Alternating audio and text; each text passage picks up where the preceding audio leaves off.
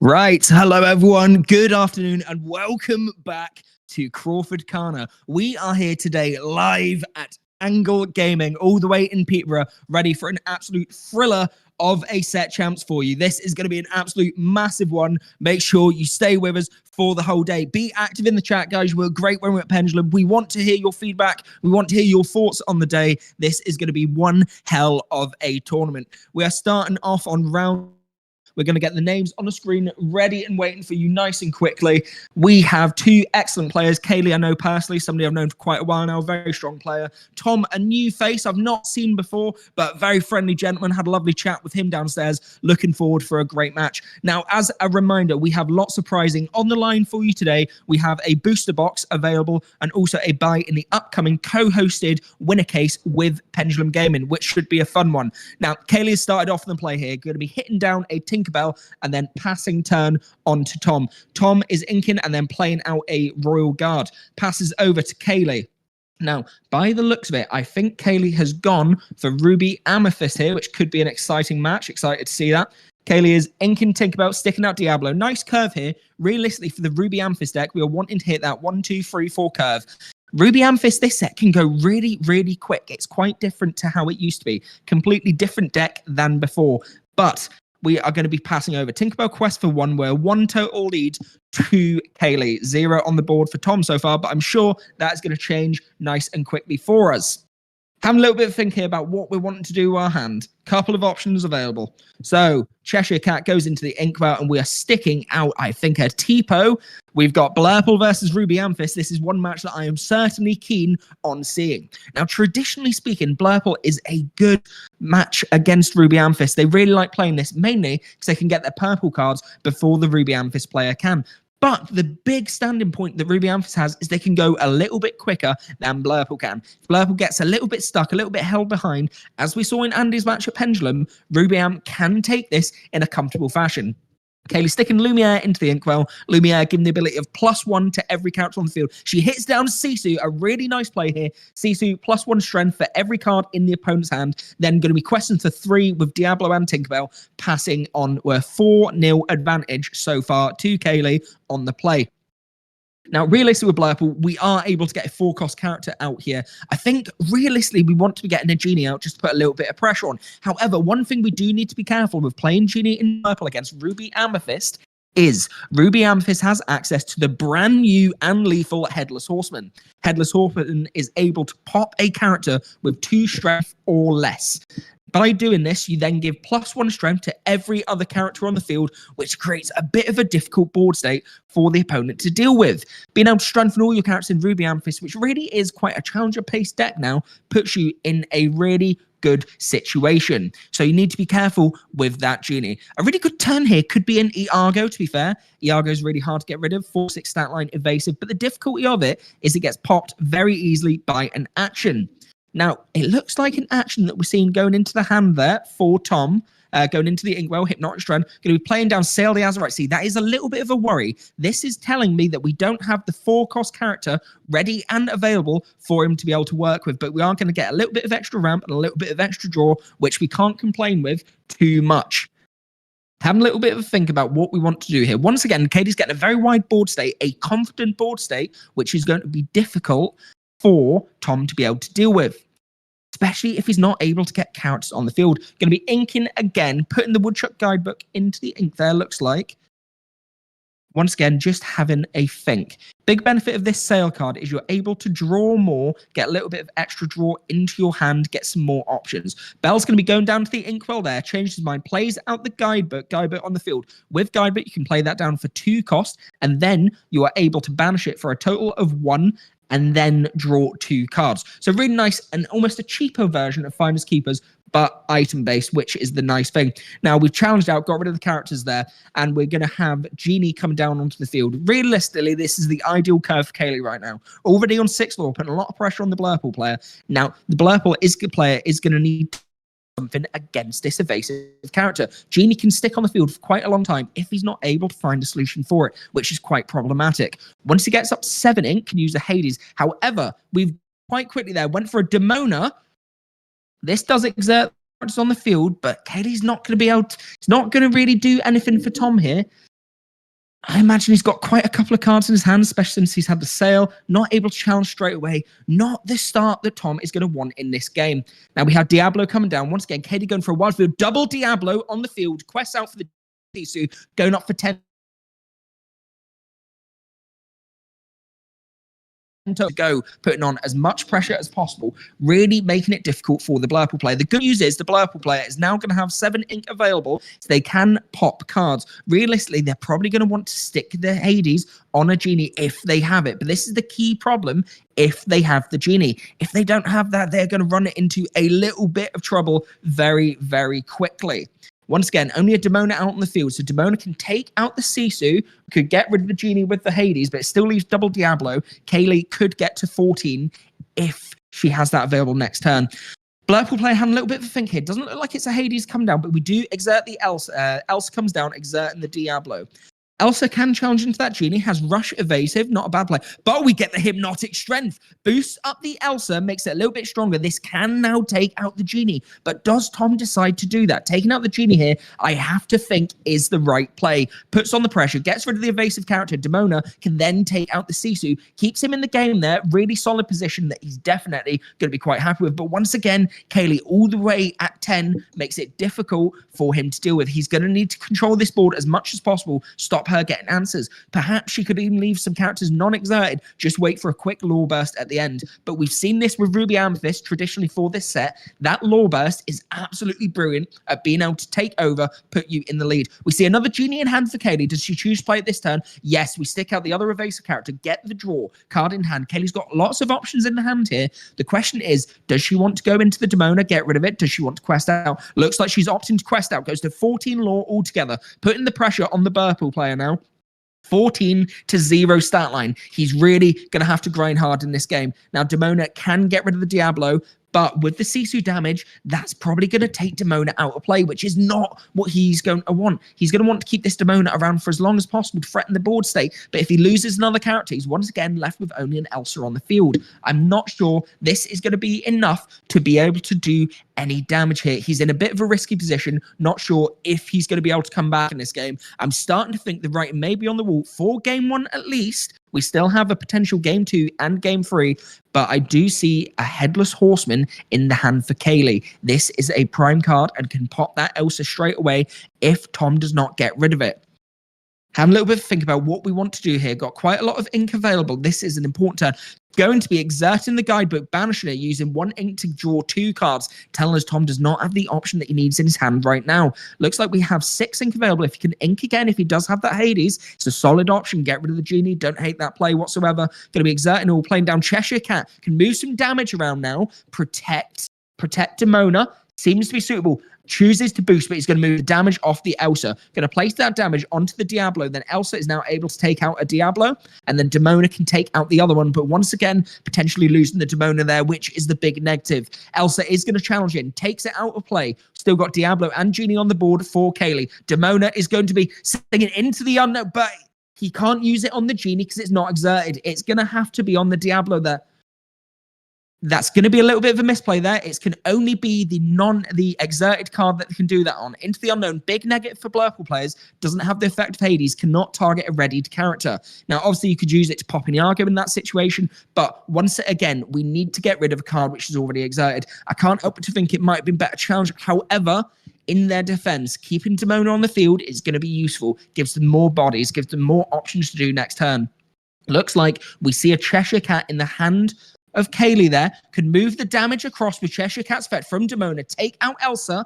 She is boosting it. This could get rid of the evasive threat, freeing up Genie to be able to quest.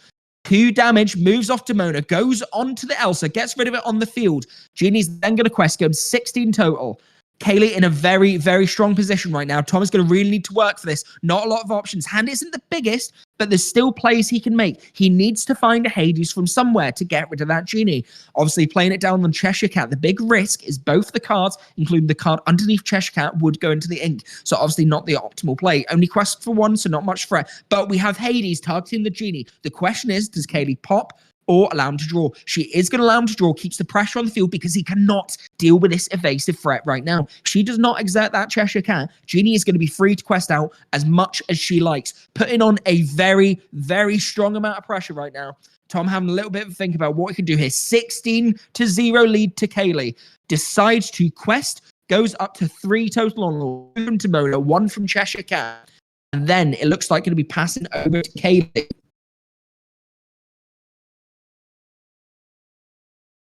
Nope, still got some plays left to go. Tipo coming down on the field. We can ink another card there, building up that ramp, building up the ink. Apologies if there is any delay in the commentary, guys. We've got a little bit difficult signal upstairs, so sometimes it is just pausing for us. But any technical issues, we, of course, will get to you as quickly as possible and try and resolve straight away.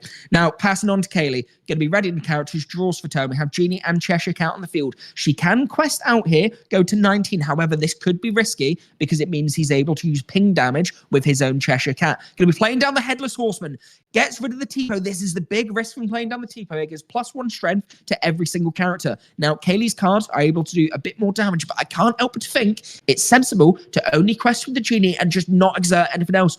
But she's going to be exerting the Cheshire Cat, puts the pressure on. This takes her to 19 total. Only needs 1 law to be able to win the game now, putting her in a very threatening position. Tom needs to find a way to get rid of every single character on the board this turn. He's definitely able to get rid of Cheshire Cat. If he has the Hades, he's going to have to choose between the Horseman or the Genie, and that's not going to be able to be enough to keep him in the game. Very strong play here by Kaylee, forcing the pressure, forcing him to have to challenge in, stay in. But the question is, does he have any options? I don't think there's enough to be able to resolve this. Only 2 willpower on the Headless Horseman, but it's not exerted, so it can stick in the field. Woodchuck Guidebook goes into the Inkwell, having a little bit of a think about what we want to do for play here.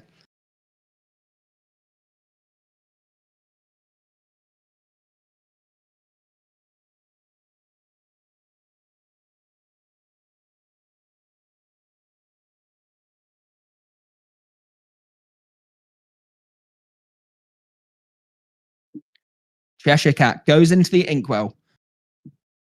We stick down a Demona that's going to exert everything that can save him temporarily, but he's going to need to be able to get the damage across onto the Genie from Cheshire Cat. And unfortunately, I just don't think that's enough. If he has an Into the Unknown in hand, could play that. Basil comes out onto the field, then playing out a Woodchuck Guidebook. Not sure if it would have been sensible to play down the Woodchuck Guidebook, banish it straight away, try and get the draw. We take out characters here, going in. Hades goes into the Horseman. Demona goes into the Cheshire Cat. But once again, no evasive threat on the field. Not able to do anything for that Genie. Kaylee draws, takes the win with the Genie. 1-0 to Kaylee. We go on to game 2. Blurple on the play here. Let's see if it's a little bit more of a challenging match and Tom is able to take down the Ruby Amethyst player.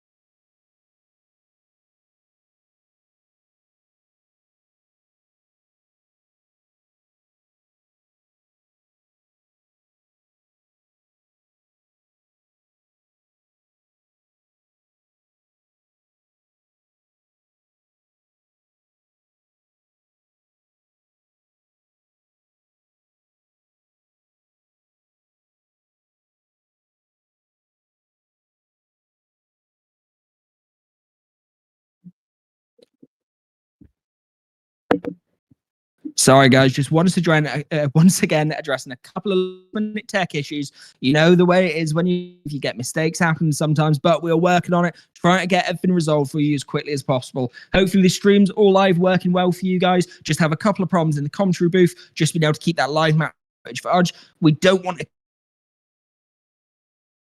working on. Hopefully we'll be able to get that all sorted for you nice and as quickly as possible. So we are going into the second game here. Once again, we have Kaylee on Ruby Amethyst on Blurple. Tom is going to be on the play for this game, so hopefully he's going to have a stronger time. Kaylee effectively was just able to out-aggro, put the pressure on, and really got to the game before Tom was able to do anything. Tom obviously missed that turn free play, had to play the sale again, I think was a big negative for him. With Blurple, you need that card on free to be able to stay in the game. And when you just don't have that board presence, there's not really a lot.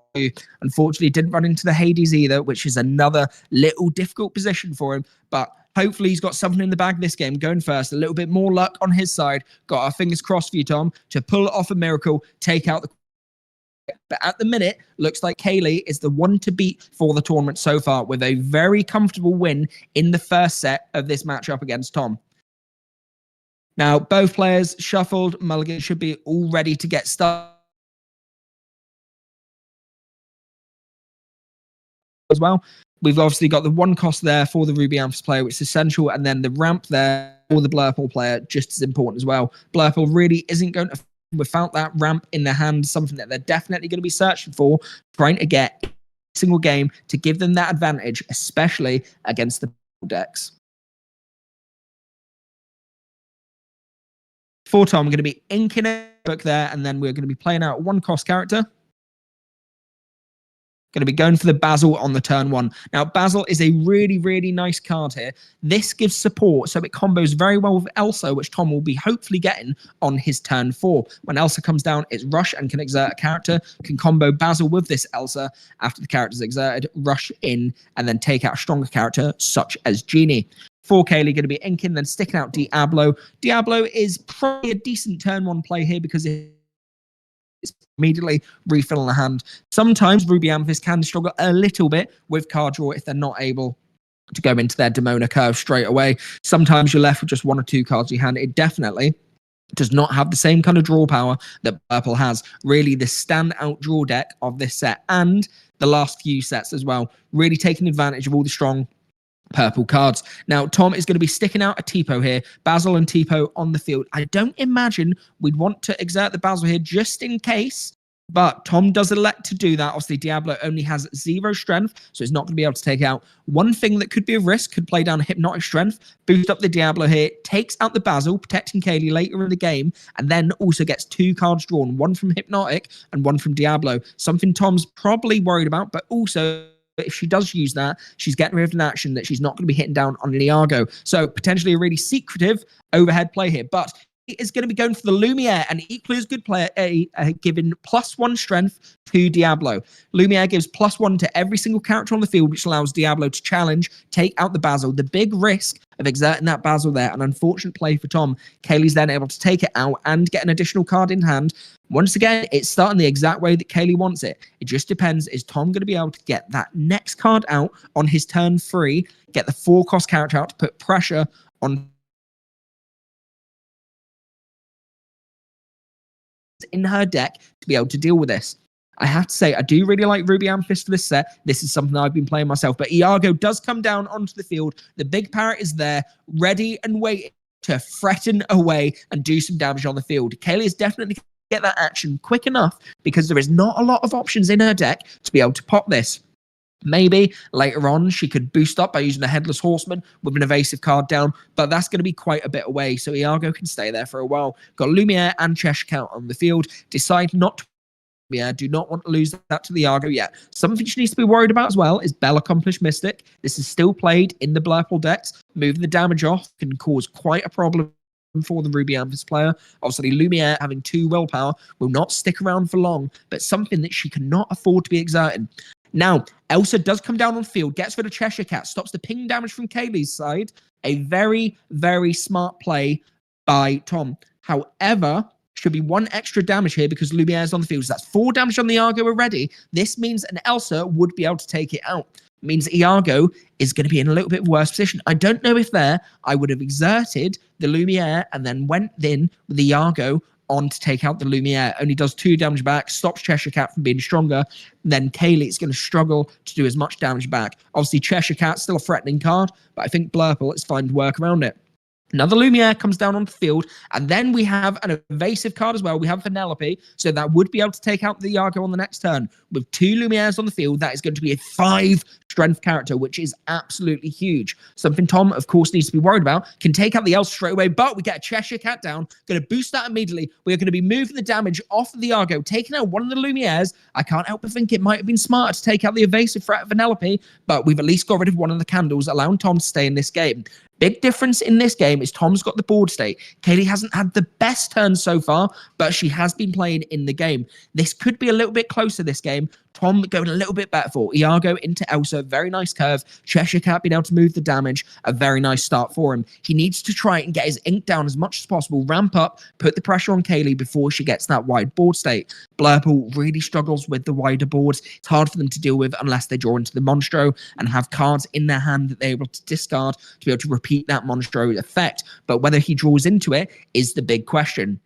Now, we see Kaylee working over the Dumbo there. Dumbo is the evasive threat, could use that to take out the Elsa, perhaps, with the help of Vanellope, or could go into Iago, the +1 strength, make it a 4 strength character. Could be a good option here, something she's definitely going to be considering. Now, the question is, what is the card at the back in her hands? Looks like she's going to be sticking this into the Demona. Demona goes into the Inkwell. Now, Demona could be useful in this game, allowing her to exert all characters, but Headless Horseman is down onto the field. This will allow her to pop the Elsa and then give +1 strength to all her characters. But once again, the big negative here is only Elsa's exerted, so she's not going to be able to pop the Iago this turn. A little bit of a shame. Having a little bit of a think, and she's elected to pop the Tipo there, gives +1 to everything. Penelope, with the combination of Lumiere, is now able to take out Elsa as well. So a heads-up play, taking out 2 characters. Great turn from Kaylee, keeping herself in the game, stopping the blur.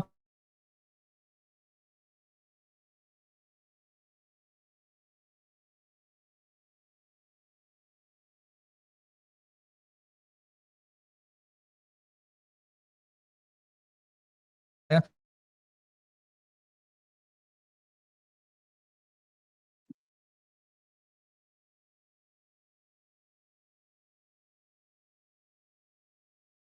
Now, we've moved some damage off from the Cheshire Cat there, taking it off Iago. Iago now has no damage on whatsoever. Big benefit of boosting with Cheshire Cat, clears your character's damage off and also able to take out a threatening card. Headless Horseman obviously being a 2-quester there, a good way for Kaylee to be able to keep up the game, but also giving strength to her characters every time an opposing card is banished on her turn. Going to be going down with the Genie here, gets draw a card. Genie on the board now, 3-4 stat line because of Lumiere, normally a 2-4. Going to be inking Sisu and then playing out Diablo, another 2-quester, and then passed in turn. Electing not to exert that Lumiere, a card she's definitely going to want to be sticking and keeping on the field. But I can't help to think Tom's in a great position here. Draws with the Genie, very nice play. Still got 2 available. Going to be playing down the Junior Woodchuck Guidebook. Does he elect to ink another card and then pop the guidebook and get the additional draw this turn? You could argue that he doesn't exactly need it right now, but of course, I'd always argue ramping up as much as possible with Blurple. Now, going to be questioning with Iago there. If Kaylee does decide to go into it, it's going to take out the Genie, so not a smart play. She's probably not going to want to challenge that, so it's sensible for him to not exert his other cards there. But Iago comes down for Kaylee herself. Now, the big benefit here is this Iago is going to be a little bit stronger than Tom's. With Lumiere, that is now going to be a 5-6 stat line, which is 1 big parrot. We've got quite a few birds on the field here on both sides. Going to be questioning the Genie for 2 total. Now, the bait for this is Iago can go into Genie, but then that means Kaylee's Iago will be able to take that out the next turn. Something she's definitely going to be aware of. But perhaps she might go into the Genie with her Iago, get rid of his, just so he's not questioned too much. Obviously, Tom does have the advantage so far. 5-2 stat line. Kaylee just having a little bit of think about what she's doing there. Both players in a looking seemingly equal position. She is going to quest. It goes up to 4 total, 4-5 deficit. But I can't help to think the later this game goes on, the better position Tom on Blurple is going to be in. Kaylee's going to want to try and win this game a lot quicker than he will. The longer it goes, he has better draw power. He also has better removal cards, can remove ready cards with cards like Hades. That's where Blurple shines directly in the late game. Ruby Amethyst wants to hit their curve quickly, control the board state, and then move on from there. We said that Blurple struggles with the wide board, but Ruby Amethyst also struggles with it as well. But big evasive characters is a nightmare for the deck to be able to deal with. I played against a Ruby Steel player the other day, and they had Shift Evasive Mulan, which I could just not get rid of. It was a nightmare to be able to deal with. I missed my Dragonfires that I used to play with in the earlier sets. I missed targeted removal. In fact, I missed playing Maui Shark. And it's an acceptable question. Is Kaylee playing with Maui Shark in this deck, or has she gone with the more Cocoa Bird style, which has been doing really well in events recently? I think it's more on that style without the Maui Shark. But if that comes down with a next stop Olympus, could be really threatened to be able to wipe out a board here. Tom's going to be inking the Demona here. Looks like we've got 2, 4, 6, 7 ink altogether. Could that be time for a Hades? Hades on the Yargo on Haley's side could be absolutely clutch right now. Put him in a great position, and Kaylee not in the best position here. Losing that bird would be an absolute nightmare for her.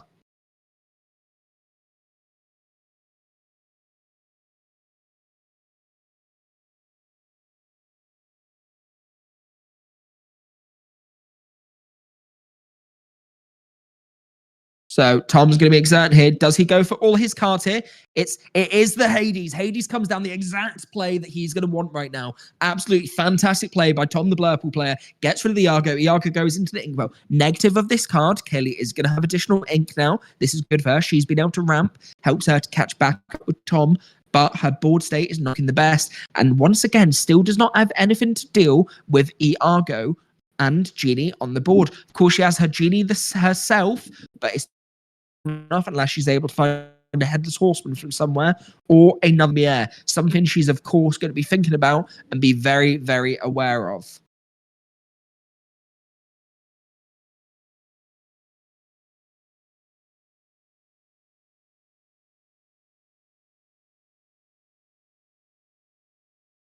The game where both players are almost in quite a stalemate. Iago goes into the Genie there, takes it out. The smart player gets rid of the evasive card. Once again, evasive's hard to deal with in this meta. Unless you're running purple-yellow, that can be quite a nightmare to deal with. But we're not going to be exerting the Cheshire Cat. We're going to be protecting that. Sensible play by Tom. Pass it on to Kaylee. She's going to be playing down Dumbo. That could have been nice with the Genie before, being able to get that extra draw there. And then Palace Guard comes down.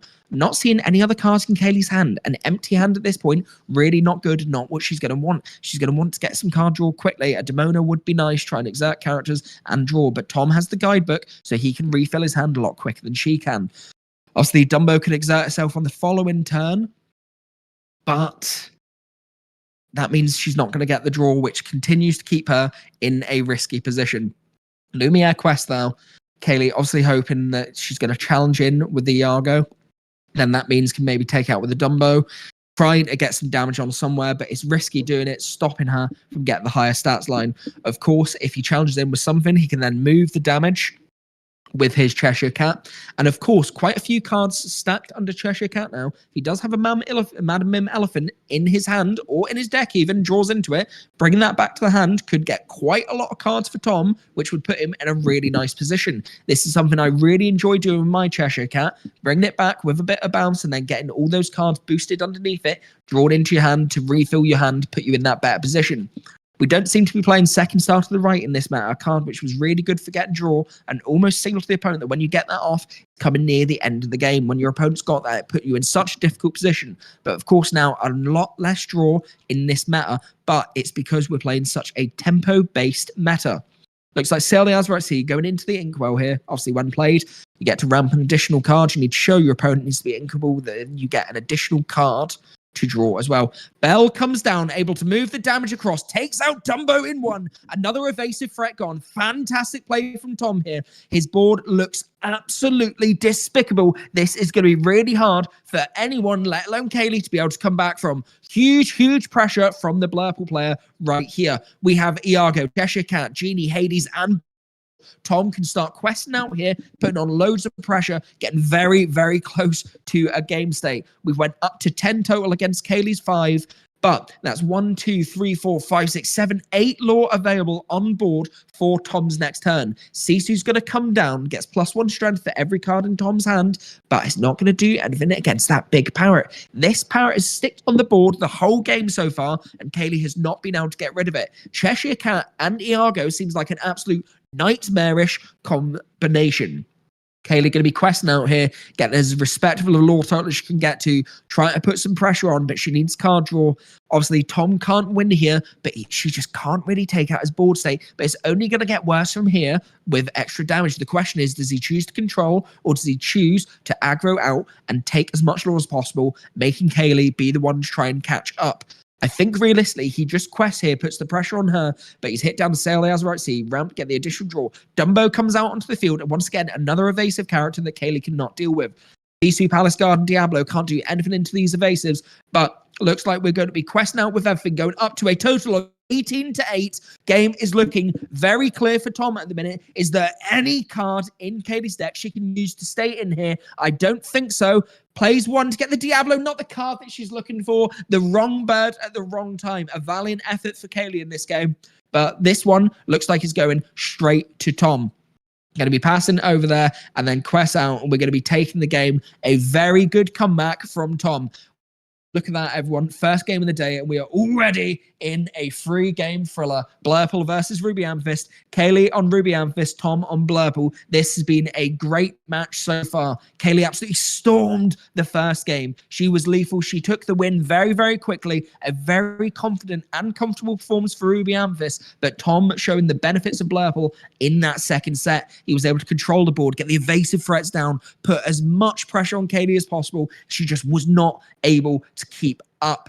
Two fantastic players fighting at it right here for you on CrawfordCana. We are live in Peterborough at Angle Entertainment here. Store Champs once again. Now, let me know where you go in the chat. Where are you at the moment? Are you in the UK? Are you at Store Champs with us? Perhaps you're at the DLC at the minute. You're in America. We'd love to hear from you. Keep us updated with what you're doing today. Keep us updated with what deck you think is going to win this, champs, and what decks are you playing at the moment. Now, once again, I said earlier, just so you're aware, we are having a couple of tech issues just for the start of the day, which we are maintaining and trying to sort out for you. So if you have any dips in commentary, we do apologize for that. We are maintaining as much as possible. But as ever, the professionals we are, we endeavor to get you the most professional and enjoyable show you can live here on CrawfordCana. We appreciate you bearing with us. Now, this is going to be a big set here. I'm already starting to sweat a little bit just watching this. This is a high-action game, and I absolutely love to see Lorcana like this, especially when it goes to the third set.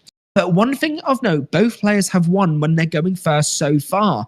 Does this tell us that Kaylee, who's going to be going first in the third set here, is going to have the direct advantage? Obviously, in Lorcana, you roll to see who is going first. You get the option to choose to go first, second. I'd say most people do choose to go first. I personally prefer to go first just because it gives you that little advantage in inking and lore. And then it tends to be that when you're going second, it's a little bit more difficult to fight back in the game. We have this weird little mechanism where it ends up being a little bit of a chase. You have one player putting their foot on the gas, try to go as quick as possible. The other player who went second, try to keep up with them, try to stop them from getting too far ahead. And I can't help but to think, could this be the way this goes for this deck? With Kaylee going first here. Now we see Medallion Weights go into the Inkwell, a very nice card for Ruby Amethyst that we don't often see with it. It was associated with Ruby Steel in the last sets, and Tinkerbell comes out. Woodchuck Guidebook goes into the Inkwell. We play out the guard here. Gets +1 strength every time you draw for your turn. The big benefit of this is your draw at the start turn is included with it. So regardless, it's always getting +1. But if you draw more cards in your turn, that's becoming an even beefier character. Something we absolutely love to see. Now, the big question, once again, does Tom have the ramp in his hand? If he doesn't have the ramp, he's going to be in quite a bit of trouble. But interesting, Katie goes down for the Lumiere here. I'm sure she might be looking for a Diablo there just to put pressure on at the start. The 2 Quester, very reminiscent of Smee in the previous sets, but obviously doesn't take the damage back. It is uninkable, though, which is the negative. But Lumiere, 2/2 stat line, gives +1 strength to each character. This means Tinkerbell is now going to be a 4/1 stat line, able to do 4 damage back if challenged into. I can't help but think it probably would be smart to get rid of that card on the field, but it does leave Tom with nothing then, so I'm not sure if he's going to elect to challenge into that. He could, of course, quest for the Rule Guard, then if Tinkerbell takes it out, then he's not losing a character. It is an option here. T-Pose down onto the field, though. We get that ramp. 3 games in a row. The crucial for them to be able to get this. The deck is not going to function the way it should do if they do not have the ramp.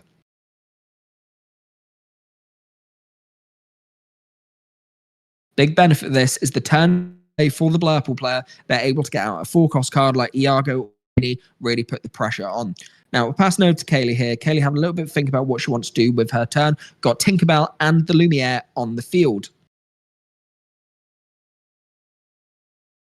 We've got Dumbo in hand here. Dumbo might be going into the ink here. I would agree. Dumbo's not something that you need straight away. However, she goes for Elsa into ink. Not something I'd expect. Elsa being great to exert characters, challenging, and obviously the evasive threats in Blurple I would probably want to be keeping Elsa in my hand, but a brave play at least. We respect it. Lumiere with the Elsa could have been really nice, being able to do 3 damage in characters when Elsa rushes in and challenges. But we do get the Sisu out on the field. Sisu being really nice, being a 2-quester, good way to put pressure on. We with the Tinkerbell, but not the Lumiere. We keep that protected here at all costs. Genie comes down onto the field with Dumbo going into the Inkwell for Tom there. Obviously, Genie allows you to draw an additional card. 2/4 stat line, quest for 2, and evasive. So a very powerful, almost an aggro tool in some situations, to be fair. Kaylee's going to be spending 2 here, it looks like.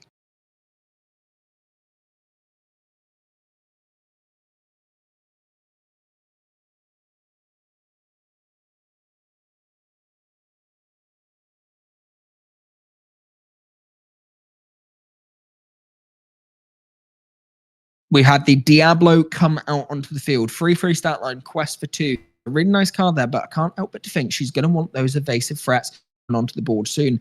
If she kept the Elsa and then had another Lumiere in her hand, that would be able to take out Genie in 1 on a following turn, but of course it's going to be difficult to get the other Lumiere out as well. So would that just be a little bit too late? But has the Headless Horseman in hand next turn. That could be absolutely massive. Pops the Genie immediately, gives +1 strength to every character on her board, but realistically, does she just quest out at that point after popping the Genie? We've got 1, 2, 3, 4, 5, 6 Lore of a good way for Kaylee to be able to have the pressure in here, force Tom to play chase. Now, she is 6-0 up at this point, which is a really good position for her. Tom is definitely having to put in the work in this game to catch up with her. 4 ink on the other side for Tom. Going to be inking the Cheshire Cat here. 5 ink now available. Do we go for an Elsa? Going to be challenging Genie into Lumiere. Gets rid of the damaging character. Giving +1 strength to everything. Then have a little bit of think about how we want to proceed. Sisu, obviously, +1 strength for every card in Tom's hand. If he's going to challenge into that, he's going to want to get rid of some resources into his hand. Having a little bit of a think. Royal Guard, of course, being on a 2 stat line at the minute. Gets the +1 for the single draw at the start of turn. Going to be playing down Cheshire Cat. Moves the damage across. Takes out Tinkerbell. Really nice play.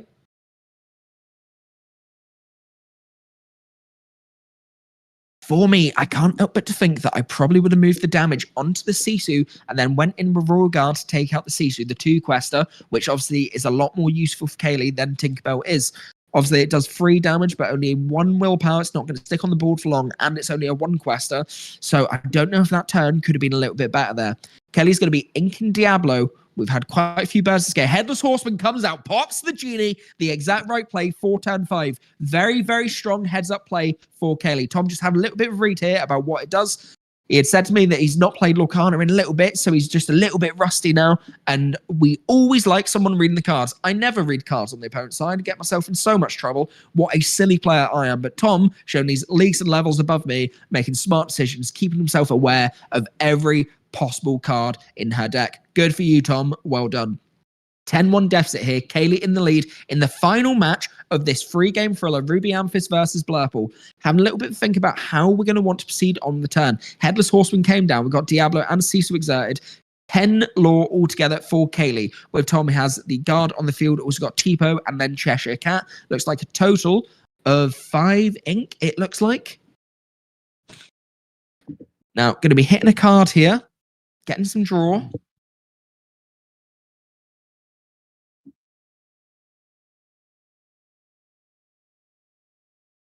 Into the unknown, comes down, gets Sisu into Kaylee's link. Well, no, the negative here is she's getting additional ramp. Now, because we had draw, we are able to take out Diablo with the guard there, gets +1 for every card drawn. Got Tipo still on the field. Cheshire Cat there as well exerted. We've got 1 card boosted underneath. Is he able to do anything to get rid of the Headless Horseman at the minute? Quite a lot of ink there ready for Kaylee. Looks like she's got 6 ink available. Dumbo comes down onto the field. Not a bad play. We get the evasive threat there, and he's going to be able to draw more cards. Next turn, can pop that Headless Horseman if we challenge in with Cheshire Cat, but the risk is you're going to be losing Cheshire Cat then. Potentially, he's going to want to get some damage on and then move some damage across, take out the Headless Horseman. Diablo comes down onto the field for Kaylee. 1 cost gives her the draw when it's popped. Sisu comes down onto the field as well. Quest 2 with the Headless Horseman. Looks like Kaylee's in a position here where she's just going to say, catch me if you can, bud. It's going to be a hard game for Tom to work for. He is a little bit behind here. Not a lot of cards in hand, but if anyone could come back, it could be Tom. He had a great set in the last game. Is he able to do it again here? 2 to 12 deficit. Really difficult position. Having a little bit of a think about best option to play for this turn. Going to be inking the card. Inks the Iago. Interesting choice. The Iago could have been really good for board control here. Obviously, can't challenge straight away. But once again, we saw in the last game, the evasive threat was really hard for Kaylee to deal with. If he sticks that down, it stops Kaylee from being able to exert cards like Genies. But Elsa comes down, exerts the Sisu. Obviously, we've removed the cards in Tom's hand there, so it's not going to be doing as much damage now. Now, Elsa is going into the Sisu. We put 2 damage on there. 1 damage goes back on Elsa. We can then boost the Cheshire Cat and then move the damage across from Sisu, takes out the Headless Horseman in one go. Cheshire Cat and Tipo can then take out Sisu. This could be a really heads-up play for Tom. Does he see the line, though? That's the big question.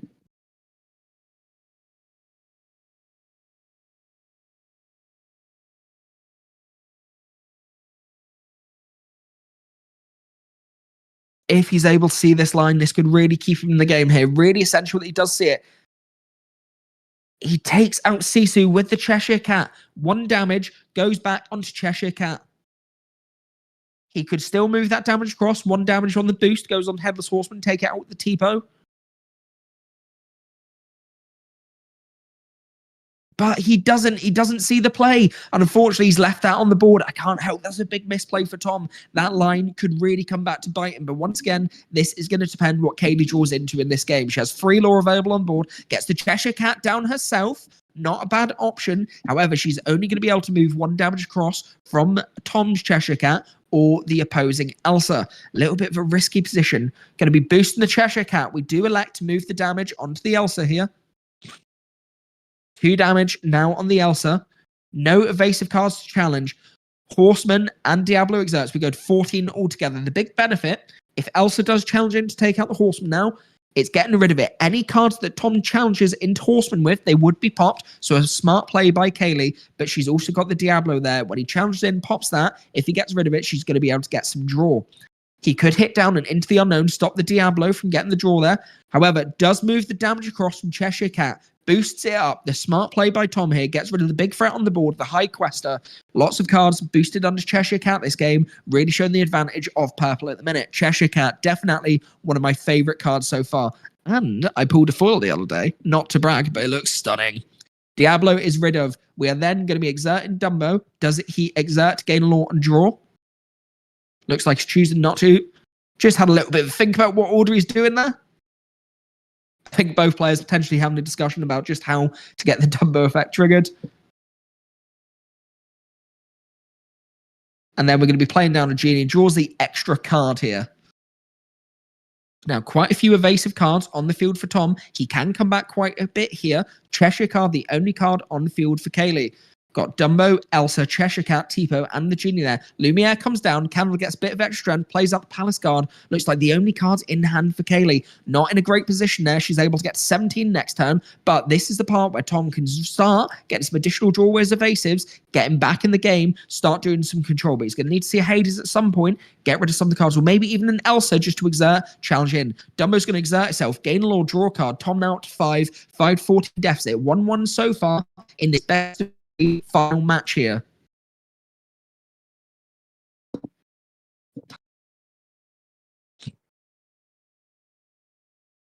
Having a little bit of a think about what we want to do here. Plenty of options there. I think I see a magical maneuvers in the hand. Could exert a card and then bring a card back to Tom's hand. Might be nice to just bring the Tipo back there. Questo it first, stick it into the inkwell. Easy card to ink, and then you get to exert one of the threatening cards like Cheshire Cat. Take it out. Could have Elsa and Cheshire Cat go in there. Maybe he elects to bring his own Elsa back into his hand.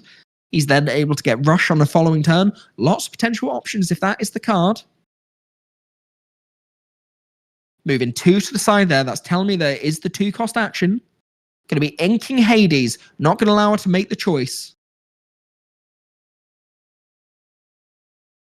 Once again, we're seeing a lot that Hades tends to be a little bit better as a draw card rather than a banishing card. A lot of the time, you're going to be in an awkward position when you play it, especially in your deficit, because your opponent's always going to pick the worst option for you. Makes it really difficult to get into the game if they don't make the choice that you are hoping for.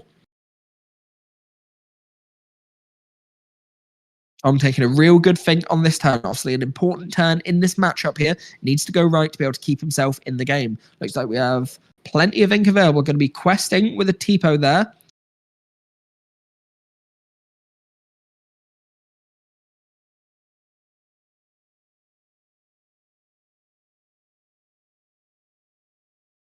Currently looking 8-14 deficit. 3 cards on the board for Haley. 1, 2, 3, 4, 5 cards on the board for Tom. Separating his ink out, try to work out his plays. A smart thing for players to do, work out what's there, try and work out all the combinations in your head. Quite a bit of maths in Lorcana. Really have to make sure you use the right numbers. Otherwise, you could end up in a difficult position where you're not able to get the plays out that you want. Plenty of times I've played cards, realized I don't have quite enough ink to be able to do what I want there.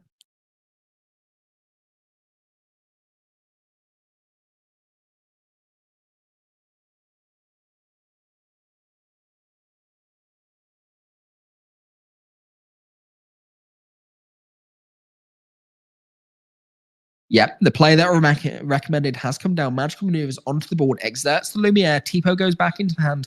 Tom obviously already inked for turn. I can't help but to think would have been smarter hitting that down, taking the Tipo back, then inking the Tipo. Tipo not probably going to be needed in this game, whereas Hades might have been a little bit more of a useful character there. Cheshire, Elsa, and Genie on the board. Elsa's going to exert in, take out the Lumiere by the look.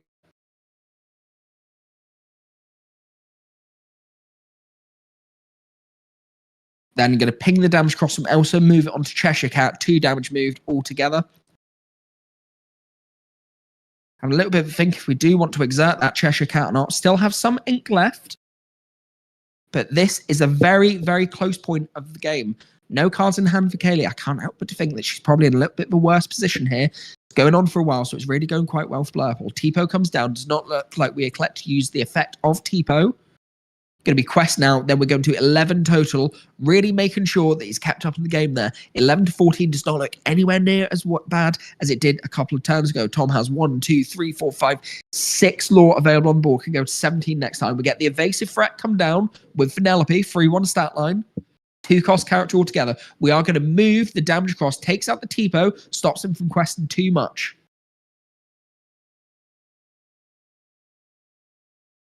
Now, it looks like Kaylee's just going to pass the turn there. Can't afford to exert a character. She needs to be able to keep them upright to be able to challenge in future turns, but she's only got 3 lore available. Tom quest for 1, 2, 3, 4, 5 can go up to 16 this turn, so he doesn't quite win it, but he would have it on the next turn. Dumbo exerts itself, going to gain a lore draw by paying 1 ink. Have a little bit to think about what we want to do for the turn here. I see 4 being exerted. Is that a Genie? Genie comes down, the exact card Tom's looking for. This is going to be really difficult for Haley to be able to fight against now. Going to need a Headless Horseman to be able to pop that. Otherwise, this could very well be the writing on the wall for Kaylee. Genie's down onto the field. Going to be playing down another Cheshire Cat. Plenty of damage to be able to maneuver around here for Tom. But does he just quest out here? I think he needs to. 1, 2, 3, 4 goes to a total of 16. Really, him at the forefront of this game. Not sure what Kaylee can do to even stay in this game at this point. Going to be drawing a card. Does she have any options? Going to be moving. I think that's 5 together. Did she get the Headless Horseman? Only 4 lore needed for Tom, though. 1, 2, 3, 4, 5, 6, 7, 8 lore on the board. She's going to have to take out 5 lore worth of characters. I don't know if she's going to be able to do that at this point.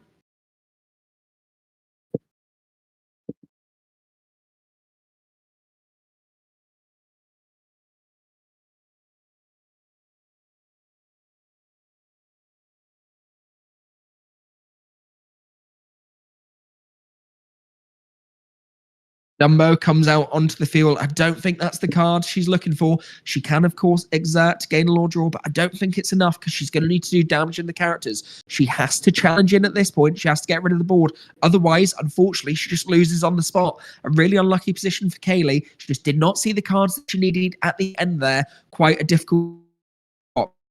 She worked hard to get this close. Unlucky, unfortunately.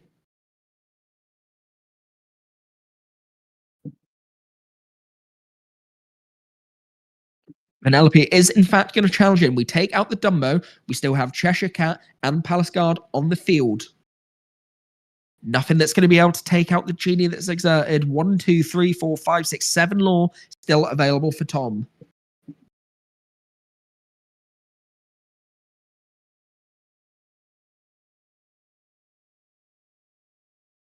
Palace Guard going to be exerting here. Cheshire Cat exerting. Going to challenge both of them into Cheshire Cat. Takes it off the field. 1, 2, 3, 4, 5, 6 law still available. Looks like we're going to be ending the game there. Palace Guard, 3 damage onto it. Cheshire Cat, 3 damage onto it as well. Going to be passing the turn. Tom is then able to quest out. And then, nope, Kaylee's still fighting. She moves the damage from the Cheshire Cat. 2 damage onto the genie just because she can, and why not? We pass the turn over to Tom, draws for turn, and then he's got plenty there to be able to quest out. Nope, he's going to really ruin her day. Takes out another character, quests out. A big well done to Tom. A fantastic win. 2-1 against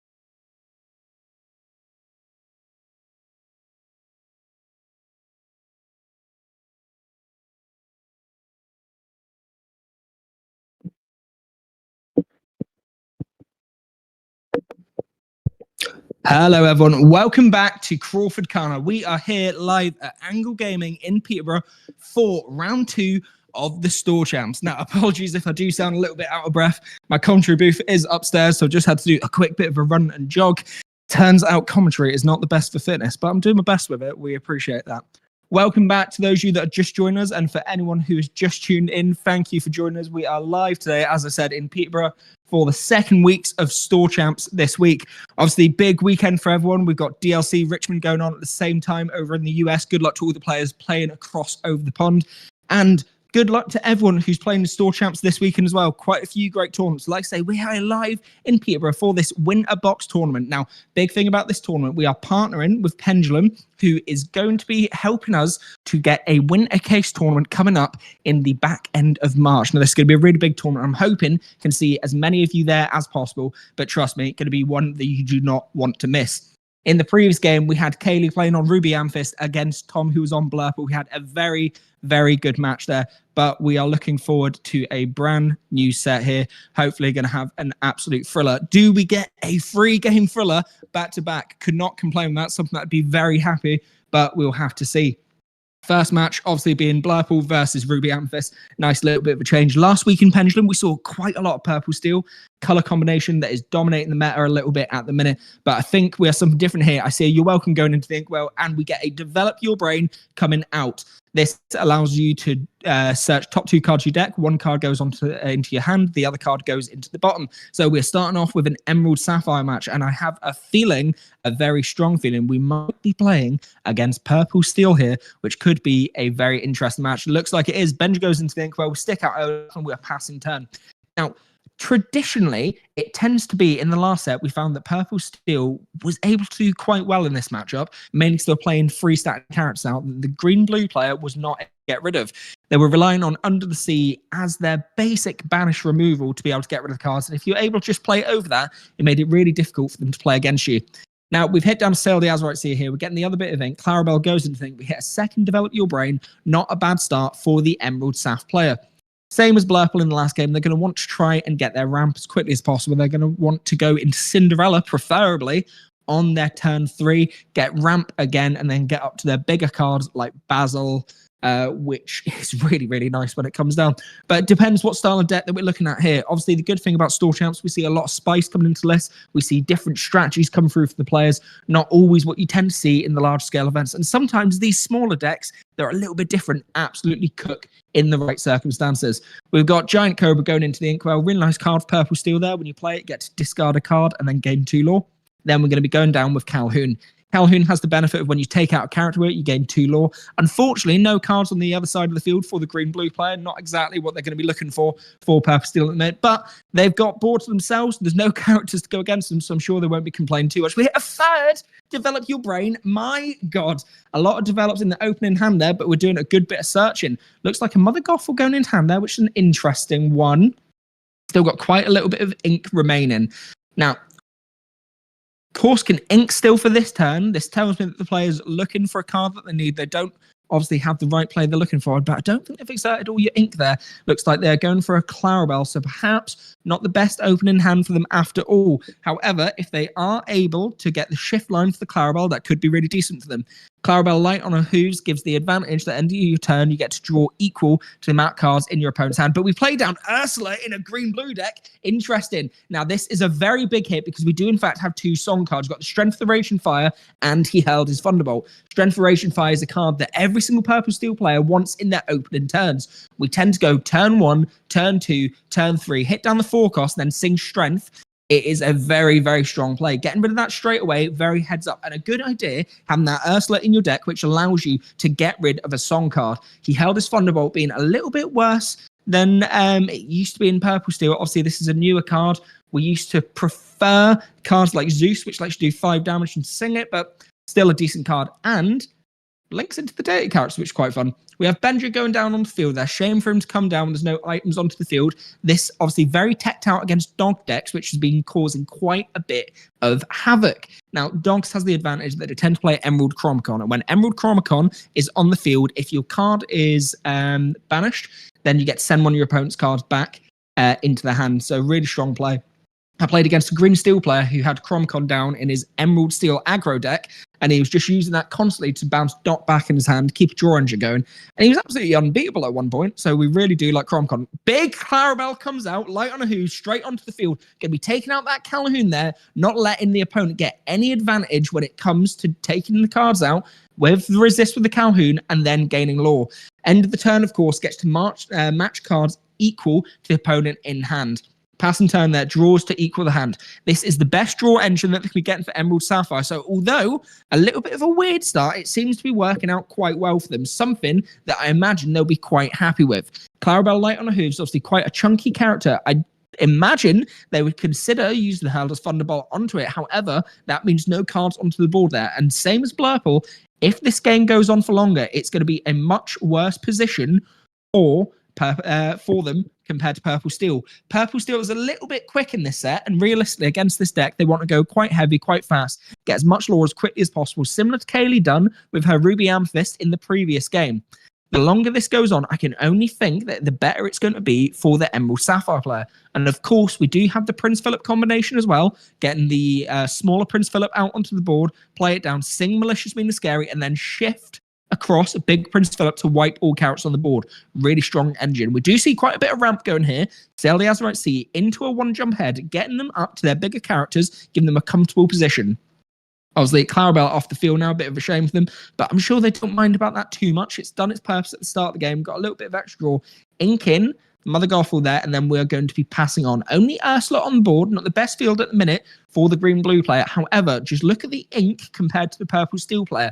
Leagues ahead, and if they can get their bigger characters out, it's going to be very, very difficult for that purple steel player to be able to deal with. Now, the good position that we're in is that if they go into their giant cobras, the purple steel player can go ahead quite a bit, put them into a really, really good spot. Obviously, you get 2 lore every time you play that and discard a card. But the negative is they've already got rid of one of them. And also, you have to discard a card, which isn't always great. Cheshire Cat coming down onto the field here can use the boost effect to be able to manipulate damage counters about. Going to be boosting, and we're going to be getting rid of the damage on Ursula, it looks like. But they've elected to move 0 damage. So a really smart play here. You can choose to not move any damage across, still boost it, get cards underneath it, and then future turns, you can pop that card back to your hand with a bounce effect, such as Mim Elephant. But a bend to my will comes down. What a mega play. Gets rid of the card in hand, and they get rid of Doc. This is absolutely disastrous for the purple steel player. Not what they're going to be wanting to see whatsoever. Absolutely heartbreaking. A Captain Hook comes down. Terrible top deck. Definitely not what they're looking for. Going to have to just quest out there, going to a total of 10, 2 from the Benja, 1 from the Cheshire Cat. Quite upsetting, but what can you do about it? Definitely an unfortunate situation. Going to once again boost the Cheshire Cat, try to get cards underneath that. If they are able to bounce it back, they're able to get their draw engine back again. But a bend to my will, taking out the Doc. What a humongous play. I can't help but to think, because he boosted it, it may have given him away that he was trying to get the Mim out. So he thought, oh, well, I'll get rid of that, stop the draw engine. That could have signaled to the opponent. Massive, massive shame there. But still, once again, it is a 10-0 deficit. The purple steel player is in the lead. They only need a little bit more lore to be able to keep going. I'm not too sure about hand size, but I don't know if the green-blue player actually has that much in their hand either. Purple steel player having a little bit of a think here, trying to work out what's going on. Cheshire Cat on the board and Captain Hook on the board as well. We've got Ursula and Basil. We play down and... nope, sorry, just moving the Benja about, are we? Yeah. So Captain Hook, Cheshire Cat, and Benja on the field. Once again, if there's any delays in commentary, guys, I do apologise. We're upstairs at the minute. We're going off the Wi-Fi. We couldn't wire it in. So at the minute, we're just getting the odd bit of delay on my monitor. I do apologise for that. We're working on a solution. We think we have one. We'll probably be able to get that to you for the next game. But we love a bit of winging in Lorcana. Keeps you young, keeps you fresh, and we're having fun. That's the main thing. You guys are having fun at the minute. Please let us know in the chat. Let us know what you guys are up to at the minute. What's your plans for today? Are you live here at Angle? Are you at another Store Champs? Are you across the pond at the DLC? We are looking forward to hearing what you're getting up to. And the fourth develop your brain comes down. He's seen every single one of his deck now. I can't help but to think it's not what you'd be looking for. However, with barely any cards in hand, it's not a bad play. Being able to filter out, get some more cards that you want. gives some more options here. I do like to see the green-blue decks that run a lot of Hades, being able to get rid of the more difficult characters. Would be quite funny seeing a Hades come down onto the Cheshire Cat if it just put all those cards into Sigwell. But stopped Chaos in its track, comes down. Now, this is going to be able to send some cards back to the hand, which is a very, very powerful play. Obviously, it's a sing together, so quite expensive, but being able to get it out this early in the game, very, very strong position. However, he sent those cards back to his hand. Surely does this mean there's a bend to my will? If this is surely the end of the game. Hits a bend to my will with all those cards.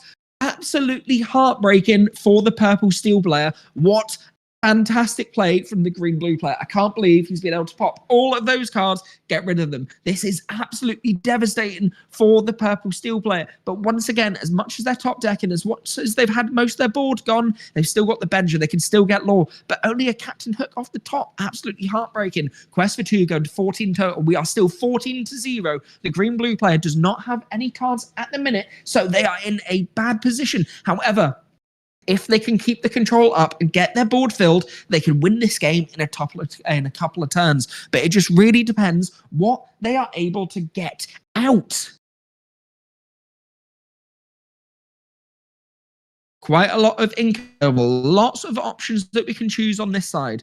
Green-blue, a very strong control deck.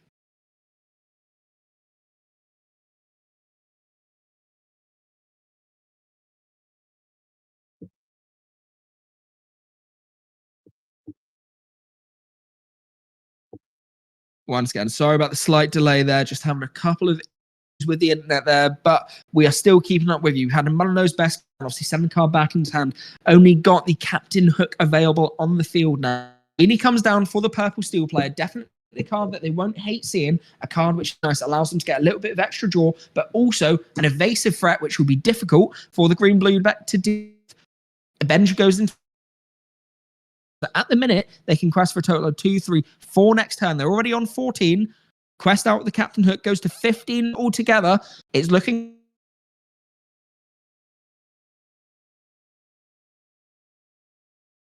good.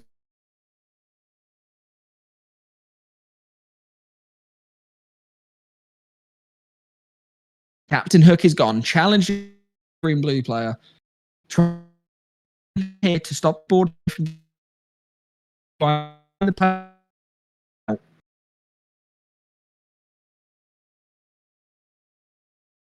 looks like we've got Clarabelle, Ursula, and a Basil on board. But Elsa comes down, exerts the Clarabelle, able to take it out there. And it looks like we are just going to be scooping the game there and passing over. Looks like a win to the purple steel player. Got what they needed just. Now, some really, really mega plays there for the Emerald Sapphire player. They done really, really well at that point.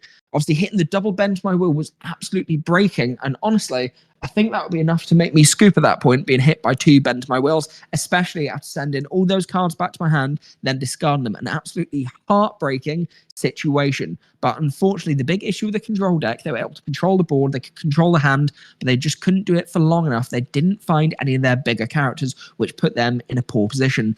They saw all their develop your brains, they had all the filtering cards they needed, but they just weren't getting the best draw.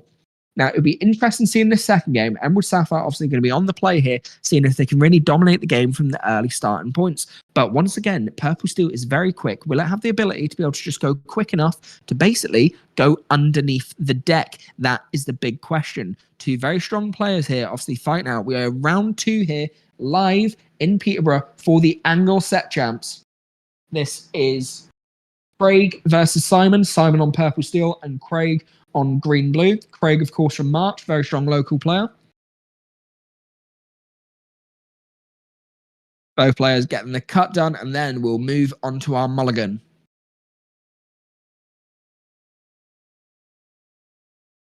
Now, at the minute, I really do think Purple Steel is one of my more favourite decks of this format. I like Purple Steel, I like Blurple, I like Ruby Amethyst, but I am a little bit of a Purple stan. I think Green-Blue is a really interesting concept, but I struggle as a player to be able to keep up when I'm that far behind in the game. I want to be able to control, but also have the ability to accelerate as quickly as possible as well, which is why I like Ruby Amethyst so much at the minute. Green-Blue is a very technical deck that you need a lot of knowledge to be able to pilot. So anyone playing Green-Blue successfully, you know they've studied this game very, very well. And this really shows for Craig. Made some excellent plays in that game, even with a limited hand size. He was able to keep himself in. He was able to control down the purple steel player. Looked like he had a very strong chance in the match to be able to come back. He just needed to draw the right cards. So I'll definitely be interested to see what's going to happen this second game, see if there's any difference in play here.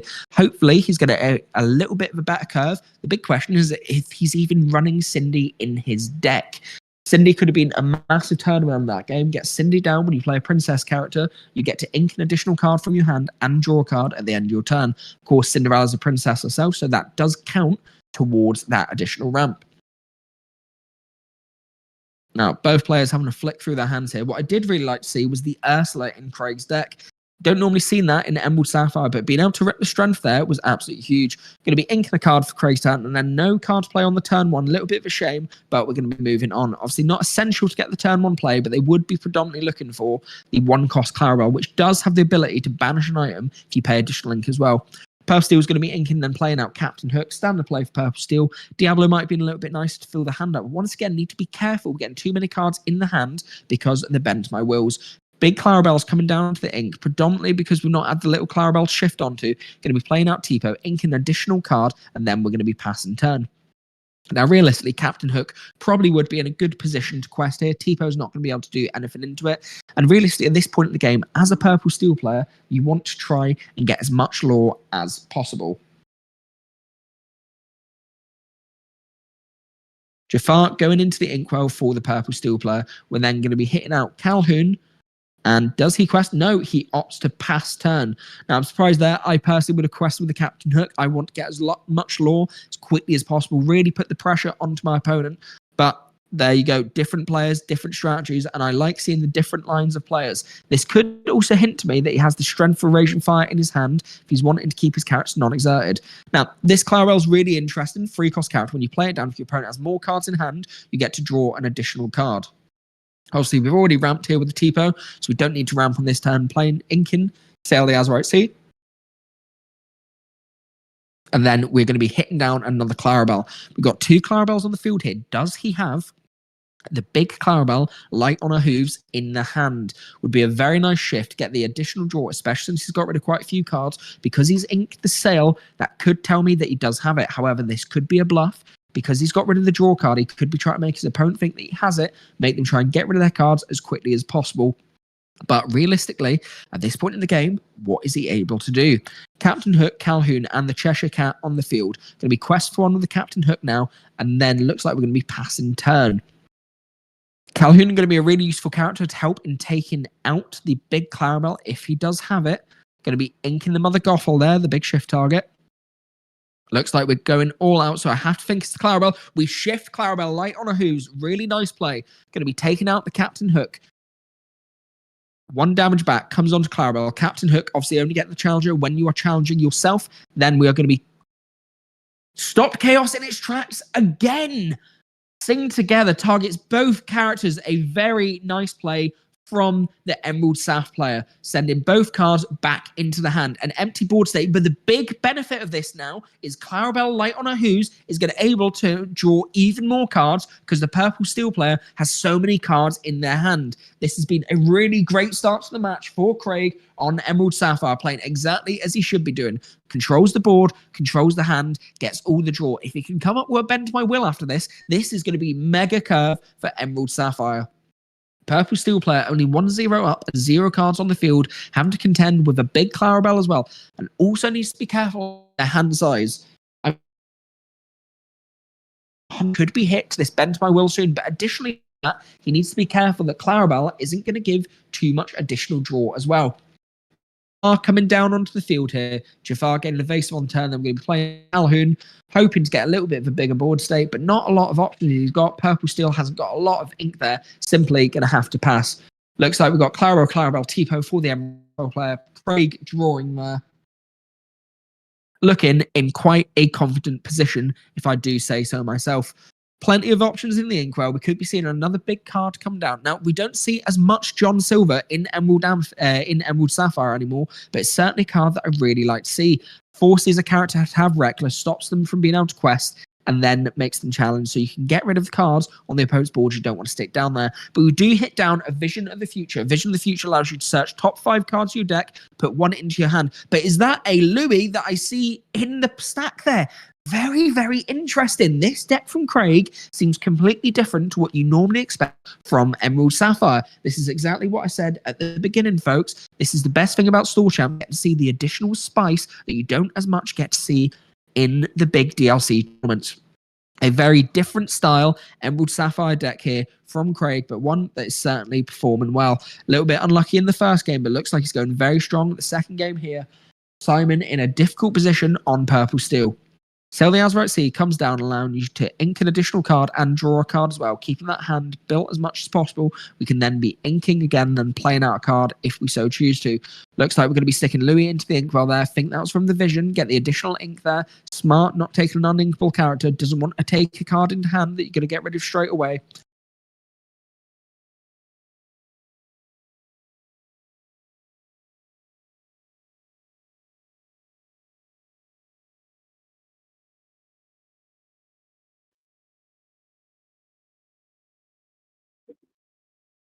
Sorry about the delay there, guys. Just a little bit of Wi-Fi trouble there, but we're back with you. Still handling on. We've had Ursula coming down onto the field and the Clarabelle as well.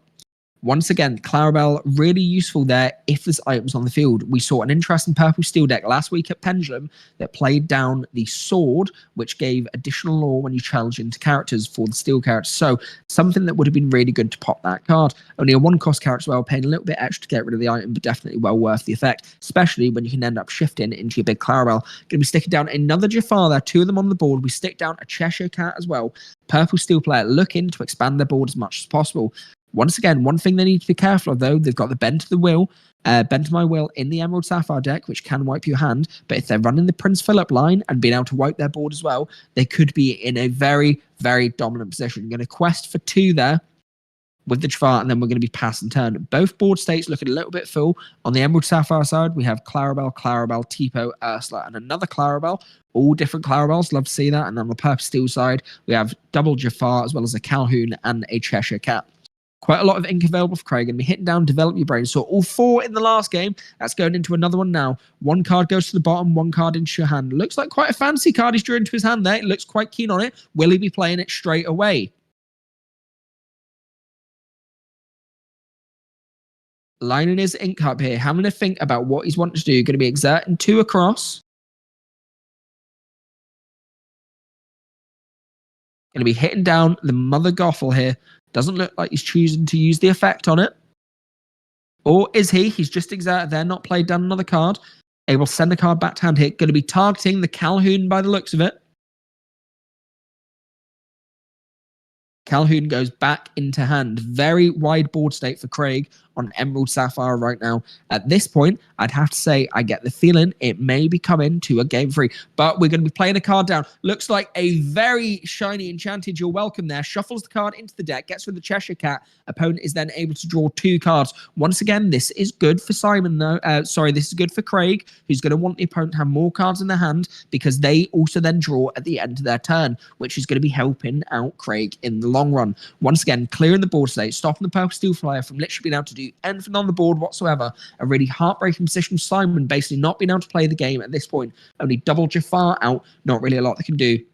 Gets the 2 cards drawn into hand. Obviously the Calhoun there as well. At least 3 cards in hand for Simon. Then we're going to be taking out one of the Jafars, Clarabelle and Tipo, challenging. Both have sacrificed themselves to get rid of it, but now only 1 card on the board. Going to be exerting both Ursula and Clarabelle. Quest for 2, passing over surely. 2-2 now at this point. Puts the hand down onto the field, doesn't need to look at it. He's feeling confident, but he is going to be drawing additionally for Clarabelle to match hands with the purple steel player. Really great turn there for Craig. Now, Simon's going to be drawing. It looks like an Elsa that came into hand. That could be really useful. The big question is how much ink does he have? We've saw quite well. The Sapphire player has a lot of ink on their side of the field, but it doesn't look like a lot for the purple steel player. Will they even have enough to be able to get the Elsa out? And even so, it's not doing much. Might run into the Clarabelle, but we've got a few damage from the other, 3 from the Jafar. It's not going to be enough to take out the big Clarabelle. Can manage the turns, though. Manage some of the bigger, some of the on board. We do have a genie coming down, going to be drawing an additional card there. Once again, risky because it's going to help towards the Clarabelle draw value. But at this point, the purple steel player does need to get some draw to hand. Going to be hitting down the Calhoun there as well, getting the board a little bit wider. Once again, try to thicken the board state, put pressure on the Emerald Sapphire player. But this is definitely a struggle for our purple steel player. Ursula gone after the challenge from Jafar, and then we are looking to pass turn, it looks like. Craig going to be exerting ink here. See online, got 25 people where it's currently. Thank you for joining us, guys. Let us know where you're from in the chat at the minute. We are keeping up with my producer sitting right next to me in the commentary booth right now. So keeping me aware of any of the comments that we do have. It is lovely to hang out with you guys and having a very good time. Hope you are as well. Hope you enjoyed. But Basil comes down, sends the genie back to hand. Not what our purple steel player is going to be wanting. Basil has the effect that when it quests, it's able to discard a card at random from the opponent's hand as well. So a really, really tricky situation. Little Clarabelle going to be going in, taking out the Jafar there. Mother Gothel looks like it's deserting, but is it going to be singing? No, going to be questing, goes to 3 total. And then we're going to sing Mother Knows Best, bring the Calhoun back to the hand. Once again, the poor purple steel player, Simon, cannot keep a single card on the field at this point. This is such a depressive game to play through. Develop Your Brain goes to think, another Develop Your Brain goes down. That is 3 we've seen in this game so far, nearly as much as 4 in the last game. Craig has seen exactly what he's needing at the minute. This is a really, really threatening performance so far. Clarabelle, Basil, Mother Gothel on the field can be questioned for 5 next turn if he so chooses to, but if he's able to keep this hand nice and limited for the purple steel player, he can really run off. At the end of turn, Craig's drawing cards to match, something that you need to remember at the end of turn, activate your Clarabelle trigger. So many times I see people forget their Clarabelle trigger. Once the other opponent starts playing, it's then too late. Need to ensure that you're getting it done. Well done for Craig, who's not missing a beat here, putting on an absolute Emerald Sapphire masterclass for us watching at home. Giant Cobra comes down. Does he choose to discard? Looks like no. No, he does. He discards the Calhoun, gains 2 lore, goes up to 4 total, puts the purple steel player back in the lead for now. A very big stat line, could be useful for going into the Clarabelle. But once again, only 1 card on the field. Another Giant Cobra in hand comes down, going to be getting rid of another card, goes up 6 altogether. This is the big benefit of the Giant Cobra cards. If you're able to get all 4 of them played in your game, you only need to quest for 12 altogether, which can put you in a great position. Obviously, 2 lore every time you play and discard a card. You bounce it back to your hand where Mim as well, could put you in a very good position. Just showing that a purple steel player is able to keep up, limits their hand size, which is correct. Stop the Emerald Sapphire player getting Clarabelle value. But at this point, they've had that much draw from Clarabelle that I don't think it really matters. Emerald Sapphire player definitely in the lead here, even though they're in a deficit for lore.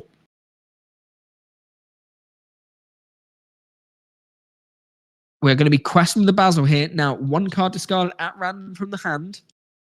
Going to be rolling for it. Looks like we're going with odds or evens. Going for the card on the left there. Gets rid of the genie. Something that the purple steel player is not going to want to see go. A nice aggro base card, allowing them to draw again. Definitely a sad hit for them. Oh, a shame. Mother Knows Best puts the Giant Cobra back into hand. Now, this is a little bit of a tricky one. Some people question this. Because Cobra's vanished and it's targeted by an action, it goes to the discard. However, the opponent's bag resolves first. So Mother Knows Best sends it to the hand. There is then no active card on the field, so this secondary effect vanish of Cobra would not happen. Tipo is going to be come down, inks an additional card. The Emerald Sapphire player try to limit their hand as much as possible, get the Clarabelle value if they can, but I don't think they'll get to that position. Going to be questing out with Clarabelle and the Mother Gothel here. Goes up to 8 altogether, and looks like we're going to be pass and turn. Very strong play from Craig. Craig in a very comfortable position.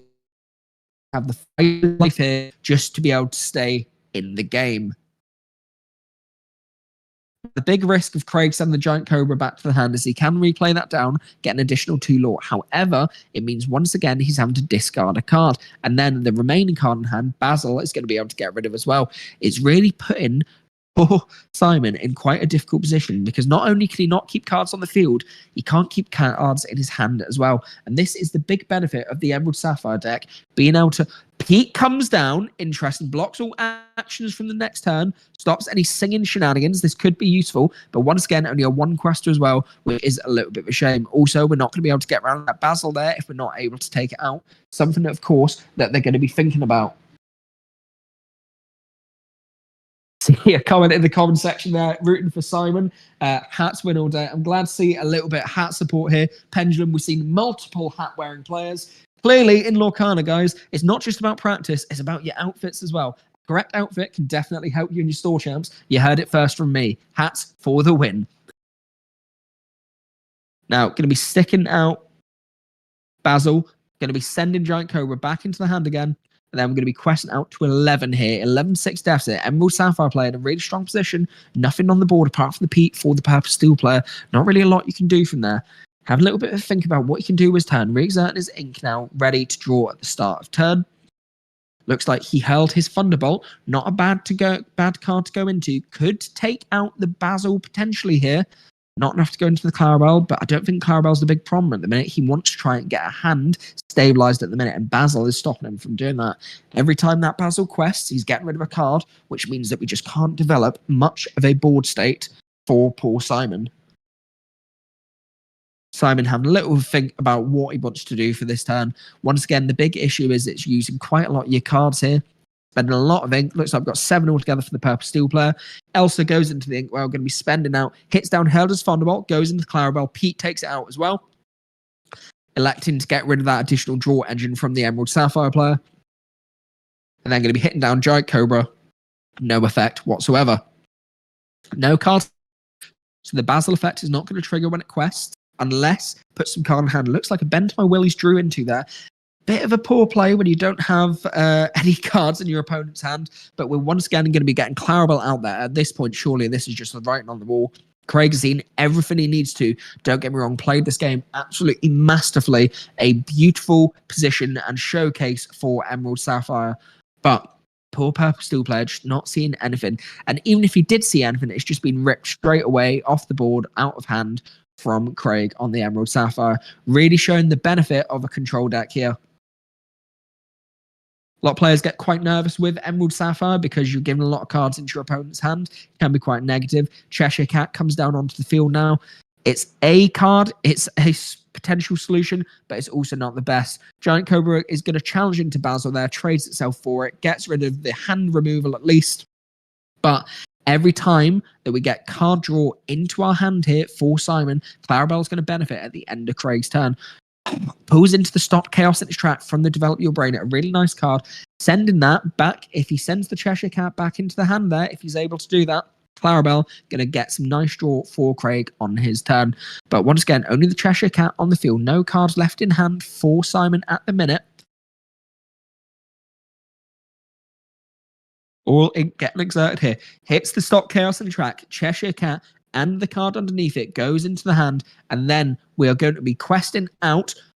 Goes all the way up to 17-6 deficit. It's going to be very, very hard for poor Simon to be able to keep up with here.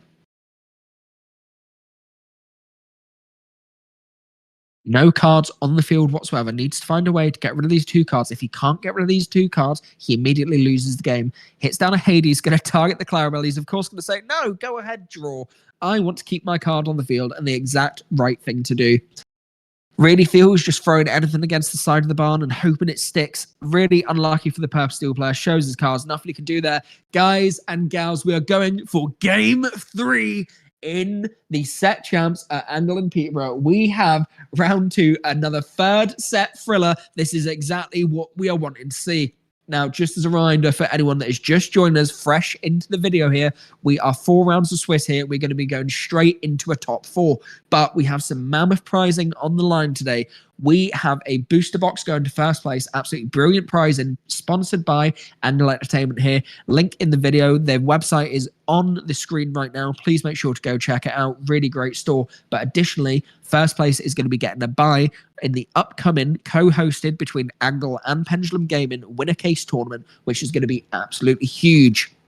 Date still pending for that, but we are looking for the end of March. Certainly going to be a thriller. I'm going to be casting there live. Hopefully, I'm going to see a lot of you that have been watching the tournament. I'm going to see some of our great players that we've seen at both Pendulum and Angle. We've had some great players last weekend. We've got some great players this weekend as well. Cannot wait to see what is going to be coming next in round 3. But first, we have these two Titans clashing it out in round 2.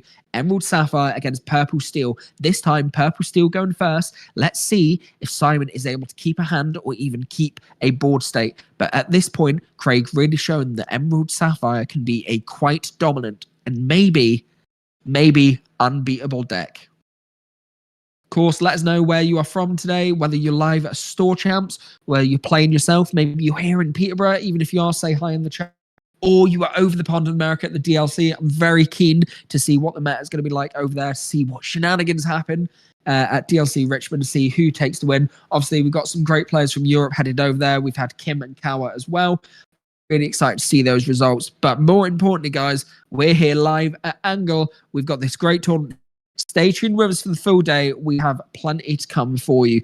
Both players getting their mulligans sorted, drawing out their 7 cards. Now, the beauty of Lorcana, we do have this mulligan system at the start of the game.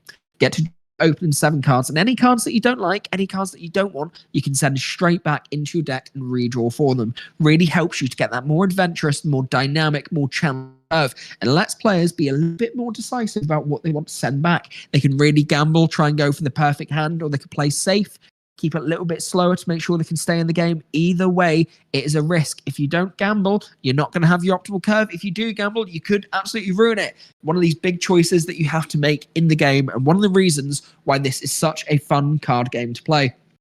Obviously, Lorcana being my first TCG that I joined into. I started in set 4. Absolutely love playing since then. I've been addicted to it since. Purple Steel player is going to be inking a Rafiki here, playing out a Captain Hook, and then going to be passing turn.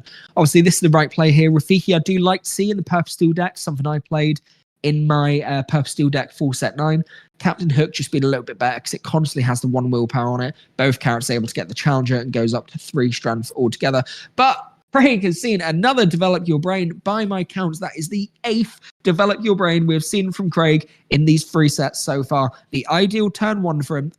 Arguably, might want to get the Clarabelle out, but there's a risk of that being popped before he can get the shift line. At least he's got that 1 cost. If he gets the ramp, he's going to be in a great position here. But one thing I'm keen to say, I've not seen any Cinderellas in Craig's deck so far. This was one of the cards that everyone seemed so keen on getting at the start of the set. Was very expensive. One of the chase cards of the set. Beautiful artwork, beautiful card. Has the effect that when you play it, if you played a princess card on your turn, you get to ink an additional card and draw a card at the end of your turn, which of course Cinderella does count as. But back to here, we're going to be inking the Basil. We're going to be exerting 2. Do we have the ramp card for Craig? If he doesn't have it, this will be quite disastrous. Hits down, sail the Azurite Sea, draws an additional card in hand. You then have the option to ink an additional card from your hand. You need to show it to your opponent. It needs to be an inkable card, unlike Tipo, where it can be any. Goes face down. And then if you have the other 1 cost item, action card, you can play that down on your turn as well. Going to be inking the Vision of the Future here, getting rid of the filter card. Still not exerted. Do we play it? No, we're going to be passing turn there. Captain Hook re-readies. Captain Hook and Calhoun on the board. Going to be drawn for turn. Surely at this point, we do quest out with both characters since there's no characters on the Emerald Sapphire player. This is where the Purple Steel deck can have the advantage. Start to quest out while there's nothing there. Going to be inking a Dumbo. Going for our, looks like a 3 cost character.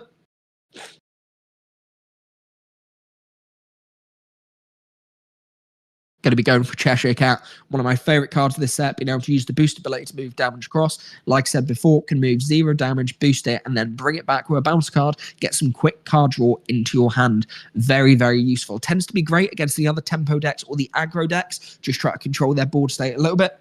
Little Clarabelle does come out here. Maybe we've got the shift line coming down. We have Tipo as well, allowing to ramp an additional card. This tends to be a big suggestion of Big Clarabelle lighting a who's being in the Emerald Sapphire player's hand. Once again, Craig could just be baiting though, make the Purple Steel player think they need to try and get rid of their hand as quickly as possible, make them worry, but they've got a board state that would be able to deal with that Clarabelle. The big benefit though is if he doesn't get rid of his hand, then Craig is going to get loads of draw on the following turn after if he does shift the Clarabelle. Genie comes down, looks like he's not valuing the Clarabelle being there, gets the additional card in hand here. Evasive threat's predominantly quite difficult for... Oh my god, he's got the strength for Rage and Fire. Does not need to worry about the shift line. Very strong play from Simon. Sings it with Cheshire Cat.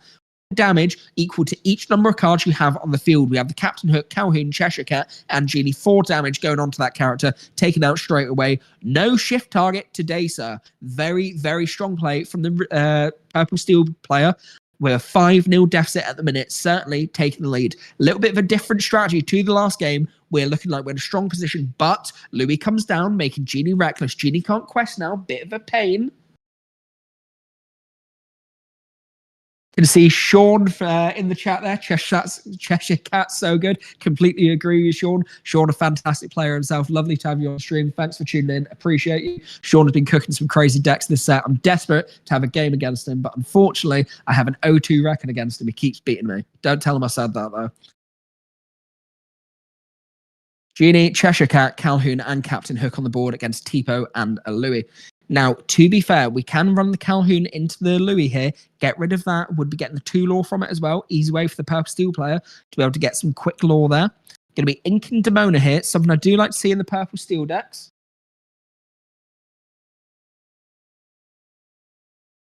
Having a little bit of think about what we do. Surely, Captain Hook goes in, get rid of the 1-cost character, trades in for the bigger character.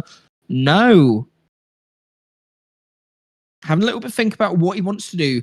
Rewriting this turn a little bit, taking his time. This is important. We are in the 3rd set here. Having to think. He does elect to go for the Calhoun, though. Gets rid of the 2-cost character. Going to be gaining 2 lore from that. Goes up 7 lore altogether. I can't help but to think it might have been smarter getting rid of the Captain Hook, leaving Calhoun on the board, who's a little bit of a better character. However, we do want that quick lore burst. Going to be sending Olaf into the hand. And then Doc comes onto the field. Very, very nice. 2 cards can be drawn from the Doc. This is a really strong start from the Purple Steel player at the minute. Exactly what he is going to be wanting to be seeing. Goes into a Jafar as well. A very, very big board state for the Purple Steel player. This is where Purple Steel really, really picks off and becomes quite difficult to deal with. Quest for 2, Cheshire Cat, and the Captain Hook. We've not seen the Prince Philip line yet. It's going to be really difficult for this board to be able to remove by the Emerald Sapphire player. We do have Clarabelle come down, so we are going to get a little bit draw, but not a lot of cards in the Purple Steel player's hand. We have 1, 2, 3, 4, 5, 6, 7 lore available. Simon can go to 16 on the next turn. Now, what we've kept seeing, the player going first really definitely does have the advantage. We're passing turn over to the Purple Steel player. Gets into the Giant Cobra. That could be absolutely huge. If he gets that down, gets the additional 2 lore. Going up to 16, takes it to 18 this turn. Only 2 lore would be needed to win this game. This is the exact position that Simon wants to be in. Really fantastic turn. Goes to the Giant Cobra, gets that down. Going to be discarding the Benger. Gets 2 lore altogether. Goes up to 11. Going to be questing out Jafar, Doc. We have Olaf, Genie, Cheshire Cat, Captain Hook, goes all the way up to 18 to 0 deficit. Surely there is nothing in Craig's deck that will be able to get him back in this game. Only 2 cards on board, barely any cards in hand. He's going to have a think if there's anything he can do. I'm sure he'll do it, but I don't think he can. 2 lore needed, and he passes over. That is the end of the game. What an absolute mega match between these 2 players. Thoroughly enjoyed watching that. A huge congratulations. Cash to go to Simon. Really played from behind after losing the 2nd game there. Got absolutely slaughtered with the bend my wheels in the 1st game. Managed to keep that the 1st one. Played fantastically. But Craig showcasing how strong Emerald Sapphire really is in that 2nd matchup. That game almost felt unbeatable for any deck to be able to keep up with. And a humongous shout out needs to go for Craig for the way he played that. Very, very strong performance. But once again, Simon's showing why Purple Steel is one of the best decks in the set at the minute. Very hard to beat. It's quick. It can control. So many options there. Really, really strong performance from both players. Sean says in chat, when Purple Steel pops off like this, not much blue can do other than spooky. Completely agree. Fantastic game, gentlemen. Really enjoyed that. We're going to be back soon, guys, for round 3. Not far away for you. Stay tuned with us. Back soon, live here at Angle Gaming in Peterborough.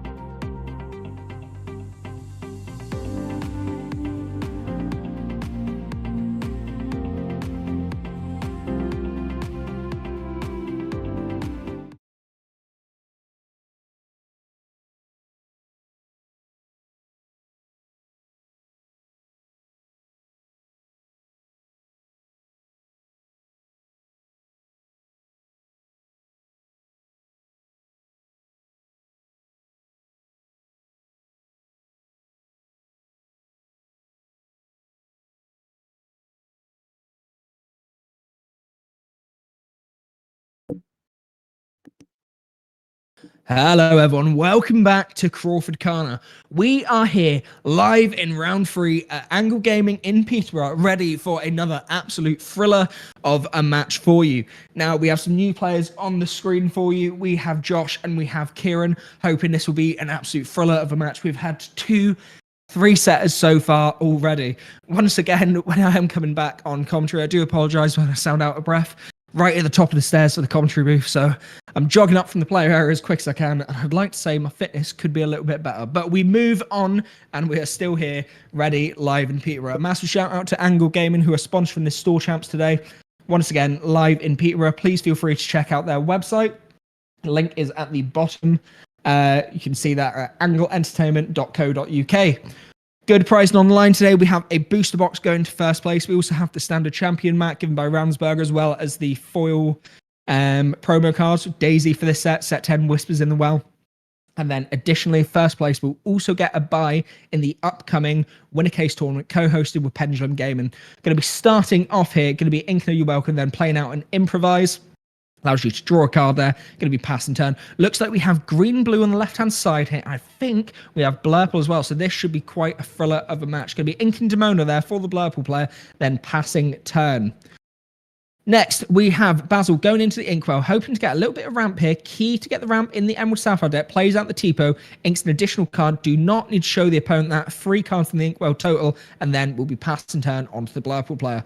One of the key in hand there, Iago, that's going to be a really nice card to get out. However, quite a few actions in the deck for Emerald Sapphire. I think I've seen Cinderella in this list as well, which could be quite interesting. One of the things I said about Craig's last match in the previous one, massive shame that he didn't have that Cinderella, could have been an absolute game changer, but going to be interesting to see these two powerhouse control decks clashing against each other. The last match, obviously, we had Emerald Sapphire against Purple Steel. This time, 2 big control powerhouses. One trying to control the board state more, one can try to control the hand more.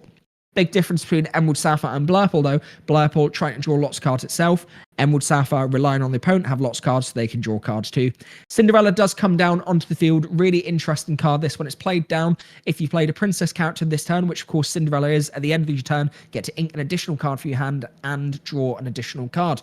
Every time you play a princess character, this effect is going to trigger. So really nice way to get some ramp. A card that was really popular at the set, which hasn't seen as much light of day as we originally expected, but certainly doing some work so far. Blurple player is going to be sending out Iago here. Once again, could be difficult to deal with. Evasives are quite challenging for Emerald Sapphire, but a lot of actions in the Emerald Sapphire decks. They could certainly stay in it. Josh, of course, on Blurple here against Kieran on the Emerald Sapphire list. Hits down the Vision of the Future, allows you to search top 5 cards in your deck. 1 card goes in hand. A great way for filtering here. A great way to see some of the cards that you need to later on when you most need them. Blurple player only got the Iago card out here. If that can stick on the field, it will be a very, very good position. However, I do see You're Welcome there. Now, of course, You're Welcome. If they play that down, that is going to trigger before, but You're Welcome goes into the Inkwell. So not going to be playing that. Going to be hitting down another Cinderella. Now, this is interesting. We've got 2 princess characters there. So both abilities are going to trigger. We get double ramp and the double draw. Really, really nice turn there. Emerald Sapphire player getting a little bit wider on the board. Good boards there. Obviously, Cinderella not the highest stats, but the big benefit to her is the ramp and the draw that you are getting from her. Blurple player has a Tipo and an Iago in hand. Looks like an Elsa that we see there. Now, the Blurple player is going to have to be very careful. If this opponent is running Bend to My Will, this could rip the hand for the Blurple player very, very quickly. And if they're not running second star to the right, it'll be very difficult to get a hand back together. The Blurple player is going to want to ink as quickly as possible in this game, try and get up to a large big characters can be on the board, but once again needs to be aware of the Prince Philip combo. Elsa is going to come down onto the field, going to be exerting Cinderella. Iago goes into the Cinderella, taking that out, have a little bit of think if that's what he wants to do. Does commit to that play. Elsa can still challenge this turn. Available targets, unfortunately. Quest with the Tipo goes 2-1 altogether, and then passing turn. Bend to the Will in hand for the Emerald Sapphire player, though. The exact card they're going to want for later in the game, but at the minute, a little bit of a waste.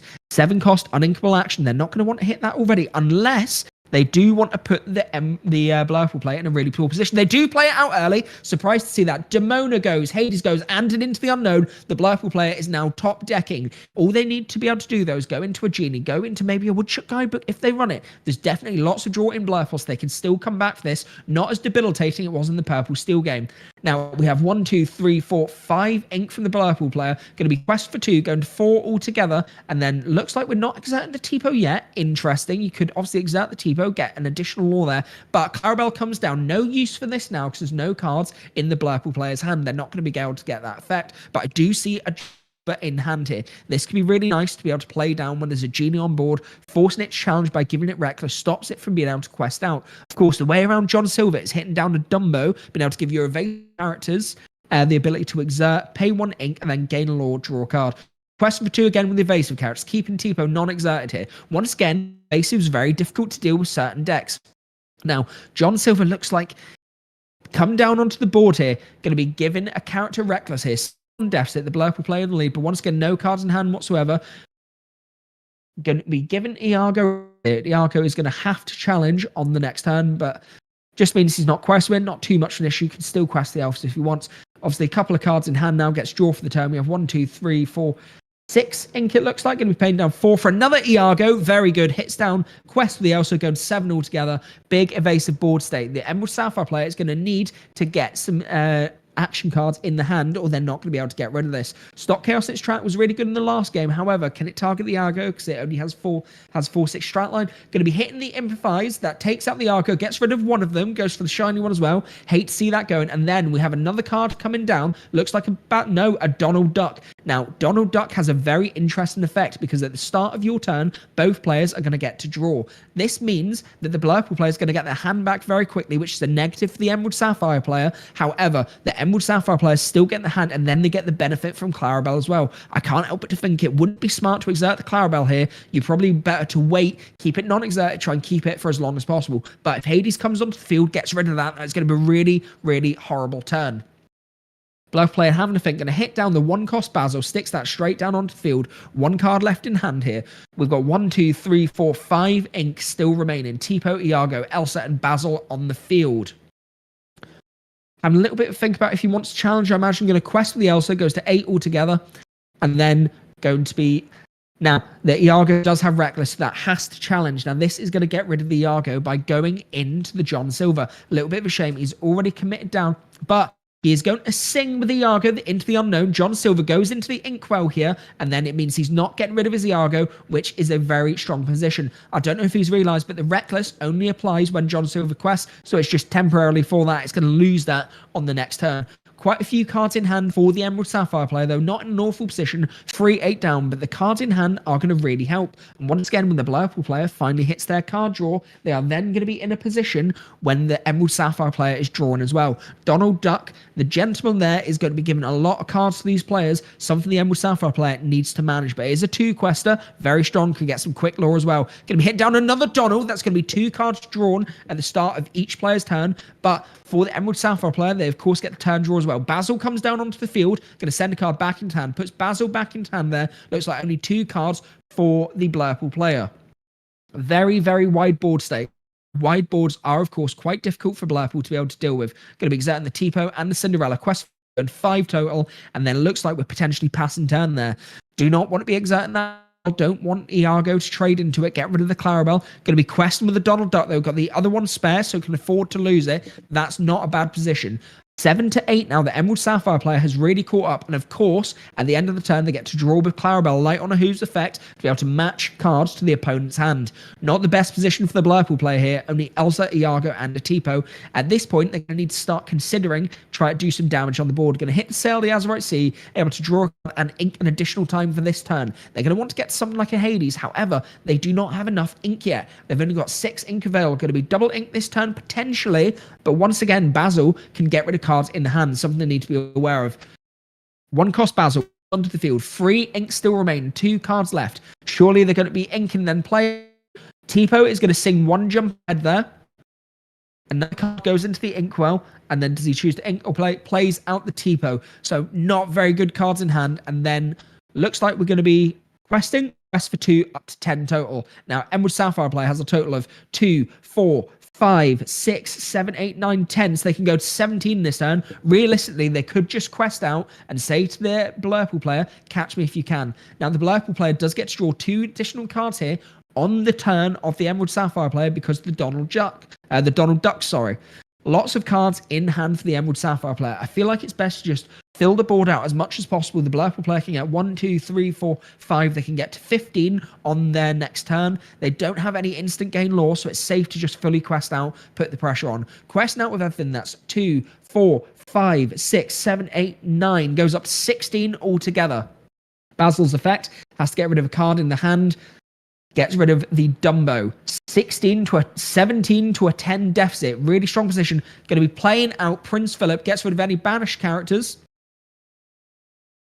Free cost Prince Philip comes down as well, so that's Iago going to be popped as well. I have to say, I think this game's in the bag for the Emerald Sapphire player. Very, very strong performance. Going to be inking the Clarabelle and then just going to pass. Now, the benefit of the smaller Prince Philip is they've got wards, so they can't be targeted by another character. That means Hades isn't going to be able to get rid of it. It means Elsa's not going to be able to exert it. But the other big problem is you have a free questing, huge evasive character there. Absolute masterclass performance from the Emerald Sapphire player here. Draws into Hades, but even so, can't do anything about it. That is going to be game 1 going to our Emerald Sapphire player. Really, really strong performance at this point. We are going to be, of course, going into game 2. Blurple player is going to be going first on the play now if they so choose to. So maybe Josh can pull something a little bit together. But once again, difficult position. Once again, we are live here at Angle Entertainment here in Peterborough. We have a total of 16 players here today. We are having 4 rounds of Swiss and then going straight into a top 4 cut. We have a booster box on the line for prizing as well as a buy in the upcoming co-hosted winner case tournament between Angle Entertainment and Pendulum Gaming, which will be hosted at Pendulum. This is going to be happening later on in March. Winner case tournaments, loads of prizes there. We're going to make sure to look after you. I, of course, will cast on that as well. So hoping to see quite a few faces and up to that. Quite a few store champs going on in the UK today. Quite a busy period for us. We only have a little bit left of Whispers in the Well set champs. This is the second week now, so 2 weeks after this. It does go very, very quickly. But we are having our mulligan phase here for the players. I'm interested to see if there's going to be any different strategy from the Blurple player. I hate to say it, but I don't think there was necessarily any misplays there. It's just the Emerald Sapphire player was able to control as much as possible. I would say I would like to see a little bit more commitment to the Inkwell, but drawing into the T-pose at the wrong time was not what they needed. They didn't have the best card draw, especially when they weren't able to get any genies out. A massive negative there. Blurple really functions as a card draw deck. If they don't get any draw, it does leave them in a little bit of a difficult position. Now, of course, I do want to point out, I realise I do have blue and purple as the colours on the lore tracker. We are not showing any favouritism to the Blurple deck whatsoever. It just so happens I really like blue and purple, so it's my default on my phone, but keep that one quiet for me. Now, we're going to be inking a Tipo here, playing Develop Your Brain, once again getting that filtering. One card goes in hand, other card goes to bottom of the deck. Good news is I can see Ramp there. I can also see Genie in the hand as well. Now, Iago was doing an absolute wonder in the last game. Looks like we've got Cheshire Cat and Elsa in the hand there. Electing to take Cheshire Cat into the hand, puts the Elsa onto the bottom of the deck, and then passes turn. Interesting there. Elsa is really good with the evasive, especially if he does play down the Iago. But I think at this point, he's going to play the Genie to try and get the additional draw and put more pressure on with the questing.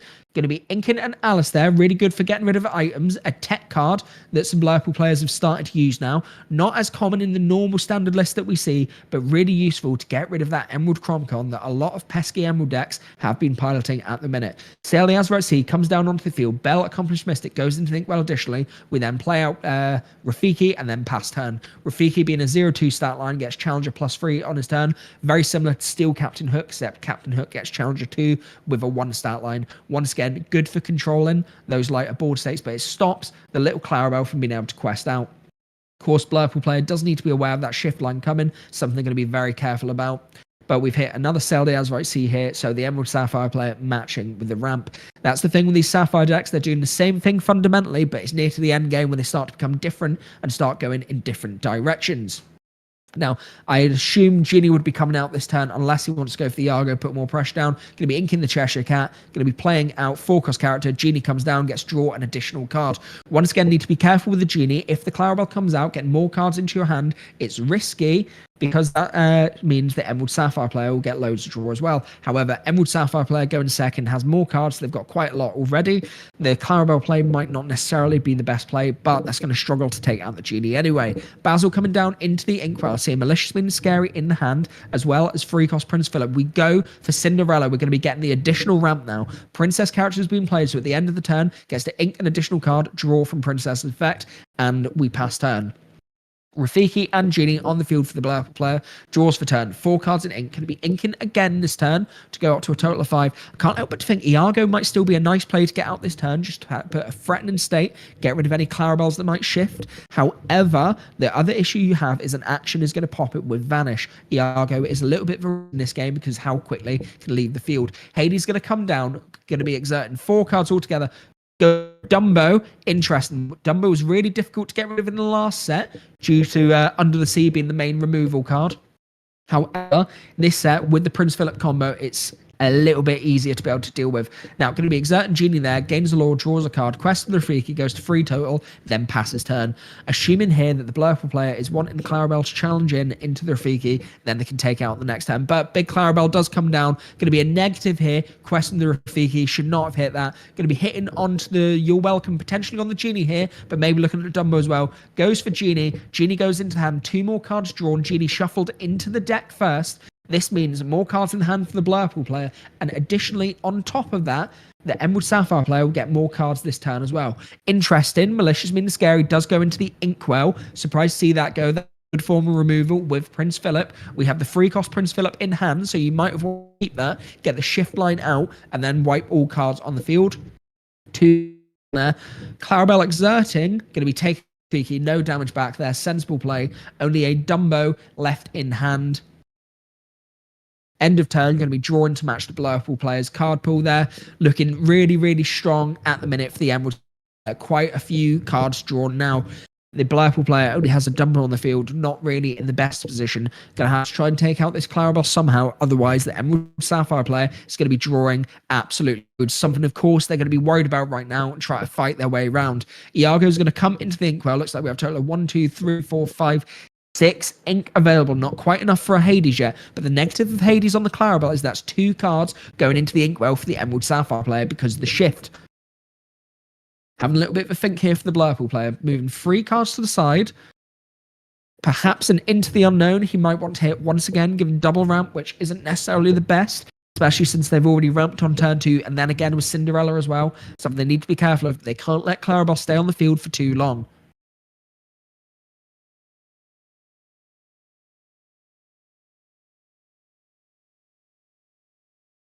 Blurple player really thinking hard about this. A really clutch time in the match. Needs to make sure that they get the right play. Otherwise, they put themselves in a really poor position here. Dumbo's not got enough stats on it to be able to take out the Clarabelle on its own. If he has the Into the Unknown, I think it might be the best play just to get rid of it. Even though you are risking giving the additional link. It is a shame, but it is still a great play.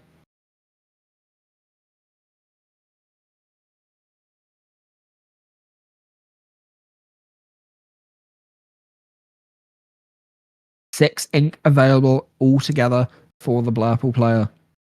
In the previous set, we might have seen TikTok come down at this point, a big evasive card. Not a lot of players it anymore. However, Into the Unknown does come down, gets rid of the Clarabelle, goes into the Inkwell. Only a Cinderella left on board, so not too much of an impressive board state for the Emerald Sapphire player, but a very big hand nonetheless. Going to be hitting that 1 jump ahead, the additional ramp here. Now we're at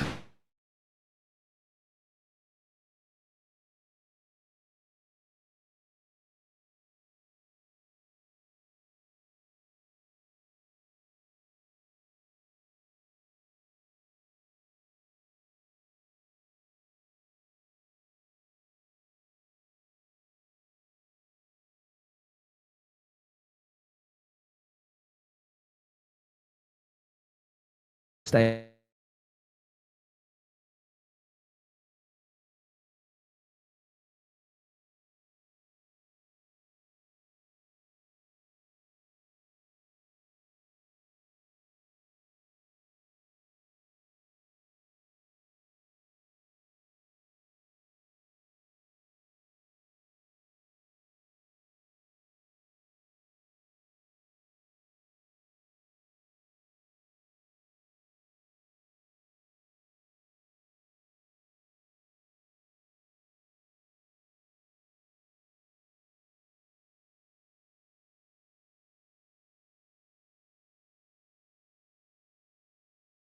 Sorry, everyone. If you can hear me, just having a little bit of tech issues at the minute. Got a lot of people in store at the minute, so a lot of people on the Wi-Fi. Just try to work this out for you. I've lost visuals from my side for the screen, but whilst you're waiting for me to come back, please feel free to enjoy the rest of the game. Stay with us. We're getting this sorted right now for you. Hopefully, be back with you soon.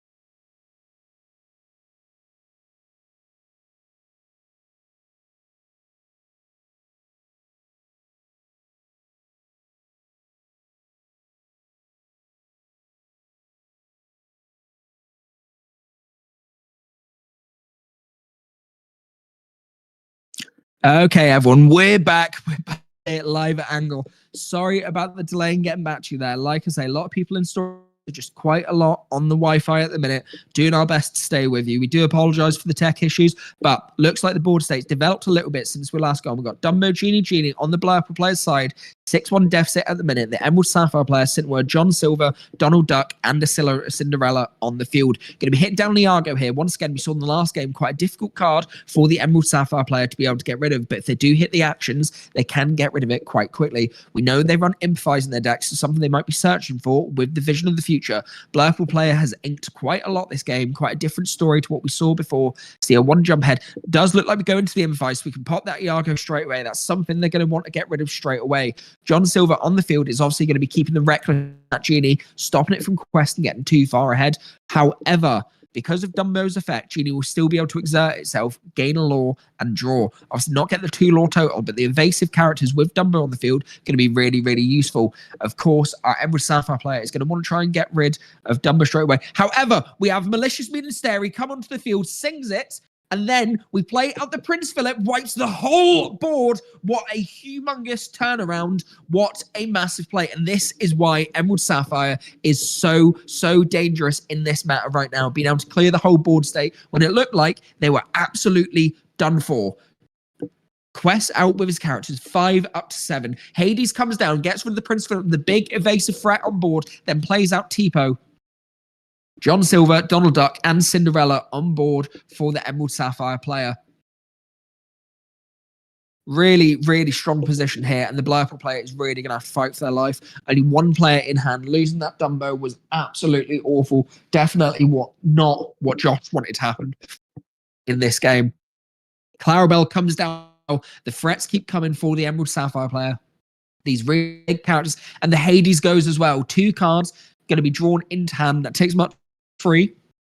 If our Emerald Sapphire player is able to get rid of that remaining card in their hand, it's going to be 3 cards they draw from Clarabelle's effect at the end of the turn. Realistically, this could not be going any better for the Emerald Sapphire player, and I cannot but think the writing on the wall is getting very, very close for our Blurple player. Looks like a Basil draw into hand there, not the potentially best card going, but at least it's a card going up to 10 for the Emerald Sapphire player. We've got 1, 2, 3, 4, 5, 7 lore on the board. Can go to 17 next turn. Not quite the end, however. Tipo is now got Reckless. Going to have to challenge into a character unless he's able to bounce it back. Tipo surely going to be coming off the board very, very quickly. Very good position for Emerald Sapphire. Blurple's haven't been working overdrive. Such a shame. Managed to ramp up so quickly in this game, playing it exactly right. Get to their bigger characters as quick as possible. Inks a Basil, plays out a Basil. Then we're going to be playing out a Demona, exert characters, and then the Blurple player is able to draw 2 cards, draw up to 3 altogether. Demona, the negative of this card, has Dead by Deadlight, the Stone by Daylight ability. That means can't ready when you have 3 or more cards in your hand. Plays down a Woodshop guidebook there. Not enough to banish it this turn, it looks like, but also needs to be aware as well that if you're doing that, you're going to have Clarabelle Fuel. Demona has let you draw up to 3. Don't want to get too many cards in your hand, so that Clarabelle's getting a huge trigger. Tipo has to challenge into a card there. Elects to challenge into Clarabelle, does 1 damage onto it altogether. That's his turn. Realistically, I'd probably just be Quest now if I was the Emerald Sapphire player at this point. 2 Basils and a Demona on field. Not great. Basil comes down. Demona goes back into the hand.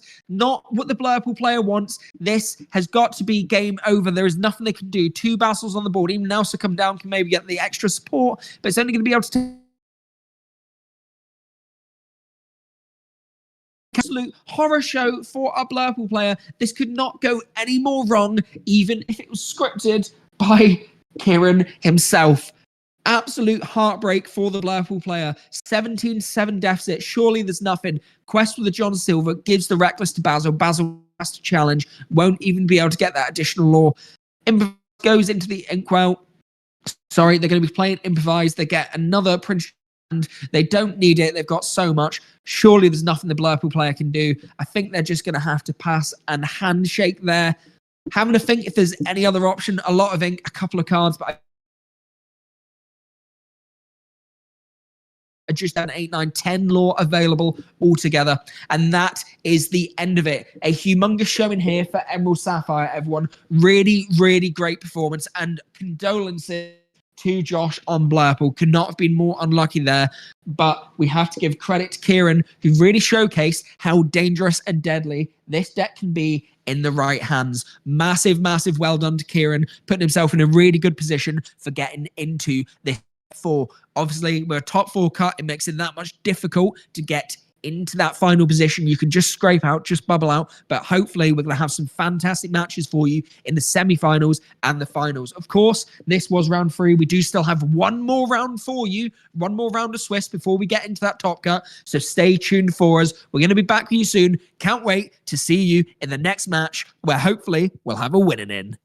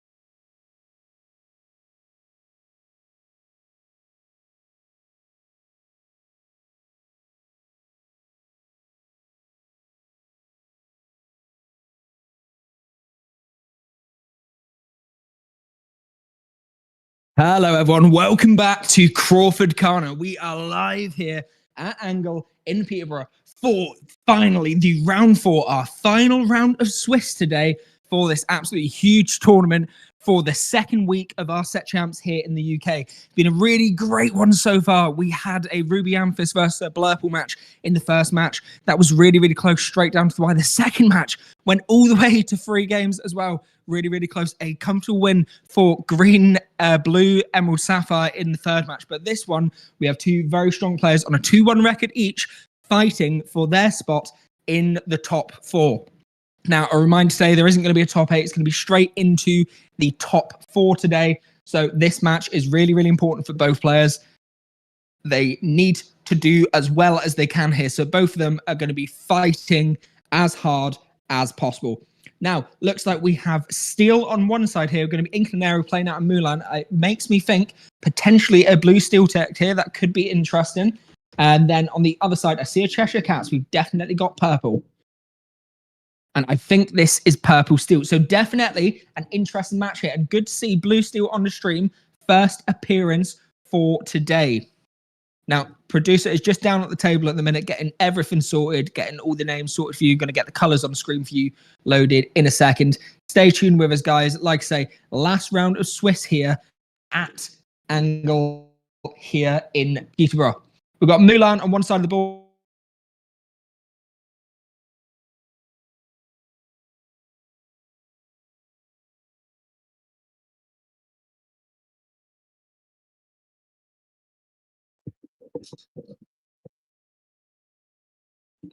Sorry about the slight delay there. Just had a little bit of audio issues there. Wi-Fi just went down, but we're back with you. Hanging in there, guys. If there is any cuts, like I say, I do apologize for that. We're doing our best to resolve it for you.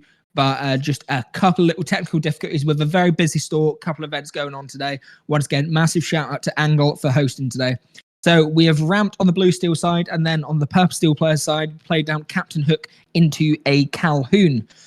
Standard kind of curve here for purple Steel. Want to go in that 1, 2, 3, then sing on the 4. Hopefully, if they can, get rid of the bigger characters. Still opting to ramp, try and get into their big characters quickly as well. But we've seen a couple of different style blue Steel decks at the minute. Got the Jasmine Allies. We've got the more traditional blue Steel version. Then on top of it, we've also got a really cool detective version, which I was hoping to see on the stream today, but a little bit unlucky. We didn't manage to catch one. It's a deck that I'm hoping can really pop off, though, because it seems quite fun. Now, Cinderella comes down. This was a card that was used in the last match. A card that was very popular by that Emerald Sapphire player. Was working wonders for them. Cinderella's effect, forecast uninkable. When it's played down, at the end of your turn, if you played a princess character, you get to ink an additional card from your hand and draw an additional card. Of course, Cinderella being a princess herself triggers her own ability, so you get that ramp and draw.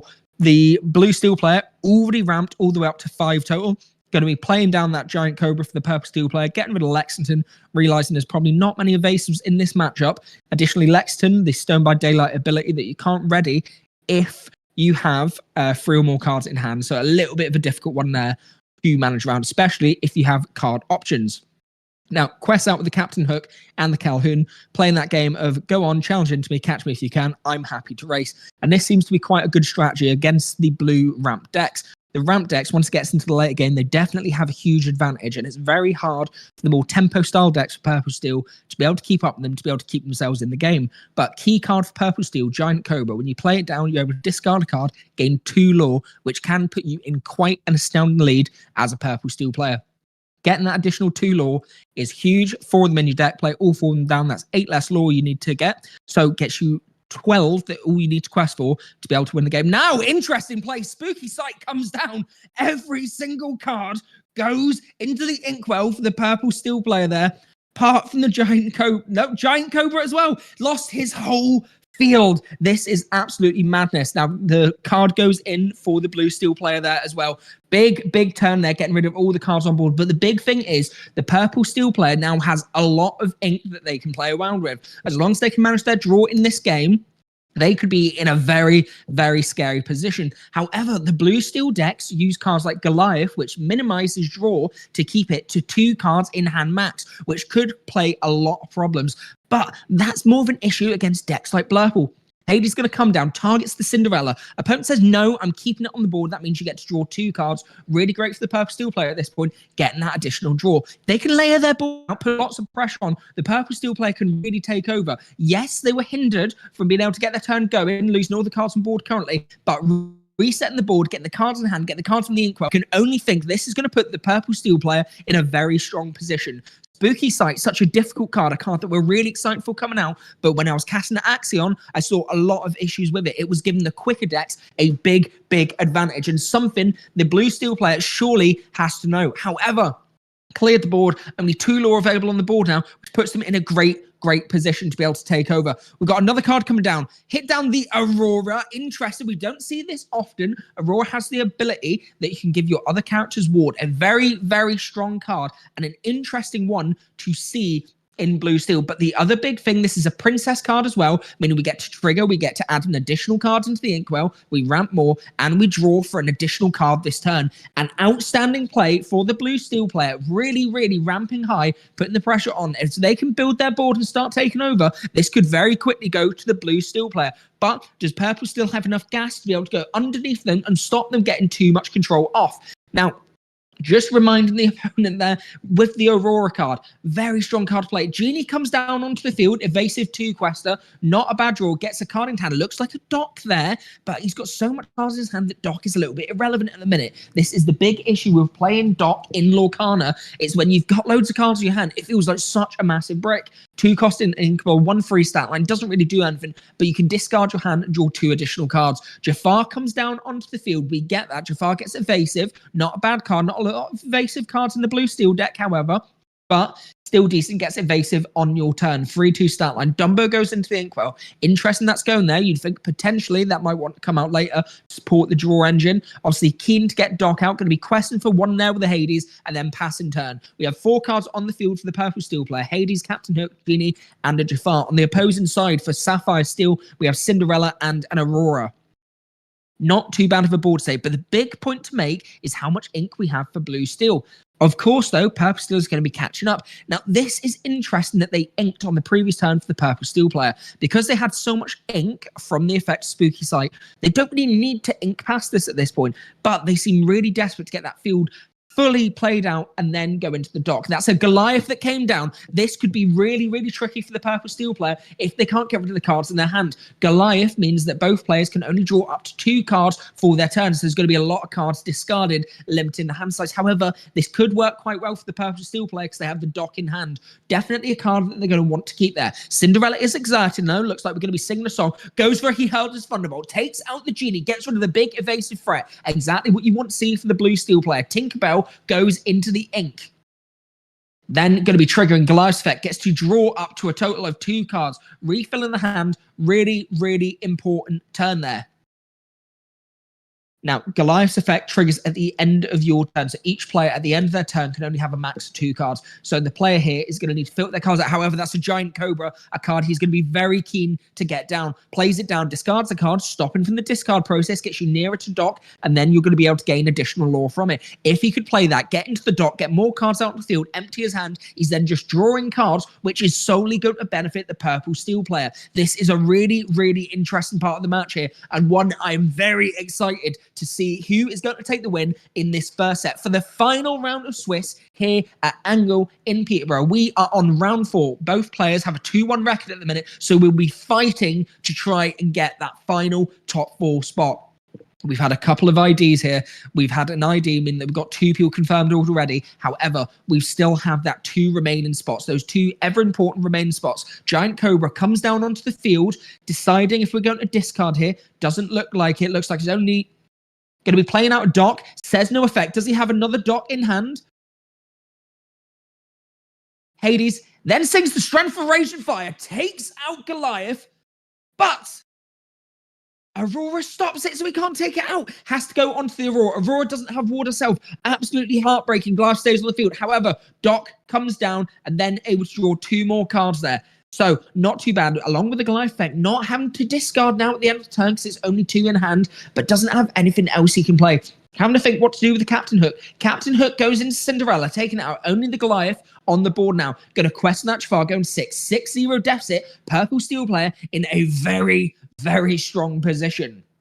Board has got very, very wide. The blue steel player is going to have to work. That was very well turned around. The double dock there seemed absolutely fitting. Obviously, one dock coming down without effect is a bit of a negative. Perhaps thinking there that didn't need to play the dock this turn, but then because the Goliath effect got it out, utilised the draw. Spooky Sight comes down again. I don't believe it. Absolutely buries the purple steel player's field. The purple steel player probably has the most ink I've ever seen a purple steel player has, but now only has a Hades on the field. This card has been absolutely crippling. Kida comes down, massive card, has ward, and when Kida's effect is when it exerts, you can look at the top 2 cards of your deck. One goes into your inkwell. Really, really strong there for Kida coming down. Goliath as well, keeping the card draw going. This has been an absolute mental game so far. It keeps going either way. I'm not sure who is going to take it. It is so bizarre seeing a purple steel player with so many cards in their inkwell though. Exerting a lot here. Plays down Jafar. 3 Jafars back to back. We've got Jafar triples. It's weird seeing that on the field, but we'll take it. At least he's got some characters there. Questing out for the 7. 3 cards still on the field. I assume Goliath might trade into that Hades next turn, try and get rid of it. But once again, if it does that, Jafar's going to take it out, which is not good for the blue steel player. The purple steel player here just needs to expand as much as possible. But getting rid of all the cards in the hand means they're constantly able to draw for Goliath's effect. And I can't help but to think, because the amount of ink that they have, every turn they're going to be able to spam out their whole hand and then draw from Goliath. This is going to be better for the purple steel player because they're lower cost curve. The blue steel player has way higher cost characters, so not able to utilize their ink as much as the purple steel player can. A lot of ink here. Vincenzo Santorini comes down, a very high quester. When it's played, you get to deal 3 damage to a character. Really, really huge play here. Clear board, 3 quester, 7-0 deficit. But these big characters can really, really help to stabilize the game. Strength of a Rage and Fire comes down, takes out another one of the Jafar. Every time I think the purple steel player is about to run away with the game, the blue steel player is able to take it away, bring something back, exert the pressure again, make it far, far harder. Vincenzo Santorini, Kida, and then Goliath on the field for the blue steel player. Jafar and Hades there. Goliath takes out the Hades, gets rid of it, recognizing it needs to be clearing the carrots now can take out the Goliath here, but the thing is there's nothing here to take out Vincenzo Santorini, who's not going to have a big enough board state to be able to activate a Strength of Rage and Fire, of anything of the like. No cards in hand of the well, couple of cards from the Goliath trigger before, but the purple steel player is going to very quickly start struggling here. Activates the Kida effect, putting a card into the inkwell, into Kida for this turn as well. And then at the end of the turn, going to be using Goliath's effect to redraw 2 cards. Some amazing draw so far for the blue steel player. They are getting exactly what you need. This game is absolutely mental, and I'm so glad I'm getting to cast it. This is really fun to commentate over, guys. If you are enjoying at home, wherever you are, let me know in the chat. Be vocal, be active. Let me know what you're doing right now. Are you over in the US for DLC at the minute? Are you doing store champs in the UK? Are you just sitting at home watching on your couch? Feeny comes down, gets the additional card draw. I can't but help to think Goliath has to be popped on this turn. Surely Jafar is going to have to challenge into that, unless they go into something like an Elsa that can boost up. Dumbo comes down onto the field. Now, Jafar does gain evasive on their turn, so they could activate that with the Dumbo. It's not alert. It's not only when challenging. Hits down Strength for Rage and Fire. Excellent. Takes out the Goliath. This is a really good spot now. If they're able to exert the Jafar, gain a law draw, and Jafar trades in, takes out the Kida, so stabilizes the board once again. Now, a lot card in the purple steel player's hand, however, able to get 2 cards the next turn if Dumbo and Genie isn't popped. Something we do need to be careful of, though, that Vincenzo Santorini, that is going to be questing for free on this turn, which is quite a lot of lore. If that stacks up, it can go really far and be really hard for the purple player, especially as a tempo deck, to be able to take out. Big characters like this with high stat lines are a nightmare. Hades comes down, gets rid of the Dumbo, absolutely debilitating for the purple steel player. This is not what they needed. Once again, each turn, I keep thinking the purple steel player is bringing back, but the blue steel player is staying stable. Hits a huge turn, clears the board, and then goes down. We've had 2 spooky sights. We went into a Vincenzo Santorini, and then we went into a Hades. The cards being played here is absolutely mental. The blue steel player having an absolute wonder showing. Going to be exerting some more cards here. We've still got loads of ink available. Cinderella comes down. We can be getting even more ramp and even more draw here. Points to the Cinderella card. Not sure if they're going to be activating that this turn. Looks like they're going to be passing on that. Passes to the purple steel player. Blue steel player on a total of 5 lore altogether can be questioned for 3, 5, 6 lore next turn, going to a total of 11. Purple steel player only with a genie out in the field, but quite a lot of ink. Going to be spending out their whole hand surely. Another Dumbo comes down, questioning whether they're going to exert the genie, gain a lore and draw. Looks like we're going to be activating that. Pays 1 cost in the inkwell, gains lore, goes up to 8, draws an additional card. We need to get as many cards down as possible now. We need to put pressure on the blue steel opponent, otherwise they'll run away. Lexington, a very, very strong play, followed by Olaf. At least Lexington has a bit of damage on him. 4 willpower, 4 strength, very, very strong character. No cards in hand, so we're not going to be affected by that Stone by Daylight ability either. Doesn't matter because it's not exerted yet, but that can be a pain when you have lots of card draw in your hand. Blue steel player moving quite a lot of ink now. Quite a lot available. Looks like they may potentially be going for a Hades if they have it, or they might just be tiding their ink here. Goes down, Sail the Azurite Sea, chooses to take the draw. Always a really important thing in Lorcana. If you have the option to draw, always do it first. Work out your options, work out what you can afford to expend out. Has the opportunity to ramp again if he so chooses to, but looks like he's going straight into a character here. Slow, methodical count now. Goes down for another Hades, comes down, gets rid of the Dumbo. This is going exactly the way the blue steel player is wanting it to go. A really, really fantastic 4 turns back to back. The purple steel player having a little bit of a nightmare here. Every time they try to get a counter on the board, it's strucken away straight away from them. Blue steel really showing why it's such a powerful deck. Had such a tremendous showing at CCQ Wakefield, winning that, beating Emerald Sapphire in the finals. It had a great showing there, and it's having a great showing here as well, live at Angle Entertainment here in Peterborough.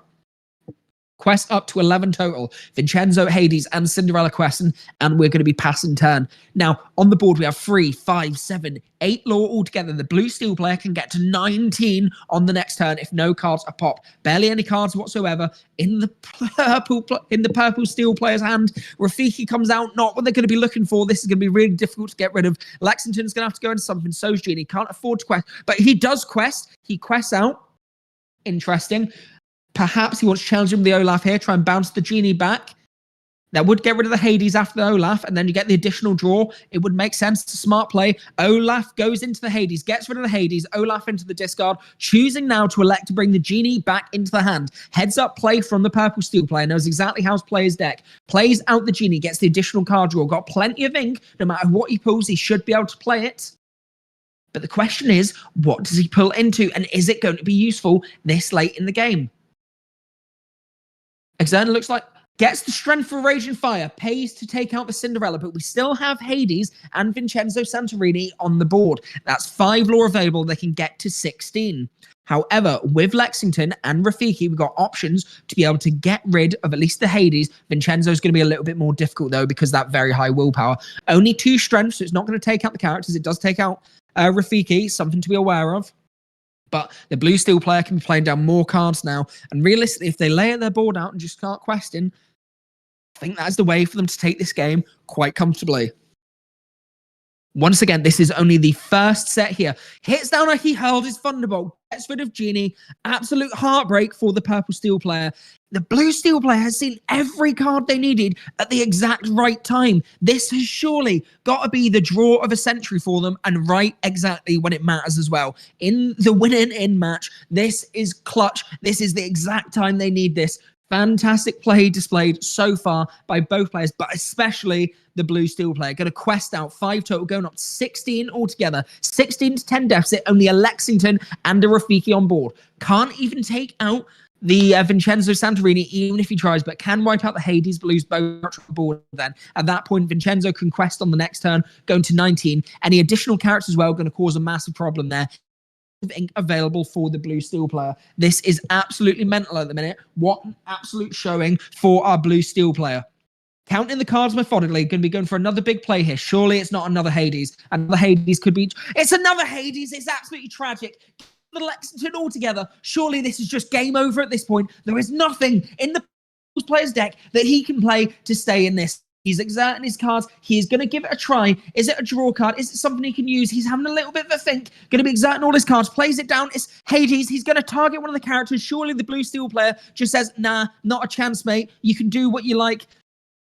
Hades comes down on the Vincenzo Santorini. He'll get to draw 2 cards. This means he can layer the field out, but he's electing to get rid of it. But of course, it makes sense, doesn't it? Because Rafiki's not going to be able to do enough into the Hades. Doesn't get rid of it, so it's shuffled into the bottom of the deck. Both Hades there can quest for 4 altogether, gets 20, stops the purple steel player from being able to get answers. 3 damage goes into the Hades, nothing he can do. Surely this is just the end of it, and that's game. Looks like we're going to be passing turn in a second, nothing to do, and the blue steel player takes the first set in this thriller of a round 4. What an amazing match so far. It's going to be the purple steel player going first in the next round, so they might have a chance to go underneath them. However, if they get hit by these spooky sights again, if they get hit by the Hades, the Vincenzos, there's not a chance they'll be able to stay in this. The purple steel player needs to fight for their lives. But once again, it's interesting seeing colours go against each other in ramp and control compared to tempo. Predominantly, we always seen Blurple having a very strong matchup into Purple Steel. It had the same draw engine, the same cards there, but it got to a little bit quicker. Once again, Blue Steel has the steel cards, the ping removal, these amazing cards, but once again, it gets to it quicker. And this is the big difficulty with deciding between decks at the minute, because your quicker decks like Purple Steel are fantastic. They dominate in the aggro field, they dominate in the tempo field, but they do really struggle against the big control matchups. We've seen struggle against Green Sapphire, but was able to just take the win. We've seen struggle against Blurple. We've seen struggle now against Blue Steel. It's interesting that Purple Steel, the most dominant deck in the format, the most represented deck so far, is having such a hard time at staying in it. But that's the thing with Purple Steel. It's always been described as such a fair deck, a deck which you have to work for to get your wins, but a deck that, although it's not great in every matchup, is also not horrific either, and that is the big standing point. When you're playing in Store Champs, ladies and gentlemen, you want a deck which is consistent, a deck that even when you draw poorly, you can still draw the cards you need to keep yourself in the game, a deck that you can fight with. It really feels like a deck where you can express your own skill ability on there, because even with bad hands, you can still fight back with this deck, and hopefully our Purple Steel player is going to have the opportunity to do that in this game so far.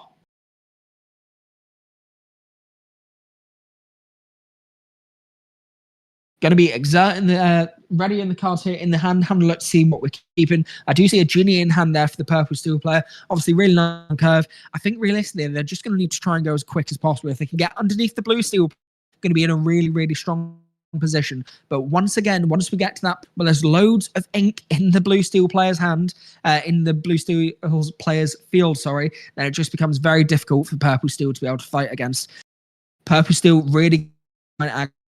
Looks like we are keeping quite cards there, only getting rid of 2 altogether for the Purple Steel player. Feeling a little bit confident with that's good. That's exactly what you want. But the main benefit, Purple Steel, they're not going to have to dig. They don't need that to do well in this game. The Blue Steel player, however, needs to dig for that sale and that TPO, get the big cards quicker. They don't have the strength in the earlier game. But as we saw in the last game, as long as they get to 6 and they get out that spooky sight, they can wipe the whole field really, really quickly. The big benefit is because they're ramping, most of the time the cards are going to be low-cost characters on the field, so an early spooky sight, absolutely debilitating. It doesn't mean it's the best card in the format, though. It doesn't mean it's unbreakable. We saw Will Hall playing his Axion match. He used that against an aggro deck. He hit Spooky Sight, and it gave the Amber Steel aggro deck that much ink that they were able to hit down docks, replenish their hand, then just spam out the board, and it was unwinnable at that point. We saw Spooky Sight be a massive negative there. And my question is, can Spooky Sight be a negative in this matchup as well? Or against Purple Steel, is it just an absolute game-winning card?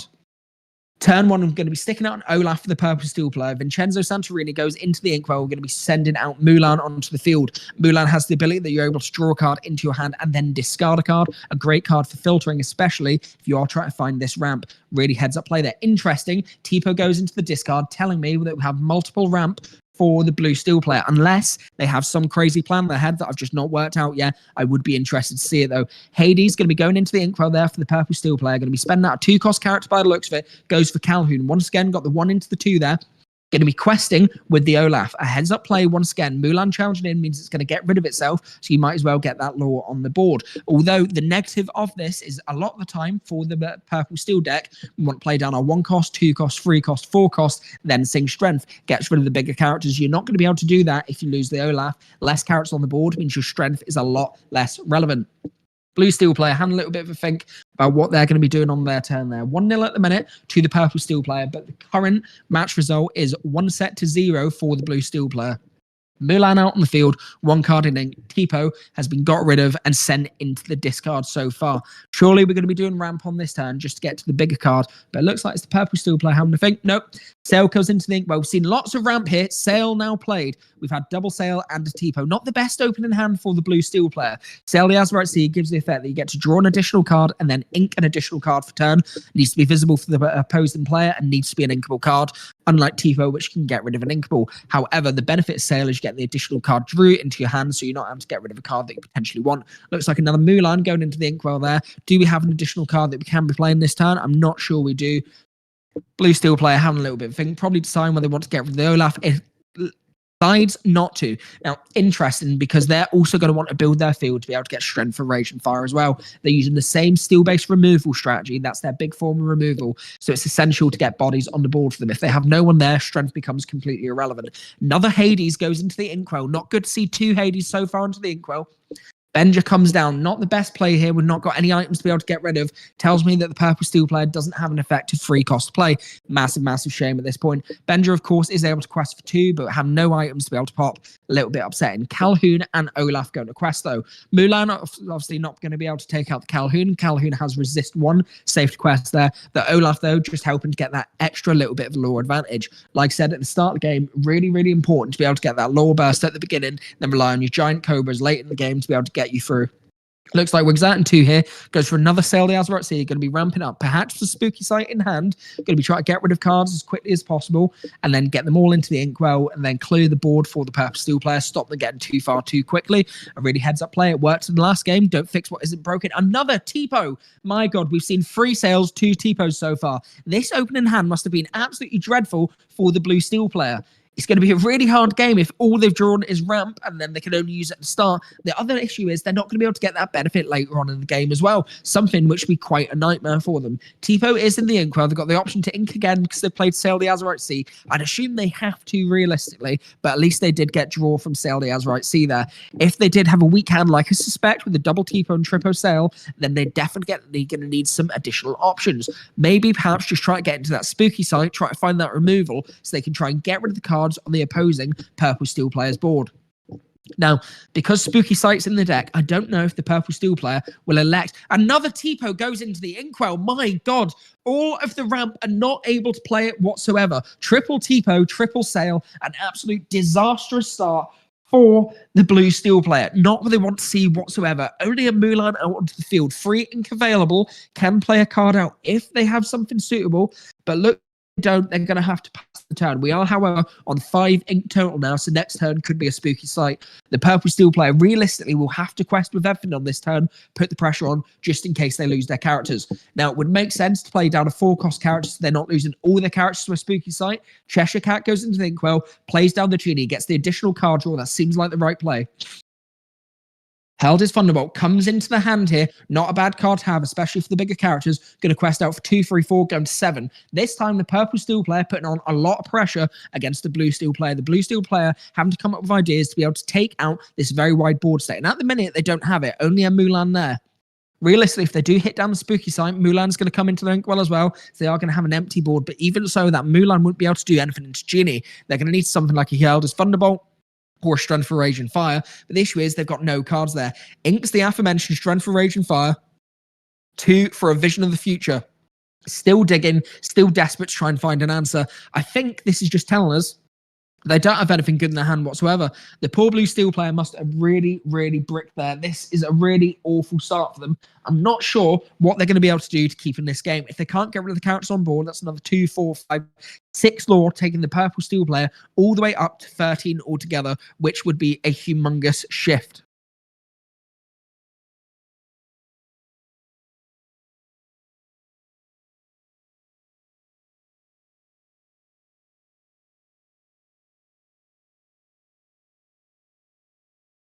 Now, just having a little bit of a think about how he wants to do this. Deciding on the card he wants to take into his hand. Obviously, with Vision of the Future, the other cards go onto the bottom of the deck. The big negative of this card, get multiple cards that you want in your hand. You can only take one, the rest go on the bottom. Makes it a lot harder to be able to see them.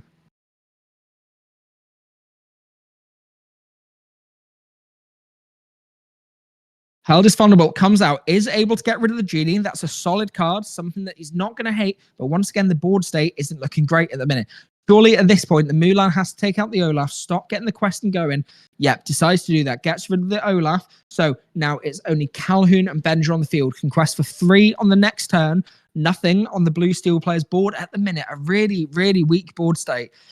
If he can keep these characters there for a while, if he can keep them going and quest out, the purple steel player might get to 20 very, very quickly. Now, guys, depending on what we get to, I might have a potential little surprise for you coming up after this round, just before we go into the top 4 cut. We might have a little bit of time for our players. I might have a surprise matchup coming up on stream just for you to stay tuned along to, for your perusal, for your entertainment before we get into that top 4. Obviously, this is going to be dependent on time, see how long we got left on the round, as we need to give priority to the top 4 match. But if we can get that, then we'll definitely make that happen. So stay tuned. I'll let you know if that's going to proceed ahead. But quite an exciting little surprise, which I'm very excited for. And I know one of the players here is very excited for too. So if we can make that happen, we of course will. Now, back to the game. We've got Dumbo on the field, as well as a Benja and a Calhoun. Nothing on the blue steel players' side whatsoever.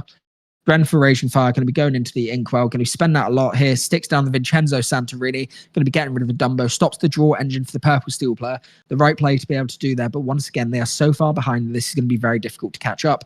At this point, I'd still recommend questing both the Benja and the Calhoun. Go to 13 altogether, then play down the additional cards, get more cards on the board, threaten the blue steel player, and really make them say, you're going to have to catch up with me. And at this point, I don't know if the blue steel player can. They had that much luck, that fantastic draw, and played that well in the last game that I don't know if they just ran out their luck a little bit, which is a little bit of a shame. Rafiki's coming down on the field. Looks like we're then going to be exerting, I think, 5. Is that an Elsa? No, 4. He held his Thunderbolt, does a big chunk of damage onto Vincenzo Santorini. 4 damage altogether. That's halfway through to taking it out. Going to be questioned with the Benja, goes to 12. Have a little think if he wants to exert the Calhoun. He might want to keep that readied, which he does. The Calhoun taking that out will give him 2 law. But I don't know if it would have been smarter to just exert the Calhoun there. Realistically, if he does get the Hades down, he's going to be able to pop that, then take out the Benja, get rid of the Calhoun with the Hades, then take out Benja with the Vincenzo Santorini, which would be a huge negative. A lot of ink being spent here. Is it interesting? John Silver, we've not seen this in a lot of builds. Very, very interesting card there. I'm going to have to look that up. It's been that long since I've played John Silver. I can't actually remember the fact of it off the top of my head, but definitely interesting to see this in a blue steel list.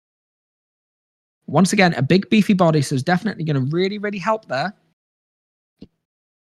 Now, it looks like John Silver, Stern Captain. So it's Shift 5, has Resist 2, 6/6 stat line. At the start of your turn, deal 1 damage to each opposing ready character.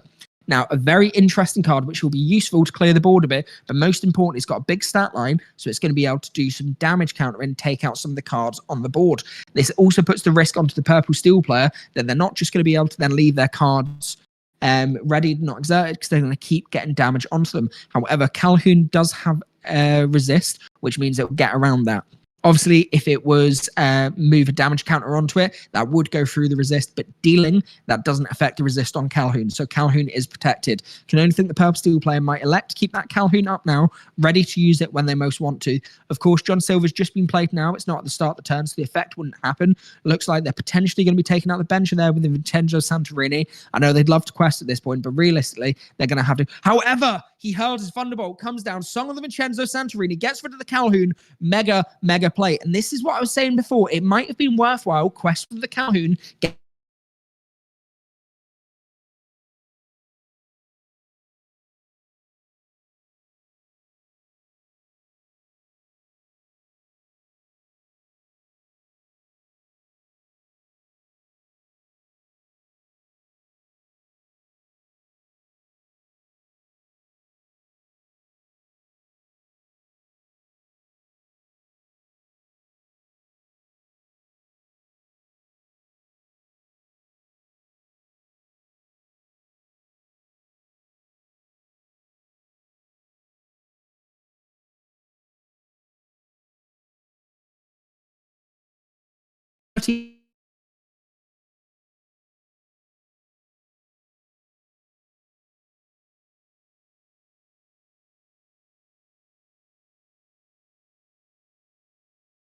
tech issue here. Stream's just cut out for me up top. Like I say, a lot of people in store at the minute, so Wi-Fi is going up and down. A couple events going on. Fortunately, when you've got a big store like Angle, there's a lot going on. So well done for getting all your players here, but just bear with us on the stream. We will hopefully be back with you as soon as possible.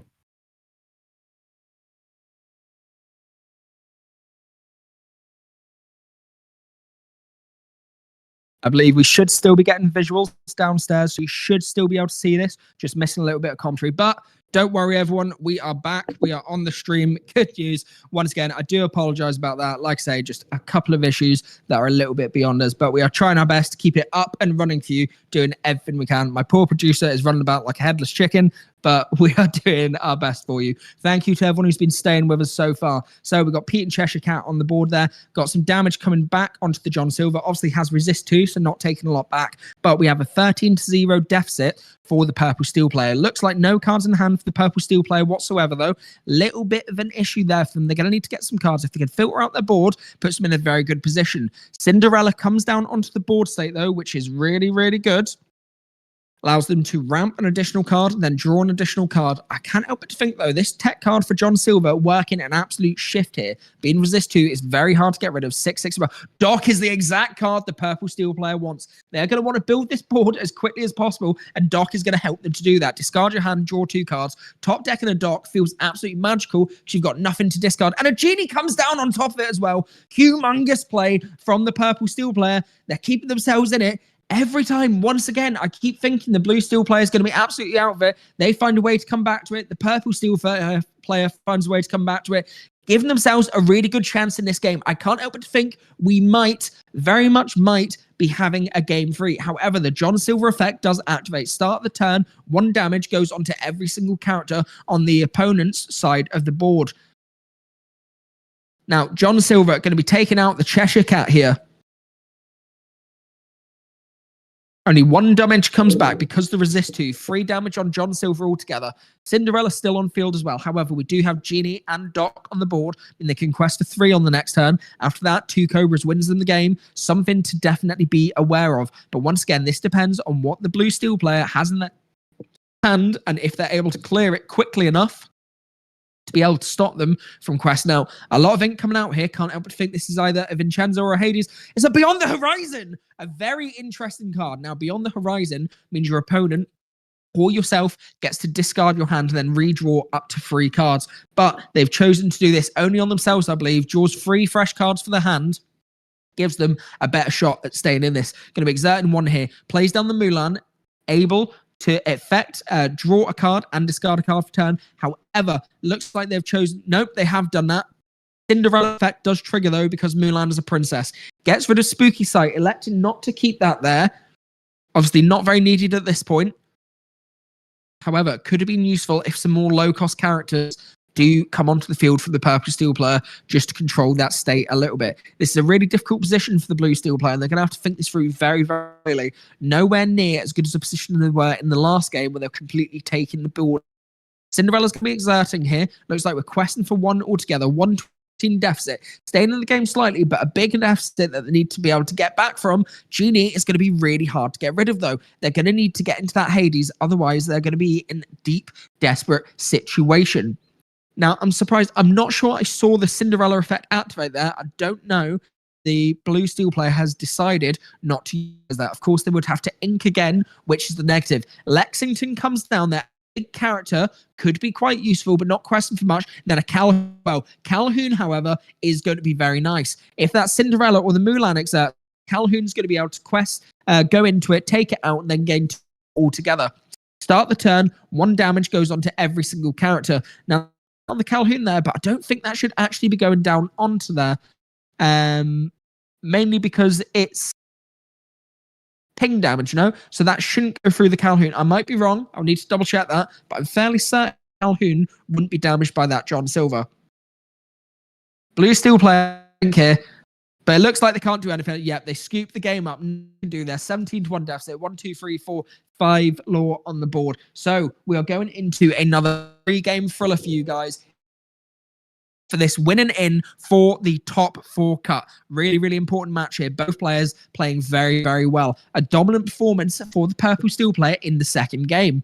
I can't help but think the blue steel player was basically unbeatable in that first set, but the second set, the purple steel player shown how strong purple steel really is. Able to go quick, get underneath them, get the cards out they needed, spam out the board, take advantage, quest out, get really highly, and then they're in Cobra territory, which just means they can take the game at any point. Blue steel player not able to get any lore really for the game whatsoever, and I can't help but to think the massive brick of drawing every single ramp card that you own within the first couple of turns is absolutely debilitating. So massively unlucky for our blue steel player there. However, I'm looking forward to this third matchup. Blue steel on the play here. Let's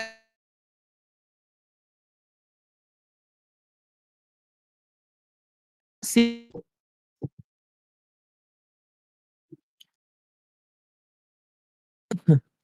Now, just doing our mulligan once again here. It's interesting seeing our purple steel player using Pete in the deck. A lot of people have elected to not have Pete anymore in purple steel. I personally have gotten rid of it in my list. I just don't value it too much.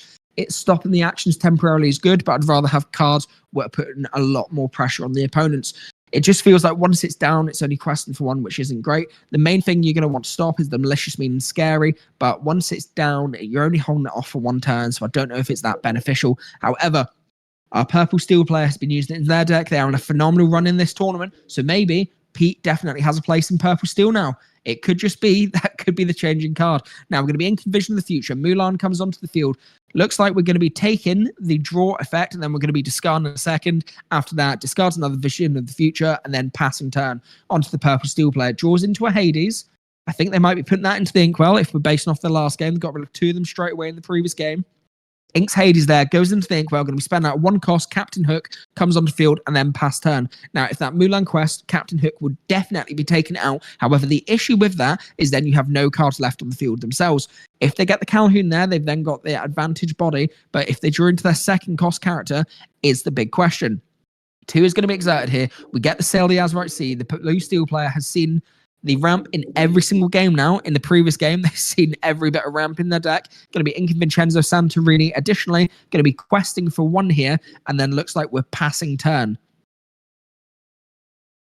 Blue steel players just forgot to write that down onto the phone tracker there. However, both players do have score trackers next to them, so they are able to keep up that. They're aware of what their current lore is supposed to be on. Just a reminder, obviously, for the tracker, that's 1 behind at the minute. So our blue steel player is actually on 1 with 0 for the purple steel player.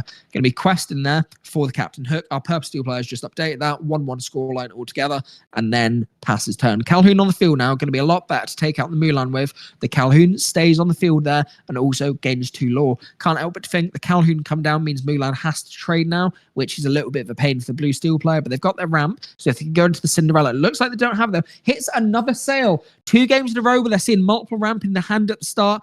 I can only assume this isn't what they want to be seeing. Doesn't get the 4-cost character out straight away either. Doesn't have the Cinderella. Not looking good so far for our blue steel player. Have they unfortunately had another brick? Unfortunately, with blue steel, it's a very powerful deck. Sapphire Steel is a humongous powerhouse. However, when it does brick, it's really difficult to pilot and really difficult to stay in these games, especially when you're going against a deck like Purple Steel, which goes so quick. And Tipo goes into the Inkwell. We've seen 3 forms of ramp already by turn 3. Really bad start again. You'd think they wouldn't get this twice in a row, but it seems that they have. Going to be inking Tipo and Kida for turn, and then passing. We're now up to a total of 5 ink for the blue steel player. However, they may have the spooky sight in hand, which would be able to get rid of the Captain Hook, the Calhoun, and the next card, which goes out to the field as well, if they go for a 3 cost. If the purple steel player plays out 3 cards, maybe 3 1 cost, that would be even more ink that they're going to know with the spooky sight. So maybe they want to be a little bit heads up, take the additional ramp there, given for free by the opponent. Going to be inking the Elsa, goes for 3, plays down the Pete. Very good play. Now this is where Pete is going to come in clutch. Drops the spooky sight altogether, which means they're going to keep their characters on the board. Only a Mulan there, which can only take out the Captain Hook. Realistically, it can't quest because Calhoun will go into it. Going to be exerting there. Plays out Goliath. Really good card here. Limits the draw. A lot of cards in the purple steel player's hand, especially since it's so early on in the game. This means the blue steel player is going to be able to bring their cards back up, keep their hand filled up, takes out the Captain Hook there. But the purple steel player at the end of their turn may have to discard a few cards. We've got the Demona in hand. I can't help but to think that Demona might not be very good in this game anymore because Goliath's on the field. If they can exert the Goliath, though, both Calhoun and Pete can challenge in, take that out straight away, and they get the 2 law. Going to be inking Rafiki there, going to be paying out. 4 for Genie is really risky, going to be drawing the extra card, but now going to have to discard more cards, so they have to go down to 2 for Goliath. I'm not sure that was the right play there. Going to quest for 1 with the Pete. And then I think that's all they can do. Do they quest with the Calhoun? I'd imagine not, surely. Having a little think there. Genie there is really not great. Of course, if they got Uninkables in their hand, they don't really have a choice. Maybe that was the only 4-cost character who wants to build their board. I do agree with that. But getting the additional draw and having to discard more is quite upsetting. I think the purple steel players just having to think about what they want to get rid of now, sticking into their discard. Obviously, only Captain Hook in there at the minute. Just having to read about Goliath's effect. Going to be getting rid of He Held His Thunderbolt and Strength for Rage and Fire. Interesting to get rid of that. Obviously, He Held His Thunderbolt doesn't take it out. However, he may have a character in his hand right now, which he's wanting to keep. Blue Steel player just managing the rank here a little bit. Once again, we're live here in Peterborough, Angle Game. We're on round 4 here for the final round of Swiss in Store Champs here today. Win a Box is live. 1 booster box ready for our first prize today. Oh my god, we get the He Held His Thunderbolt, takes out the Genie. This is looking really good for Blue Steel at the minute. Getting rid of the evasive threat, really, really strong. Only a Calhoun and a Pete on board. Surely we don't quest the Goliath, because that's going to be popped straight away. Had a little bit of a think about what we want to do there. 3 cards still left in the Inkwell, and then passing turn. Moving on to the purple steel player. Once again, Goliath just hammering their hand draw. With only 4 cards in the ink, it's not a lot that they can do. They can't really spam out their board here. They drew into the Cheshire Cats. They don't have a lot of aggro cards to be able to force pressure on. It looks like they're only going to be able to do 1 or 2 cards at a time, which means the hand stays pretty stagnant. If they can get the full hand out, which would be really good, they then get the additional draw. Looks like they're playing down Cheshire Cat. Going to be opting to boost the Cheshire Cat. Moves no damage across whatsoever. Gets the card underneath it. Quest with the Pete. And then passes. Gets to draw an additional card now into their hand. Making good use of the Goliath effect. Now, this is where Goliath really struggles against a tempo deck, which is able to work and facilitate itself on a low size hand. Against Blurple, it's absolutely huge because they need the card draw, but Purple Steel, not so much. We ink another Tipo. We've seen more ramp in this game. Very unlucky once again for the Blue Steel player, but they have a lot of cards in their Inkwell. 1, 2, 3, 4, 5, 6, 7, 8 altogether in their ink. Very large amount here. They hit down a spooky site. They could get rid of this whole board for the purple steel, but they'll give them even more ink than them. Once again, it's so weird even thinking about a purple steel deck with all the ramp that they did in the first game. Looks like we're going to be exerting 5, 6 altogether. Goes to the spooky site. All the cards into the inkwell. However, I have to admit, the heads-up play on the Cheshire Cat could have been very clever there, because that going into the Inkwell now means they've got even more ramp. Loads of cards in the Inkwell for the purple steel player. If they're able to spam out here, get a couple of docks back-to-back, chain that well, they could very much take the game from here. Going to be ready in all their ink. The purple steel player obviously not used to having this much ink on the board. Having to think about what they want to play. Going to be inking the Captain Hook by the looks of it. And then plays out Demona. Very nice. Card goes into the Inkwell, plays the Demona, and then after that, they're able to draw up to 3 cards. So at this point, they draw 2 cards. They're then able to play out more cards if they so choose to, valuing that Captain Hook is not very good at this current standpoint. However, I don't think Captain Hook would have hurt too much there, being able to take out the Goliath. But the big benefit is they're able to keep lots of cards in their hand now. Dumbo's going to be played out, only 2 cards in hand, doesn't have to discard any. Very, very well-tempoed play from the purple steel player, keeping the advantage, making the blue steel player really have to now work for it on this turn. Only Goliath on the field. Goliath, of course, exerted. Now, Demona does have the Stone by Daylight ability, meaning that when she's exerted, if the owner of the card does have 3 cards more in their hand, you can't ready Demona. Of course, this triggers before you do the draw, so it's ready, set, draw. Hades comes down and gets rid of the Demona. Oh, what a play from the blue steel player. Really, really nice there. Gets rid of the threatening card on board, which could have done damage into the Goliath. Then going to be pass and turn. Looks like they did quest there with the Goliath. So it has remained exerted. So I think... Oh, no. Because there was multiple cards in hand. And dropped 3 cards. Now they didn't get to ready the Goliath for that turn. So an even better play from the purple steel player. Once again, inking. Going to be sending out the Benger.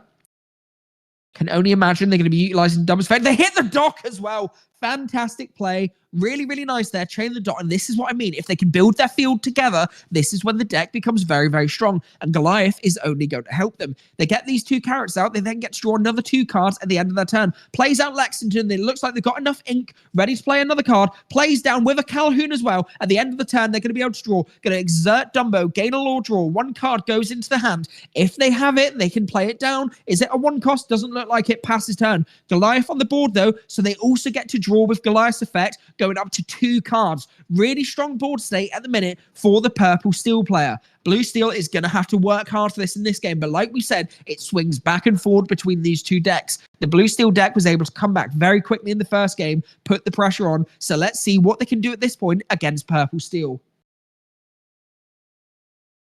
A lot of cards exerted here. Once again, not able to exert, not able to ready the Goliath because the amount of cards in hand. Or, nope, looks like they were able to. Didn't have more than 3 cards before the draw step. But the Stone by Daylight ability is really hard to keep track of. I've forgot so many times in my game, something you need to really be aware of. Another Hades comes down and takes out the Dumbo, but not too much of an issue at this point because we're able to draw cards from the Goliath. I think, if anything, this is just an evasive threat on the board. The purple steel player is probably going to be looking to just quest out, put pressure on. However, the blue steel player is now in a position where each turn they are gaining 6 lore from these characters.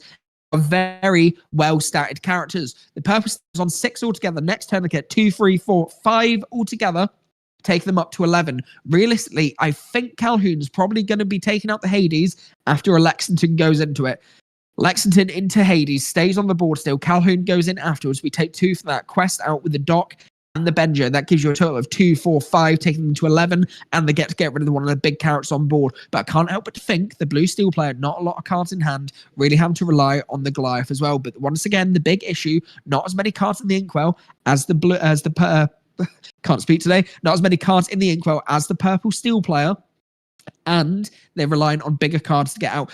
Giant Cobra comes down, discards Jafar. Very good play, gets the additional 2 lore. We've only seen 1 Giant Cobra so far, so still 3 more in the deck. Going to be playing another card. Can't quite make out what it is. It's another Dumbo. Dumbo on the field. Another evasive threat here that's not going to be able to dealt with by the deck unless they get something like Strength for Raging Fire, or alternatively, maybe another Hades. They've already had 2 though. Lexington, then Calhoun, goes into the Hades. Takes them up to 12 altogether. We've still got Doc that we're able to quest with. Does he choose to quest there? Surely he has to. Goes to 13 altogether. 7 more lore needed to win this game. End of turn, no cards in hand, gets to draw another 2 cards. Goliath can really put him in a position where he just filters into his Giant Cobra. But it looks like a double Rafiki in hand there. Not really the best what he's looking for. However, Dumbo is going to be able to exert itself, gain a lore draw on the next turn. If Lexington... Nope, Lexington's alert, so it wouldn't get that ability. It's only when challenging. Hits the 3rd Hades back-to-back, takes out the Dumbo. No, Dumbo goes into your Inkwell. Keep that there. You've got even more ink to be able to deal with now. So weird for a purple steel deck having this much ink to be able to play off. We've got double Hades and a Goliath on the board for the blue steel player. But that looks like all the ink basically used up. So there's not really much else the blue steel players going to be able to do with their turn. A little bit of a problem for them. Having to think about ordering here, looking at who they want to challenge into. Lexington has the 3 damage onto it, might use the Goliath into the Lexington, stays on the board as well. Hades can then take out the Benger, which is the other high quester. But at this point, Giant Cobra is going to be able to do some damage, take back some carrots. The purple steel player is still going to be able to quest on the following turn, putting them even closer. Only double Rafiki in hand, which isn't great, but if they can get to these bigger cards, if they can get to the Giant Cobras, they can take this game very, very quickly. The blue steel player shown he's a bit of a tapper instead of a conductor. We've seen this talked about in Lorcana before. We've got some table tappers working out maths. We've always got some people put their finger in the air.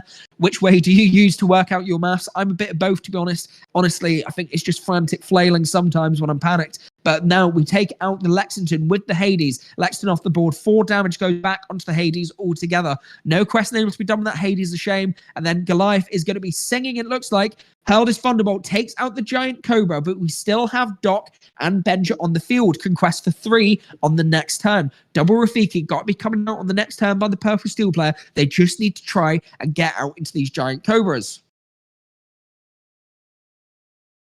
Going to be drawing for turn here. Let's see what they're going to. If they do draw into the giant Cobra, I imagine one of the Rafikis is probably going. Better to get that out. Or they might even hold on to that. But the other issue as well is it could be popped with a Beyond the Horizon. However, we're a very small hand size. You can only imagine that they probably wouldn't utilize that as the blue steel player.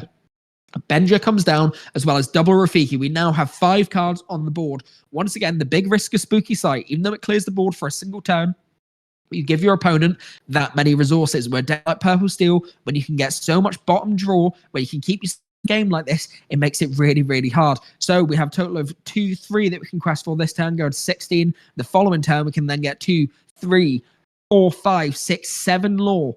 So at that point, they could go to 23. So our blue steel player is going to have to challenge in. However, both cards out the hand now, so they get to draw 2 because of the Goliath. Goliath has really worked against the blue steel player this game. Against Purple Steel, I can't help but to think this is what's lost the blue steel player the match. Assuming that he's not able to come back from this. I will say it's a very difficult position. If he is able to come back from it, I would love to see it, but this is a very challenging spot, and I'm not sure I would be able to pilot myself out of this situation. Hades goes in.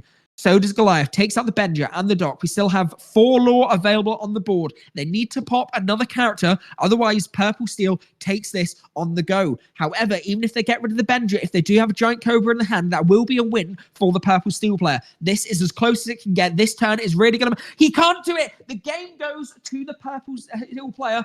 Oh my God, did not have the resources there. Unfortunately, had another Tipo in hand, not what he needed. The poor blue steel player has seen so much ramp and just at the wrong times, but I have to say, I really think what lost him the game there was the Goliath. It gave so much draw to the Purple Steel player. They just kept them going through the game. They will spam the board out, and as much as it's good to be able to get the draw from Goliath yourself, sometimes I think it's better to not give your opponent that draw. We see the exact same thing happen with Demona. When you play it out, give your opponent the 3 cards in hand. It can be really debilitating for you yourself. A massive well done to both these players, and a huge congratulations to Purple Steel for taking this set. Now, stay around, folks. I might have a little surprise coming up on the stream. We'll see if we can get that sorted for you just now. Stay tuned. I'll be right back.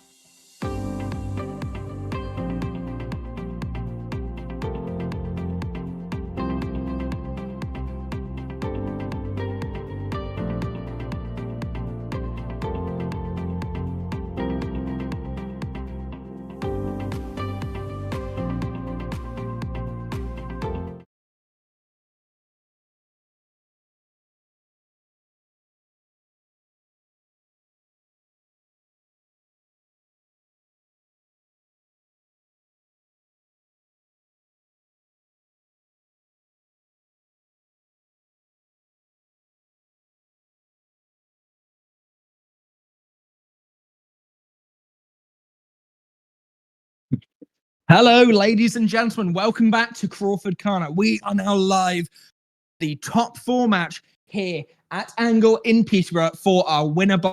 We have 2 fantastic players on stream. We have our number 1 seed, George, who is going to be on a very, very difficult deck to deal with. Then we also have Paddy on stream as well, who came 4th in Swiss with a very strong record as well. Both massive players, really good results so far, very strong players. This game could go either way. However, George has elected to be on the play, so he will have the advantage there. We have done this by seeding, so George gets the choice of that rather than the standard dice roll. It's going to be 70 minutes for our top 4 match, and then the finals is going to be untimed. I am so excited to see what deck is going to take away the victory here live in Peterborough at Angle Gaming. Make sure to head on over to angleentertainment.co.uk. Check out their store. Plenty of stock here. Really great store. Glad to be working with. Going to be inking a Basil, then playing out Clarabelle for the turn 1. And then we're going to be inking Horseman Strikes Back, plays out Basil. So looks like we have a blue-yellow deck. Interesting to see on stream against a blue-green deck. So double Sapphire, but yellow versus green. Now, I've not seen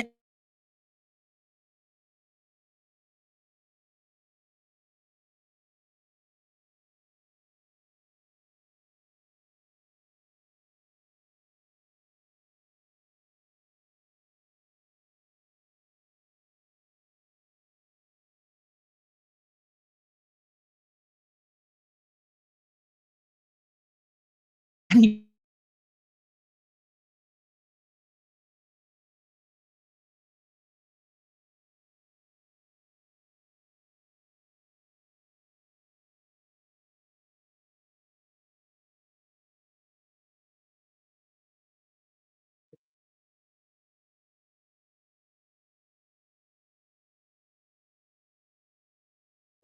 Okay, we're back. Sorry about the slight delay there. Once again, a little bit of Wi-Fi issues in the store just because we've got so many people here. Been a big tour. However, looks like we've just gotten rid of all carrots on the board with a malicious mean and scary. A very well-timed combo going down there. Really nice play from George. We've already went into the Clarabelle shift line. Got the Donald Duck Perfect Gentleman on the board there. Both players going to be drawing at the start of George's turn. Paddy is going to elect to hit down Sail the Azure at Sea, draw an additional card. Had 2 cheaters on the board there with the Basil. Obviously very low stacked characters. Draw engine, but a malicious mean and scary just completely wipes it. It's odd.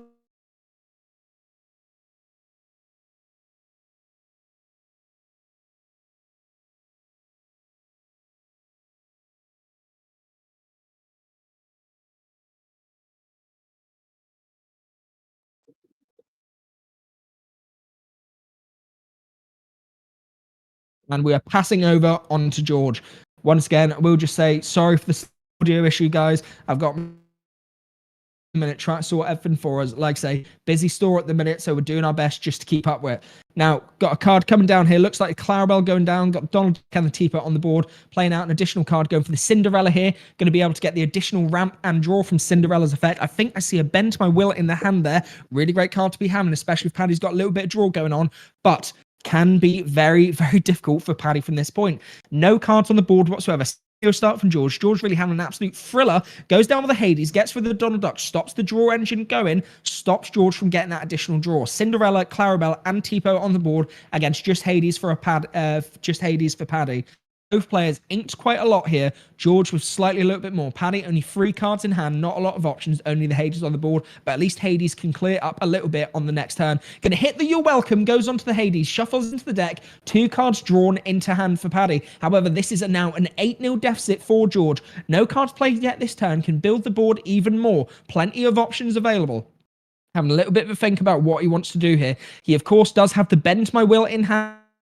That could be absolutely crippling for Paddy. Hits the Bend to My Will. All cards gone. Surely at this point, it's potentially just a scoop for Paddy. Nothing he's going to be able to do to come back from this without a board stake. Clarabelle comes down as well. We now have 1, 2, 3, 4 carrots on the board. 8-0 advantage. Paddy hands top deck. Is he able to pull into a Hades or something that can help him out here? I'm not sure what. Good to see the Judy Hops here. He's had to pass turn, can't play anything. Absolutely debilitating. Going to be going for another quest here. 1, 2, 3, 4. Goes all the way up to 12 total. 12-0 deficit. Going to be hitting down. Sail the Azure at Sea. Gets the additional draw. You're Welcome in the hand. Could get some additional draw. Passes on. No need to utilize it just yet. Paddy's going to be paying 1. An interesting card then, not seen that play. Gets down the Judy Hopps. Really nice card, especially for the Detectives deck. That's been going really strong at the minute. But once again, having to pass 1, 2, 3, 4, or another can go up to 16 hits. Surely Paddy is just completely out the game. I'm not sure what he has in his deck, but surely if he's going on this long, there might be something that he can draw into. Or maybe he just wants to see what cards are in George's deck, try and get as much information as possible. Sends play, Hades comes down, gets rid of it though, and at that point, it's just game over. Paddy has to scoop a really, really dominant performance so far in our top 4 matchup. That is the quickest match I have seen today, and I think for the whole of set 10. A massive congratulations to George, who obviously knows his deck inside and out, but the Malicious Mean and Scary so early on, getting rid of the Cheeches and the Basil, just absolutely destroyed the game there. Really, really interesting match so far. We're going to be going straight into game number 2. Is Paddy going to be able to come back with his spicy Amber Sapphire list? I'm not sure, but he's going to be on the play now, so he'll have a better chance, a better advantage in it. If we could take down one of the big decks of the format with an off-meta deck, that would be quite exciting, and I'll be very excited to see it on stream. Once again, this is your top 4 match here at Angle live in Peterborough for Store Champs today. Let me know in the chat where you are at the minute, whether you're over at DLC Richmond, whether you're playing at Store Champs, or whether you're just watching from home. Keep us updated. What deck do you think is going to win? We have our other semi-finals match going on at the minute, currently as we speak. Both players getting their hands sorted now, ready to start for this game 2. Paddy now on the play, just mulliganing in what cards they want to get away. Once again, the mulligan for Lorcana, get rid of any cards that you don't want at the start after you drew 7 cards. Redraw to get up to 7 cards. Obviously, players looking for certain key in their decks. As a very basic curve, we might see turn 1, turn 2, turn 3, turn 4, 1 cost, 2 cost, 3 cost, 4 cost. Following on from there, that's a very decent start to have. However, some decks, like the ramp deck we have, the Green Sapphire deck, which is playing currently, are going to be looking to go turn 1, play ramp on turn 2, and then play their 4 cost card out. A little bit different to the more tempo-based decks.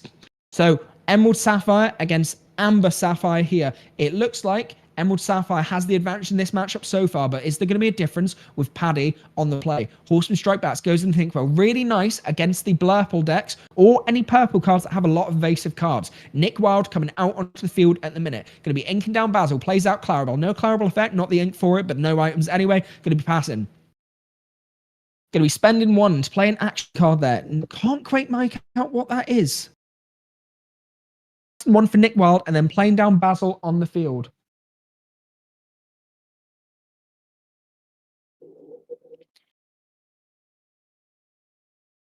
Sail the Azurite Sea into the Inkwell, plays out, inks an additional card, seeing exactly what you need to see here for George, getting that additional ramp. Paddy going to be trying to match soon. Inks the Nick, going to be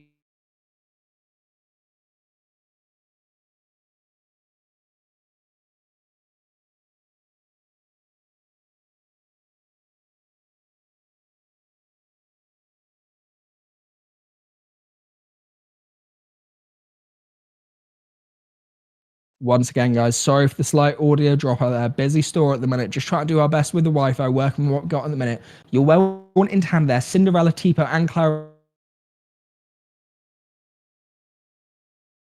He's getting all the cards he needs to see. If he's able to get the Shift Clarabelle as well, that could be decent. Surface Stitch goes into the Inkwell. A lovely reprint for Fable set 9. A very popular card in set 1. Going to be questing out with Nick Wild and Detective Mickey there. Going 4 total. Paddy in the lead at the minute. 4-0 deficit. Green Sapphire player. Not any law on the board, but not exactly cards either. Going to be inking Donald Duck. Perfect gentleman. So that 5 goes to the Shift Clarabelle. Really key card here.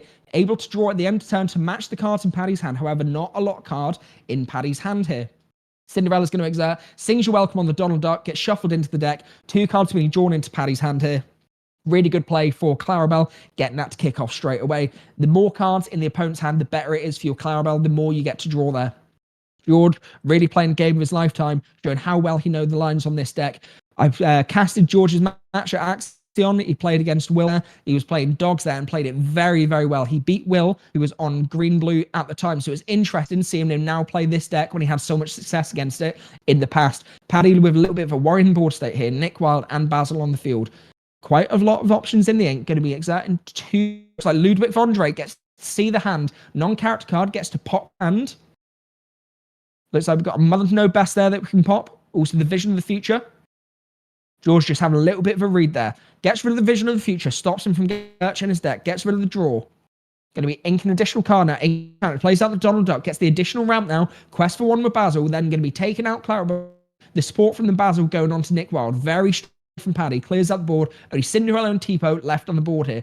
5-0 deaths have Basil, Ludwig von Drake, and Donald Duck on the board. Donald Duck questing for 2. Ludwig von Drake and Basil questing for 1. Not a bad start here from Paddy. Looking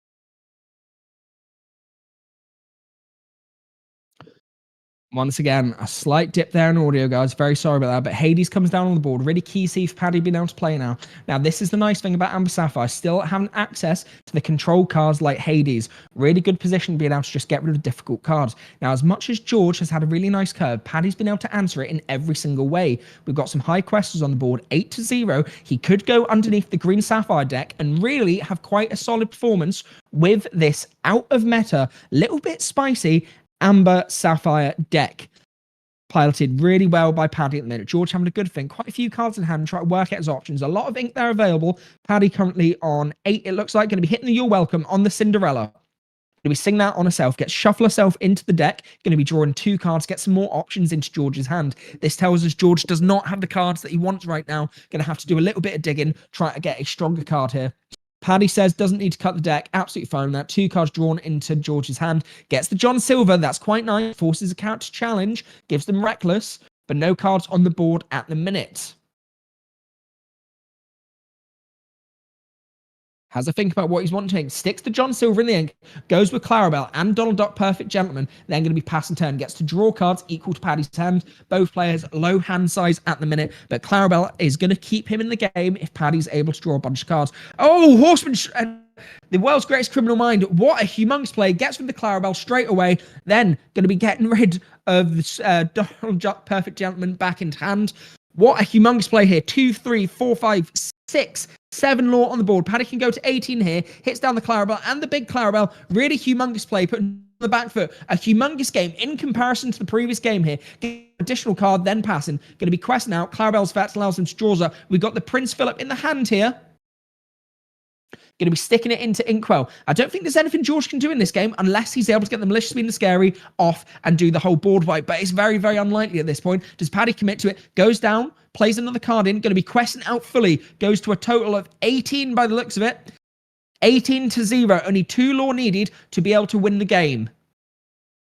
Develop your brain, comes down, looking for an answer here. Searching top 2 cards of the deck. 1 goes to the bottom. Does he find anything? He does not. Paddy takes the net game. A humongous performance. Very well played to both these players so far. Paddy sticking in it. 1-1. It is now going to be George on the play. George, our number 1 seed, completely unbeaten in Swiss, going against Paddy. Number 4 in Swiss. Both excellent players, excellent results. But we are doing a top 4 here today instead of a top 8, meaning that Paddy's in a worse situation than he would have been if he was in the top 8. He's really having to fight for this game. Green Sapphire, Emerald Sapphire had a very dominant performance in the first game. However, Paddy was able to go right underneath him, aggro out with a control deck of all things, and able to take the win there in the second game. Once again, we are going for a 3rd game here. 3rd game in our top 4 match. 70-minute time limit available. Been a mega start so far. Very impressed by both of these players. I'll be eager to see either of them in our final. The top 4 match going on at the same time as well as us is still going, so plenty of time left. 70 minutes on the time limit. Both players cut decks, ready to get their mulligan going. Now, it's really interesting seeing Paddy do so well with an off-meta deck. Some of these cards are new. They're very new to set 10. Got those detective cards in there, which are very exciting. But I do like to see the cards which are teched, specifically like Horseman Strikes Back, to get rid of the evasive cards in decks like Blurple and Purple Steel, which might be a hard matchup for this deck. It's a deck invented completely by Paddy. He's very good at creating his own decks, very spicy decks.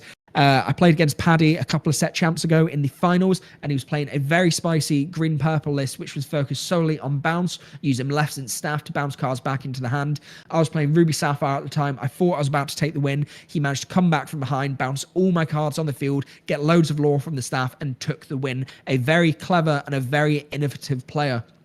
They've always said that you've either got a deck builder or a strong player, but Paddy tends to be both of them, a strong player and a strong deck builder. So it's great to see him doing so well in this tournament today. George on a play here, going to be inking down a Tipo. They're going to be passing turn to Paddy. Does not have the turn 1 card, doesn't have the Clarabelle, but not too much of an issue. He doesn't desperately need it. Basil goes into the Inkwell, playing down the Nick Wild, a card that's been favoured by Paddy in this match so far. Going for that, the exact same line as the previous game. George having a little bit to think about what he wants. Surely he's going to be going for ramp here. I think Tipo's potentially going to be coming out, having to think about what he wants to ink. Quite a few options in the hand. Needs to be aware of. Going to be inking a Tipo, playing out another Tipo, then gets to ink an additional card. The key thing is he does have the Cinderella in his hand here, which is the exact curve that he's looking for. Gets to ramp with Tipo, then ramp again with Cinderella. If you can get a Clarabelle out quick and get the draw from it. But a Ludwig von Drake comes down, able to get rid of a non-character card, but does not have any non-characters. No bueno here, no luck whatsoever.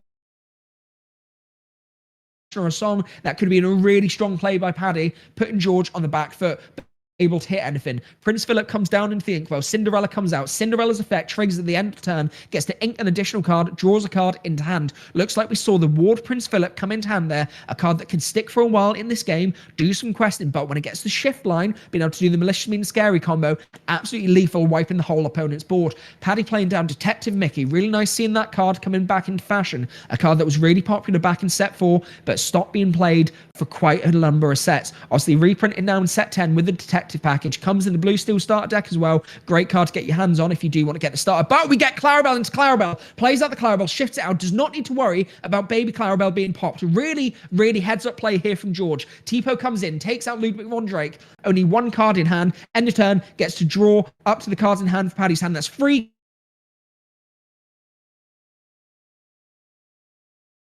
Card.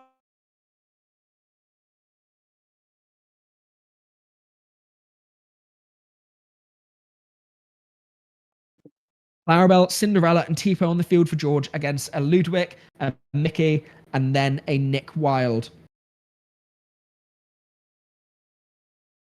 Paddy having to think about how he wants to conduct his turn. Once again, apologies for any drops that we have today. Busy store at the minute, so we've got a lot of people on the Wi-Fi, managing the best that we can. Decides to get rid of the You're Welcome from hand after playing down the Ludwig von Drake. Big power on this card, being able to get rid of these disgusting action cards, which can cause lots of problems for you. Obviously, if he was able to play that down, could get rid of one of the cards on Paddy's field. Goes for another Detective Mickey. Quite a lot of ramp going on here. 2 heavy ramp decks. However, we get the world's greatest criminal mind. Pops the Clarabelle. A really strong pay for Paddy at the minute. George had the perfect opening curve, but I can't help but to think Paddy is very slowly and very carefully coming away with this game. Could this off-meta spicy deck be the next big thing in Lorcana? We saw Lorcana Justice go to one of the DLCs, piloting Brainiac for the first time, and everyone loved it. That became a top tier meta deck just based on something that Justin had theory crafted on his own. Could we be seeing the next big thing with Paddy? An Amber Sapphire deck, something we've never seen work in the meta so far, but is performing certainly very well at this Store Champs, and looks like it could be one to beat. George, a fantastic player, lots of experience, experienced in Magic as well, several TCGs under his belt, a very accomplished veteran TCG player, having quite a hard time against Paddy in this matchup.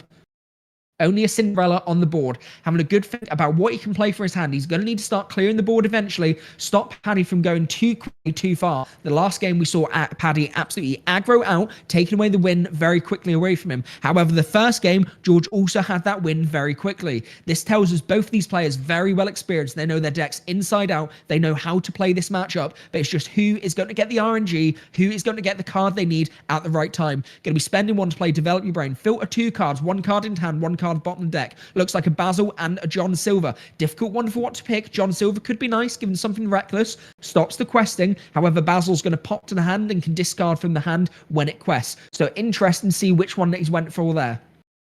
Looks like he's going to ink a card, inks the Prince Philip, plays out another Cinderella, going to be able to trigger both of these cards to double ramp if he wants. However, doesn't look like he's activating yet. It's the end of turn effect that we're going to be doing this. Cinderella taking out Nick Wild.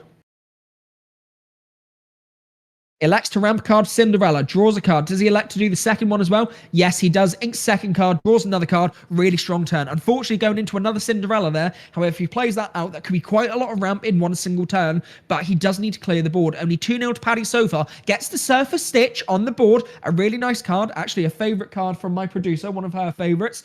So we like to see that in the game at the minute. We are then going to be questing out, going 3 altogether. Only one Cinderella left on the board for Paddy. On the board for George, sorry. Another Cinderella comes down. We have the Cinderella trifecta. All the Cinderellas coming to the ball tonight, ready to have a bit of a party. But it looks like George is not having any luck on his side of the board at the minute. Clarabelles have been wiped through World's Greatest Criminal Mind. Cinderellas are not sticking around. No matter how much he's ramping, how much he's drawing, he cannot yet compete with Paddy's huge side of the board at the minute. Surfer Stitch, as well as Detective Mickey, Ludwig von Drake, and a second Detective Mickey. We've got 1, 2, 3, 4, 5 Law Q quest for next turn. Cinderella and Cinderella looking to challenge here, take out the Mickeys, but George is having to think whether this is sensible. Try to work out what he actually wants to get rid of. We've got a baby Clarabelle in hand, ready to get rid of any items if he so chooses to. However, no items on board, so no really need for it at the minute. First, Cinderella's going to go into the Detective Mickey, takes it out, only 1 damage coming back. Having to think if he wants to get rid of this other one, having a good think. Draws into the Prince Philip there, electing to use both Cinderella effects. Ramps twice, draws twice, decides to leave it there, focusing on passing the turn. So we've got Surfer Stitch, Detective Mickey, and Ludwig von Drake here. 3-0 to Paddy. Paddy got way less ink at the minute. Cinderella showing why it was such an expensive card at the start of this set. But once again, George really struggling to try and clear the board. Surfer Stitch as well, a bit of a bigger stat line, so going to be harder to get rid of. Both cards go in, take out the Cinderella, then Surfer Stitch going to be quested for 2, going up to 5. Benefit Ludwig von Drake when it's banished, goes into Ecuador. However, Hades comes down, gets rid of the Cinderella. A mass of ink here for George. Plenty of ink available, plenty to play for his turn, but what does he play? A smaller board here by Paddy. George has done well to keep this down, stop him from going away too quickly, too fast. However, it is getting to a point in the game where George has that many cards in hand that surely he can start layering out his board, and it's going to be so much harder for Paddy to deal with. Obviously, a slightly more difficult draw engine in his deck, not as strong as the Emerald Sapphire deck. Going to be inking a card there. Inks Prince Philip. Interesting to see that go, being such a strong evasive character. However, Horseman Strikes Back can pop it straight away, something he's aware of. Clarabelle comes down onto the field, going to allow him to keep drawing up to the same cards in Paddy's hand. Smart to get that, but this is like the 3rd Clarabelle we've seen. Seeing a lot of luck with the Clarabelles here. We do see a Basil in hand as well. This could come back, send a card back to the hand. Another new card coming down onto the field there. Looks like it's 2 Judy Hopps going back to back there.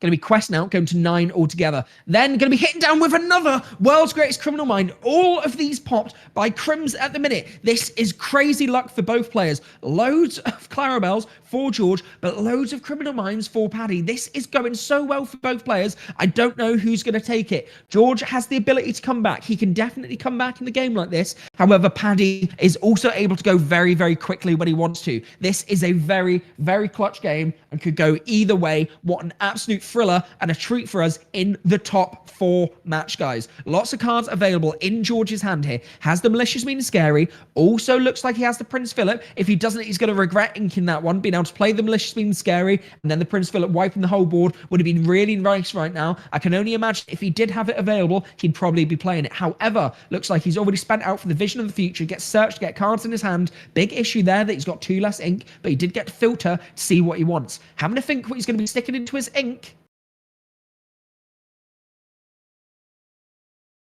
Sides against it. Once again, crucial to the game. Needs to play this right. 9-0 deficit. He is quite fine.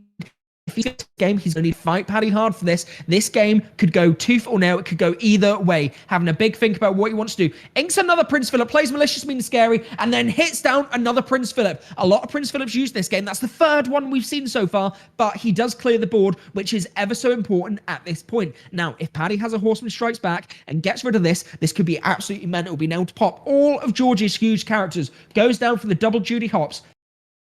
Straight onto the field there. Going to be inking an additional card. Plays out in action, gets to draw an additional card there. Oh my God, hits another World's Greatest Criminal Mind. Another big card gone. Paddy doing absolute wonders in this game. George cannot keep a card on the board. No matter what big card he puts down, Paddy's been able to get rid of it. A really strong off-meta deck here, which seems to be working an absolute treat.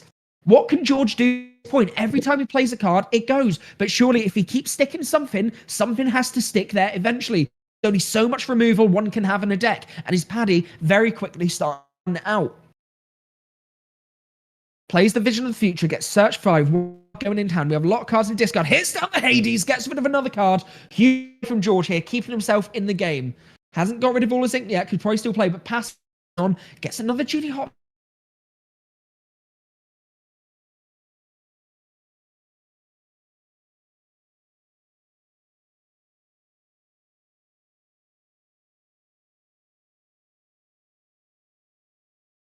Can't quite work out the card there. It looks like it looks like it's Genie that's come out there. A 2 quester. So Paddy putting on the gas a little bit at this point. Basil comes down, so does Genie. Able to quest 2. However, Basil sends it straight back to the hand. Really nice play by here, George.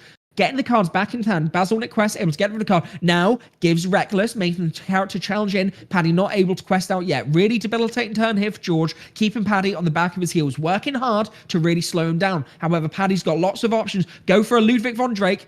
Cards in hand, absolutely nothing. Decides to have a look through Paddy's discard. Works out what he has here. What's left to still be able to play. Can't be that much. But George has no cards left in hand. So really difficult position for him to be in. Needs to get from draw from somewhere. We do, however, have 3 really big characters on George's side of the board. Paddy, Ludwig von Drake, Judy Hopps, and the Basil. Going to be challenging into the Hades by the looks of it there. Does some damage onto it. Quest with the Basil, and then pass and turn.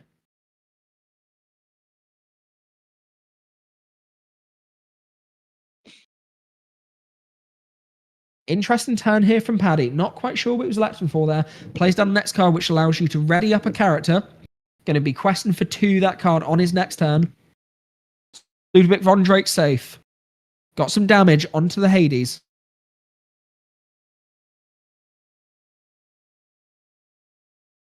George having to think here about what he wants to do. Obviously, top decking at the minute, which isn't great. Just having to read a Basil. When Basil quests, you get to give support to a character, making it stronger to challenge in. But realistically, Paddy's going to want to be questing out at this point, try to get as much damage on the board as possible, as much lore on the board as possible, sorry. John Silver going to be questing out, going to be giving Reckless to a card, having to think about what he wants to decide to give it to. Is it to the Basil or the Ludwig? Gets rid of it straight away. But Ludwig's going to be going into the Inkwell, which is the negative.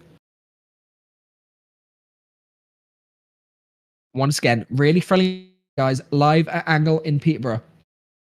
George having to think what he wants to do. If there's any cards in hand, it might be smart to be able to quest without Basil, get rid of the card in hand from forcing the discard there. Hades questing as well. However, it would lead to Hades being popped on the next turn. Once again, George just having a little bit of a read. This is the big benefit of playing an off-meta deck. You know how it works. They're having to try and work out a strategy in their head straight away. Plays down an additional card, goes for the bell. Not really the best card to see at this point, but when you top deck badge, you can't do anything about it. Something just happens. Both players were a bit of a filled board state. However, we are 6-10 now, a little bit closer for George. Paddy does need to try and keep George's board state clear. Otherwise, with the bigger characters, this is going to get away from them very quickly. The big issue, John Silver giving Reckless to the characters now, makes it a lot harder for him to be able to take things out. Only 1 card in hand for Paddy. Having to think about what the best play here is. I have to say, the Cinderellas from George has really kept him in this game. Being able to ramp so much, get all the filtering cards, draw so much, has really put him into a decent position. Just a reminder there about what card has Reckless, just pointing it out on the card at the end. Paddy really having to have a good thing. A turning point in the match. George can turn it around from this point onwards here. Paddy having to flick through his own discard to see what's available, what's already been played, keeping information about every card on the deck. Going to quest the Basil, gives the support card at the end, able to take out the John Silver, no longer able to give Reckless, but 5 damage on there now. Going to be exerting ink, going to be playing down, looks like a Nick Wild.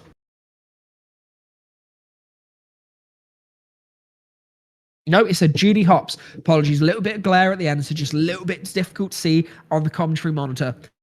Going to be ready in the Basil there. 12 lore altogether to a total of 6. Able to quest for a total of 5 here. Potentially going to want to take out cards. Clarabelle goes in, gets rid of the big card. Ludwig von Drake still on the field. No cards in the hand for Paddy. Basil's not going to get the effect of being able to discard here. Judy Hopps, obviously giving the benefit to the detective characters here. Counting out how much Laurie can get here, that'll be a total of 2, 3, 4 next turn, taking Paddy to 16. Realistically, he does need to challenge into something. He does need to try and clear the board a little bit, but only being able to get rid of Ludwig von Drake doesn't do too much for him at this point, but he still does need to minimise what's on the board for Paddy. Big deciding fact here is what is in George's hand at the minute and whether it's going to help him. But I'd imagine, since he's not played it yet, probably not too helpful. Another Clarabelle, once again, back-to-back. Really not what we want to see. Elects to not do anything there, pass his turn. 12 total lore for Paddy at the minute, 6 for George. Basil, Clarabelle, and Hades on the board. Both players struggling with their draw at the minute. George just needs a really strong card off the top of the deck and he can come back into this. However, it is getting very, very close. Once again, Paddy is at the point where he just needs to edge through. If he can just squeak through this, he can take the win. George is having to fight for it. But when you're top decking, it makes it so much harder. And a little bit think about what we want to do there. Going to quest with the Judy Hops, goes to 14 total. Plays down a nice enchanted card. Very nice to see that in the deck there. And then going to be pass in turn, taking it steady, taking it slow, keeping cards and presence on the board. If he's not able to find removal, it's potentially going to be game over at this point. Going to have to start challenging in, putting some threats on. But once again, George is keeping his card face down, telling me that he's not drew into a card that he needs right now. Going to be hitting down the Basil, does pop a card back into the hand, stops Paddy from being able to quest out too much, and then quest with the Basil, gets rid of the card. A really nice play here. George really keeping it in the game. Takes out the Judy Hops. Keeps him in the game here. Double Basil left on the board. Only Basil and Ludwig von Drake there for Paddy. Can't get close to winning the game on the next turn. However, plays down a card, goes for another Nick Wilde, not exactly what he's looking for. George playing a little bit quicker now, realising that he can work a little bit harder. Top card goes onto the deck there, not too sure what's happened. Perhaps a little bit of an error from the players.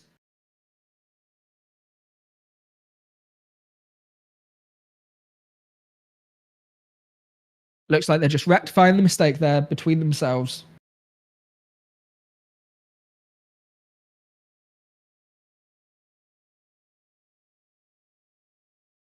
George having a little bit to think about what he wants to do. Both Basils readied up. George on a total of 6, Paddy on a total of 15. 1, 2, 3 lore available on the board.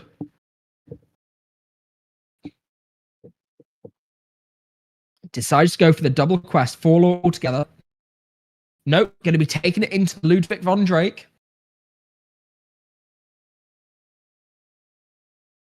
Really key point of this match here. Both players having to work hard, make the right choices. One single error could lose them the game at this point, could put them in a really tricky situation, which is really hard for them to come back from.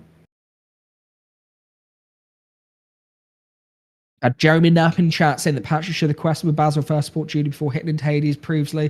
Glad to see you guys active in chat. Thank you for staying active with us. Stay with us during this game. Really clean match here. Going into a Tipo, not exactly the card that George is going to want to see. A little bit of a shame there. Basil and Nick Wilde on the board. Not the best options available for both players, to be honest, but the double Basils on the side of George is going to be very, very strong. It means Paddy can't afford to keep cards in his hand. Going to challenge in, takes out the Basil, plays down a Cheacher. Now, Cheacher going to give a little bit of a draw engine here, potentially for Paddy, if he's able to get some ramp off, get some additional draw. Could be really clutch for this point in the match. 15 to 8 stat line, only a Tipo and a Basil on board. Going to quest for 2, goes 10 altogether. Hits down the Prince Philip, gets the ward. Really nice, going to be passing turn here. Plenty of options available. Going to be plays out the Surfer Stitch, gets to draw 2 cards off it. Very, very nice. Inkinsale the Azurite Sea gets to play down another card here. Really strong position. Takes out the Basil here. Really strong board for Paddy. Paddy, 2, 4, 5 lore available. Paddy can take it on the next turn. George is going to need to find removal. If it's not Hades, I think he loses here. Does he have something? Gets the Hades off the top.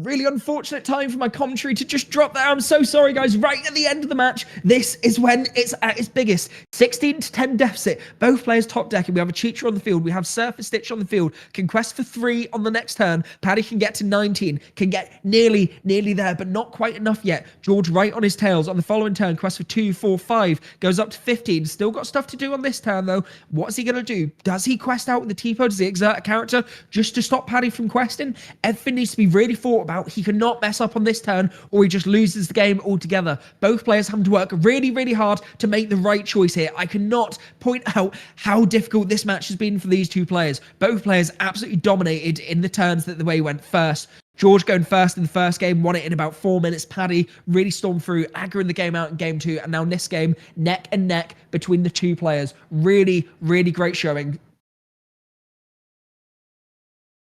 George looking to exert the T-Po, decides against it, passes turn. Paddy draws, got the T-Po, the Surf Stitch and the Cheat Show. Gets the Donald Duck.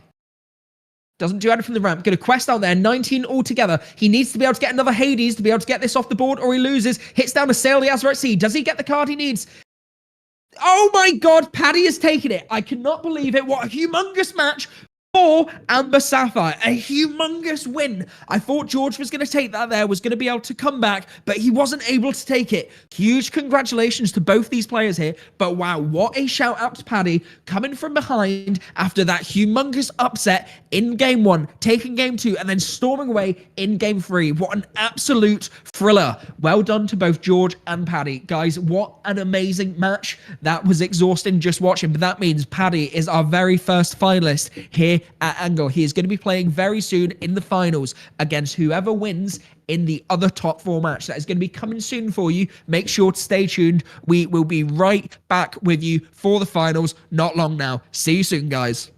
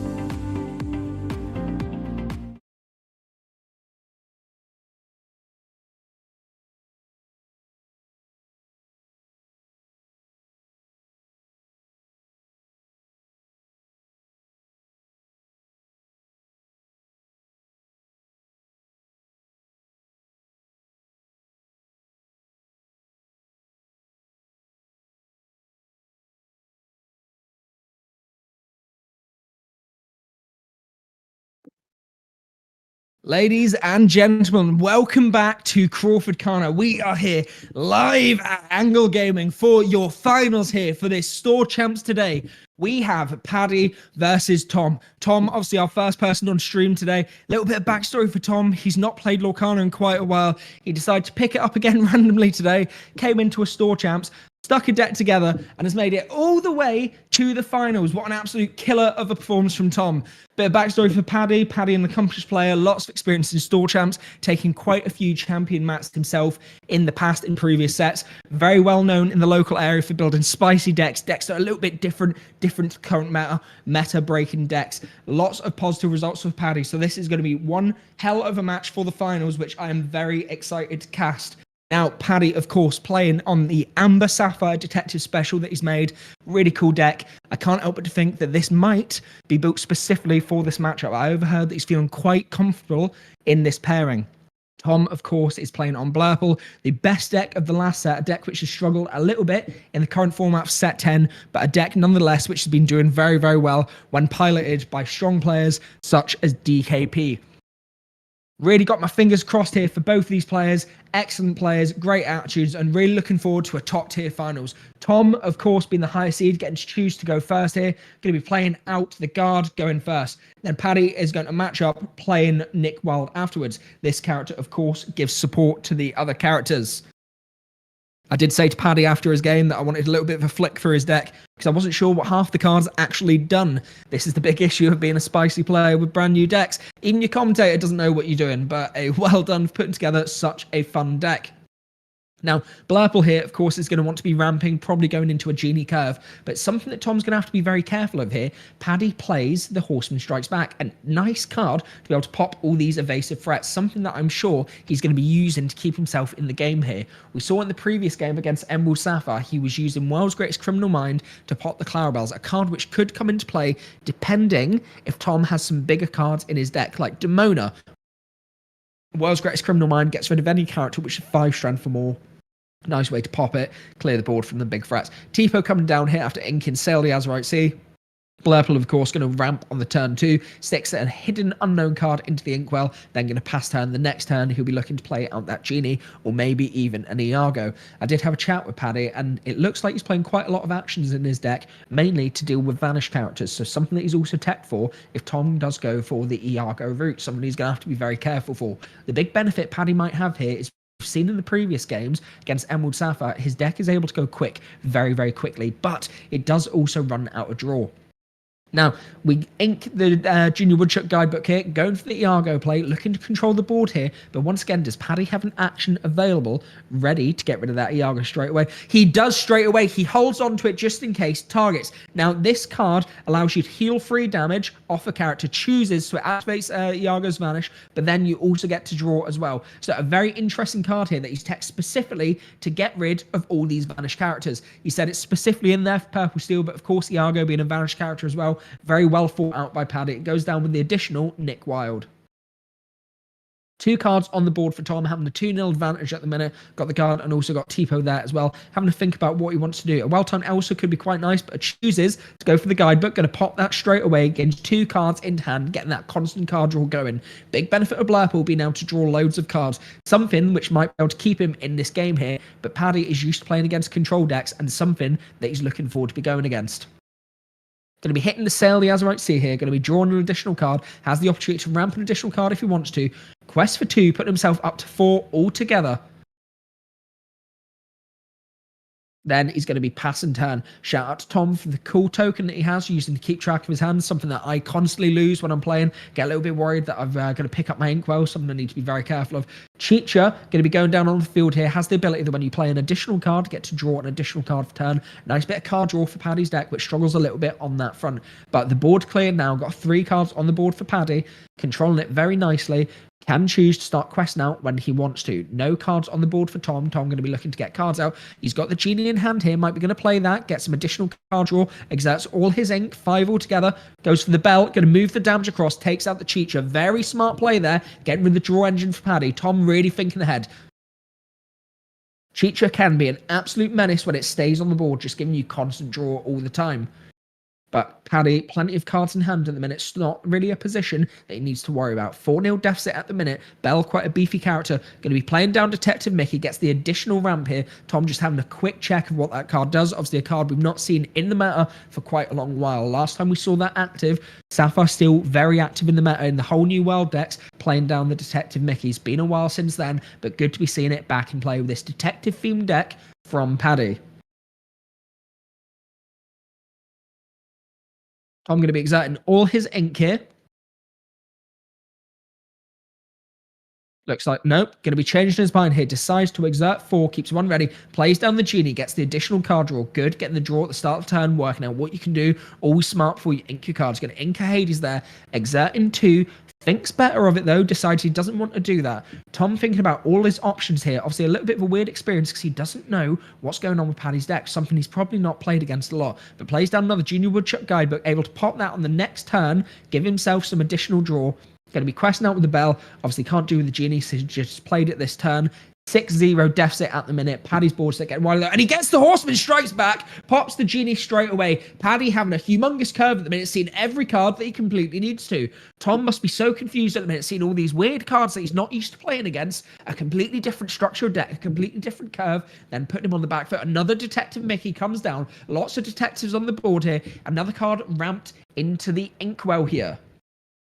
Then going to be passing turn, moving on to Tom. Only got the Bell Accomplished Mystic on board. Can't help but to think it might be smart to pop the guidebook first of all, get the additional draw.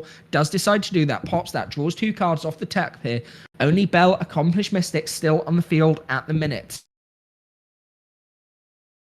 A very wide board here for Paddy. Only question for 1 each, though. Not doing loads at the minute. Going to be exerting the rest of his ink here. Plays down Hades, targeting Detective Mickey. Does Paddy choose to let him draw, or does he get rid of it? I feel like getting rid of it might be smart, not let him draw, and that's what Paddy decides to do. No reason to give the Blurple player extra draw at the minute when his hand is so low. Only the 2 cards off the Woodchuck Guidebook. Plays down the Basil after inking the Tipo. Not a lot of cards in hand. Doesn't look like it's the best situation for Tom at the minute. Working out whether he wants to quest. Does quest for the Bell. Goes to 8 altogether. A little bit weird seeing Blurple being the aggro deck at the minute. Going quick on the law. 8-0 currently. Paddy on 0. But building up. Steady Inkwell. Building up the board. Goes for the Hades. Gets rid of the Bell. Very nice play from Paddy. Big advantage of ramping so much here. Able to get your big characters out so quickly. Now only a smaller Hades and a Basil on the board for Tom. Not too much of a threatening board state. Quest for 1, Detective Mickey. First law on the board for Paddy, and then passing turn. Tom re-exerting his Inkwell here. Only 2 cards in hand. Going to be drawing to get that 3rd card. Hopefully he's able to come into something decent. Otherwise he's going to be in a lot of trouble very, very quick. We can see Paddy going to catch up very quickly if Tom is not able to sort out his board state.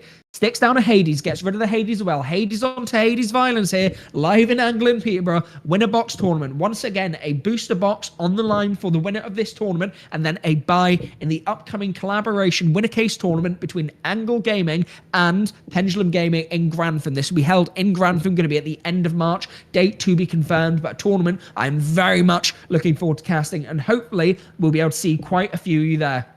Ludwig von Drake comes down. Tom has to show his hand there. Gets double into the unknown. Going to get rid of one of the into unknowns, but keeps the other one. Now, Ludwig von Drake goes into the Inkwell after it's been taken out. A very strong card, helping Paddy to keep that ramp up, helping him to get to the other cards that he needs, his bigger cards. Goes down for a Judy Hopps. Really like this card at the minute. I had a look in Paddy's deck. The enchanted card that we saw in the previous game is the exact same as this one. Judy Hopps has the effect that you give resist to your detective characters, but also gives alert to them as well. Quest for 2, 6 cost, but shift for really strong character, and one of the big reasons that you want to be playing detectives. Love seeing this in this spicy off-meta deck that Paddy's holding at the minute.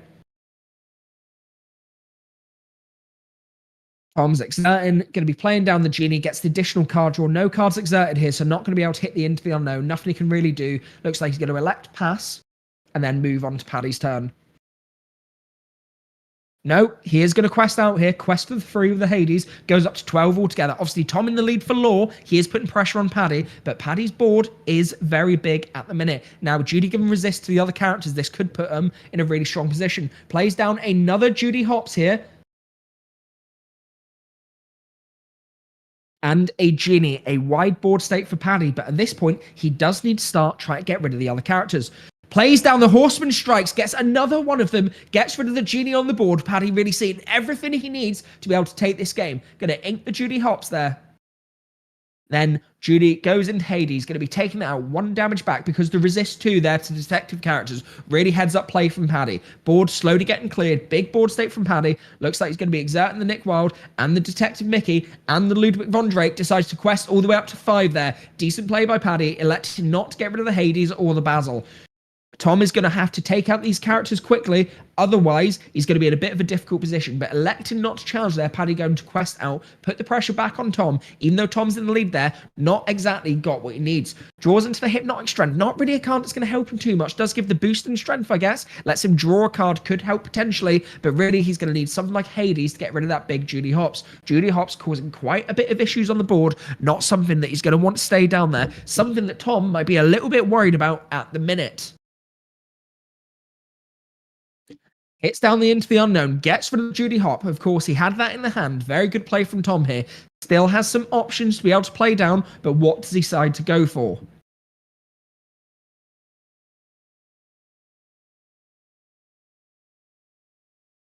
Very close game so far. Looked like Tom was taking the lead quite clearly at the beginning, but Paddy being able to hold his own. Expanded his board well. Going to be challenging in with the Basil. Takes out the Nick Wild there. Then Hades going to take out the other detective Mickey. Really controlled that board well. And then plays down the Bell, Accomplished Mystic. Moves the damage off the Hades. Really big play from Tom here. Really massive. Well done controlling that board state, which was getting a little bit out of control. Both players able to get rid of the opponent's characters, which are causing quite a few issues. Judy Hop's going to quest there. Allows him to look at the top cards of his deck. And then move positions.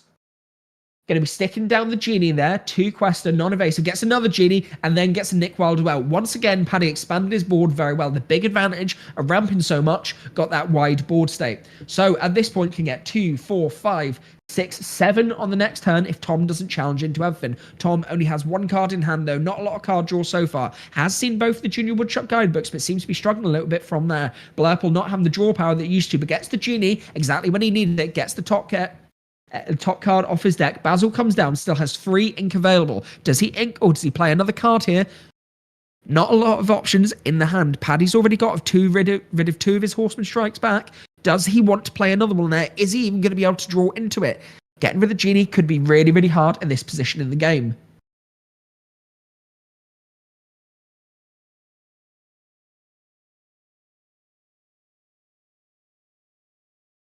Very close position in this game at the minute. 12 lore for Tom. Going to be questing again. Goes to 14 altogether. Pressure on Paddy now. 14-7. Paddy's really going to have to work here. However, he does still have 2, 4, 5, 6 lore on the board. Can get up to 13. However, Tom on the next turn can go 13, 15, 16, 17, 18. Getting him very close to game. I can't help but to think Paddy is going to have to sack some of his characters in. Challenge them. Goes in. Takes out the Hades with the Nick Wild. Genie goes in and takes out the Bell. Going to be then questing with the Hades, with the Genie, and the Nick Wild, going up to 10 total, closing the gap slightly. Tom can go to a max of 17 this turn. Can't win it here, but if he can get some draw power, could be in a good position to be able to take the win here for this set. Paddy holding steady. Both games, both players up in the air at the minute.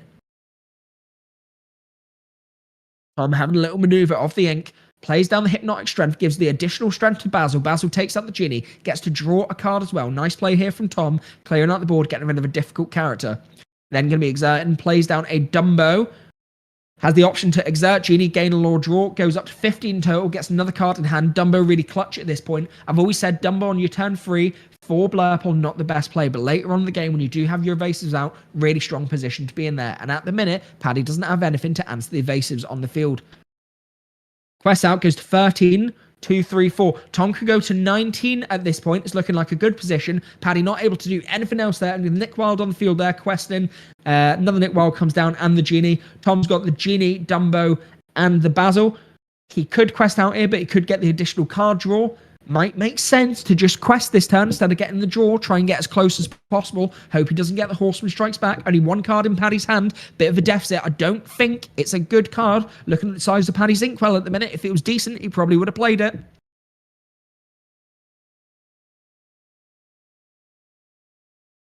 Tom just having to think about the best way to do this. Going to exert the Dumbo, gain a law draw. Smart thing to do. You get one law through Dumbo anyway. The big question is he going to do the same with Genie, or does he quest for the 2 and then the extra one with Basil? I think surely he has to quest with the Genie here instead of using the Dumbo ability just to put as much pressure on as possible.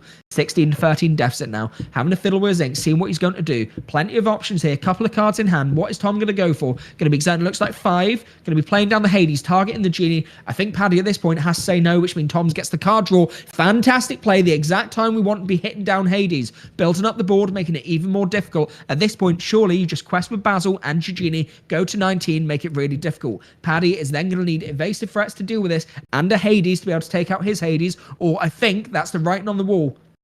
Looks like it is. Tom takes game 1, beats Paddy in the first match. Once again, same as the last set, Paddy has went down in the first set when he's going second. However, when he's going first, he might be in a more favourable position. I will say Paddy playing very slow there, didn't have the opportunity to aggro as much as he probably would have liked. Tom went very quick for his Blurple deck there. A very strong performance so far.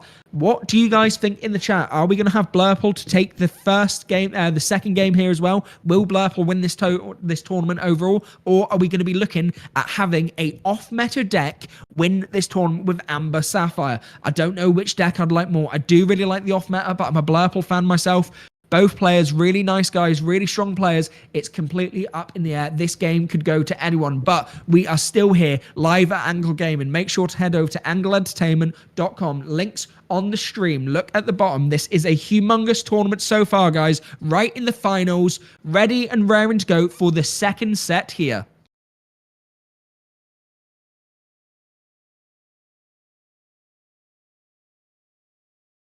Both players working out what they want to do with their mulligan here. Like I said earlier on in the game, Lorcana timed game where you have mulligan at the start. Get rid of as many cards as you like. Try and get the optimal curve. Can't be too greedy. Need to be sensible with what you go for. If you play too much risk, you're going to end up in a position where you do not have cards that you'll be able to play.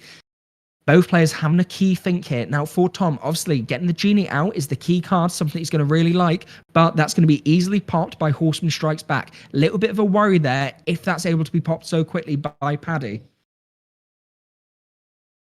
Paddy was saying before, out of the 2 decks that he could have played against in the final, he was really hoping to play against the Blurple list. The other player in the semi-finals playing Purple Steel had a narrow loss against Tom. Tom was able to win that through a very interesting game, but Paddy did not want to go against the Purple Steel deck, said that would have been a lot harder matchup for him, feeling a lot more comfortable in this match against Blurple.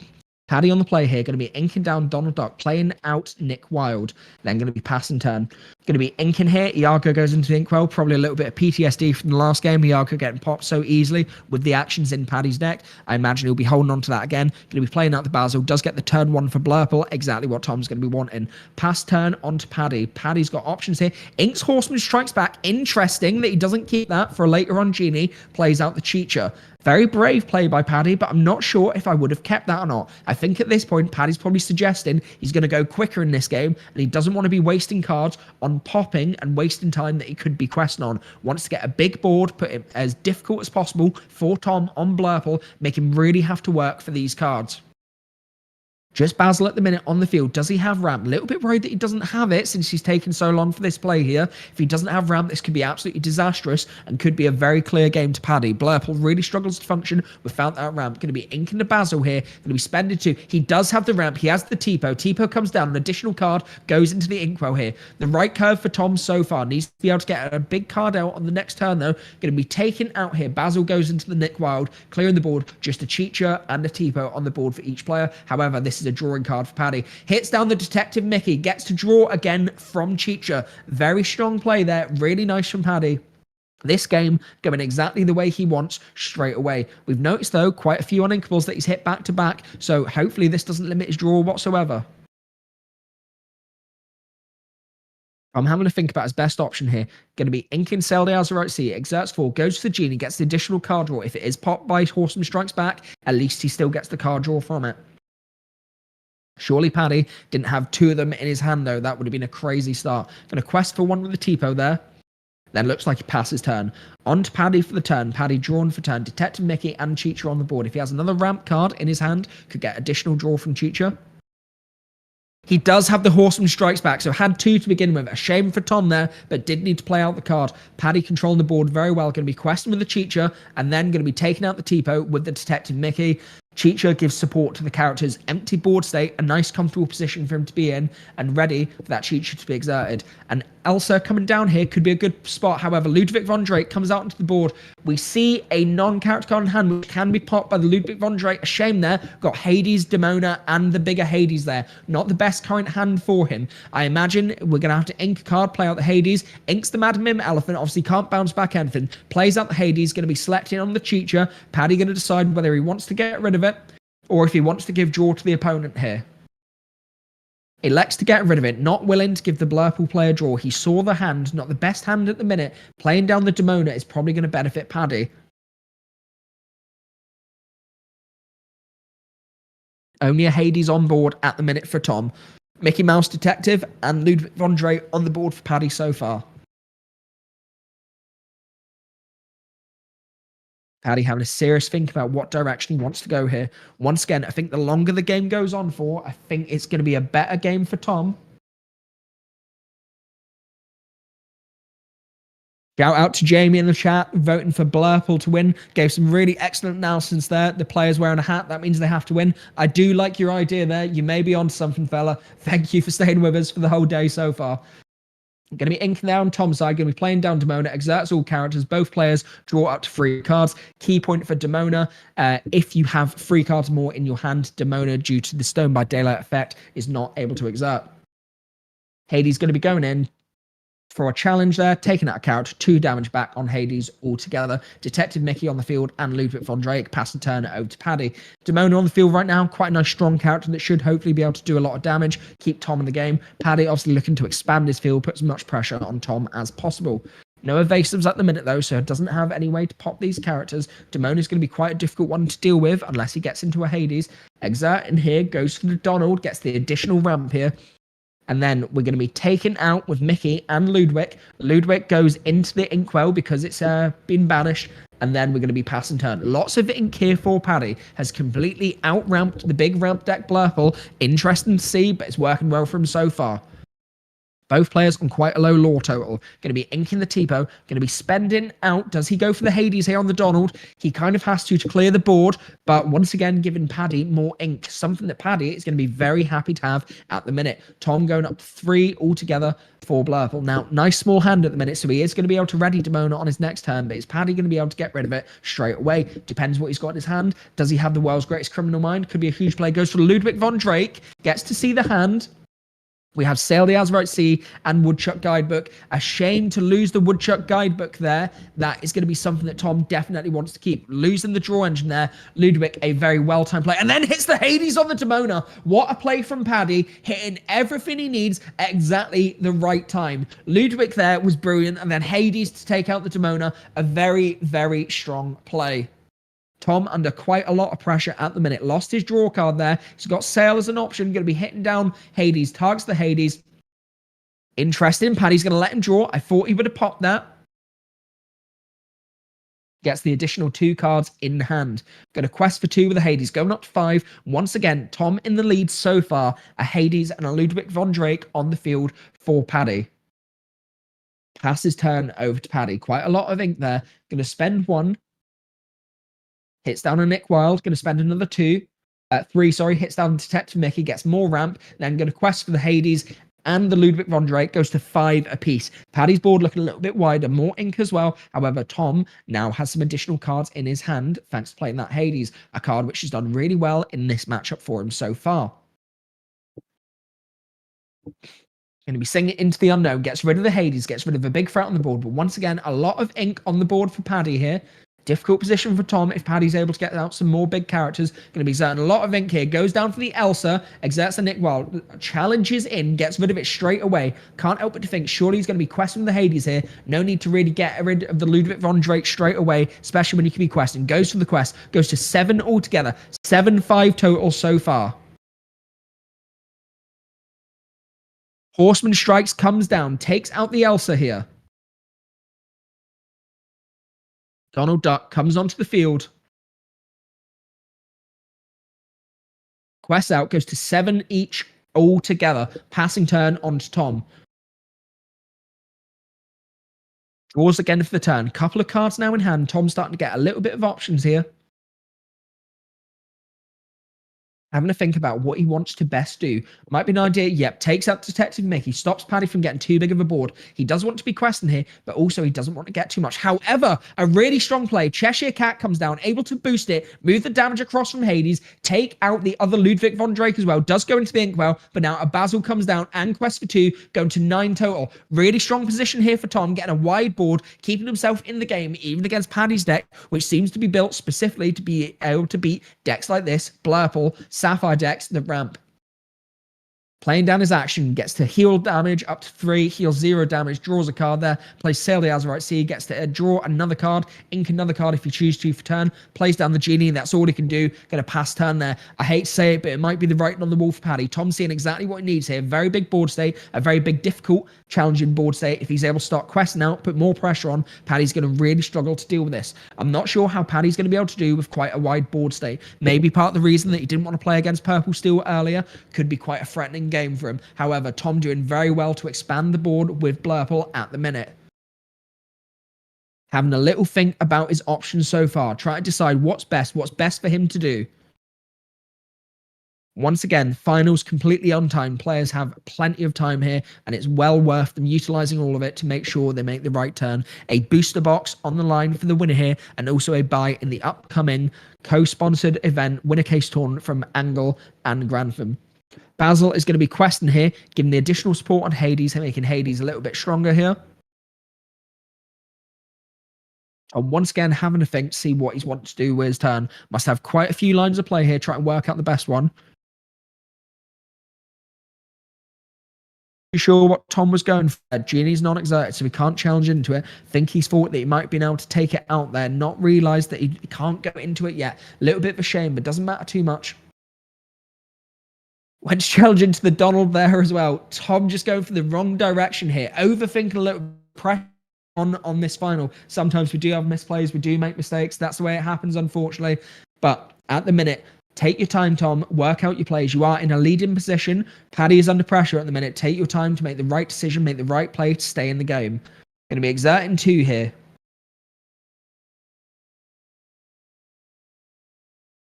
Magical Maneuvers, comes onto the board, decides to exert Genie, brings a card back into the hand, and then going to be able to go into the Genie with the Hades, the support with the Basil there. Smart play by Tom. Plays out the Cheshire Cat again. Obviously, that coming back into the hand was able to get him additional draw because the boost card under it, and then boosting again, moves the damage off Hades, takes out that card. Fantastic play by Tom. Worked it out very, very well. An excellent turn from Tom, clearing the board state once again. Obviously, only a Donald there. Can't question that Cheshire Cat since it's just come down, but a great position. Tom must be feeling very, very comfortable at this point about taking the win. Paddy going to be drawing for turn here.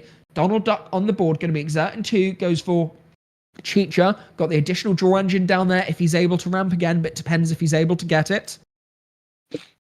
And then unfortunately, going to have to pass turn. Moves over to Tom. Quite a lot of cards in his Inkwell now. A lot of cards on the board. And unfortunately, that is it. Paddy just has scoop, realizes nothing he can do there. That means it's going to Tom. What a huge victory for Tom. Congratulations. That went a lot quicker than I was thinking, ladies and gentlemen. But unfortunately, when you don't have the answers, there's nothing you can do. A very valiant effort goes to Paddy for fighting his way all the way through there, working hard, trying to get to the end. A great job to both competitors, and especially an amazing job goes to Tom, our winner here at Angle Gaming in Peterborough.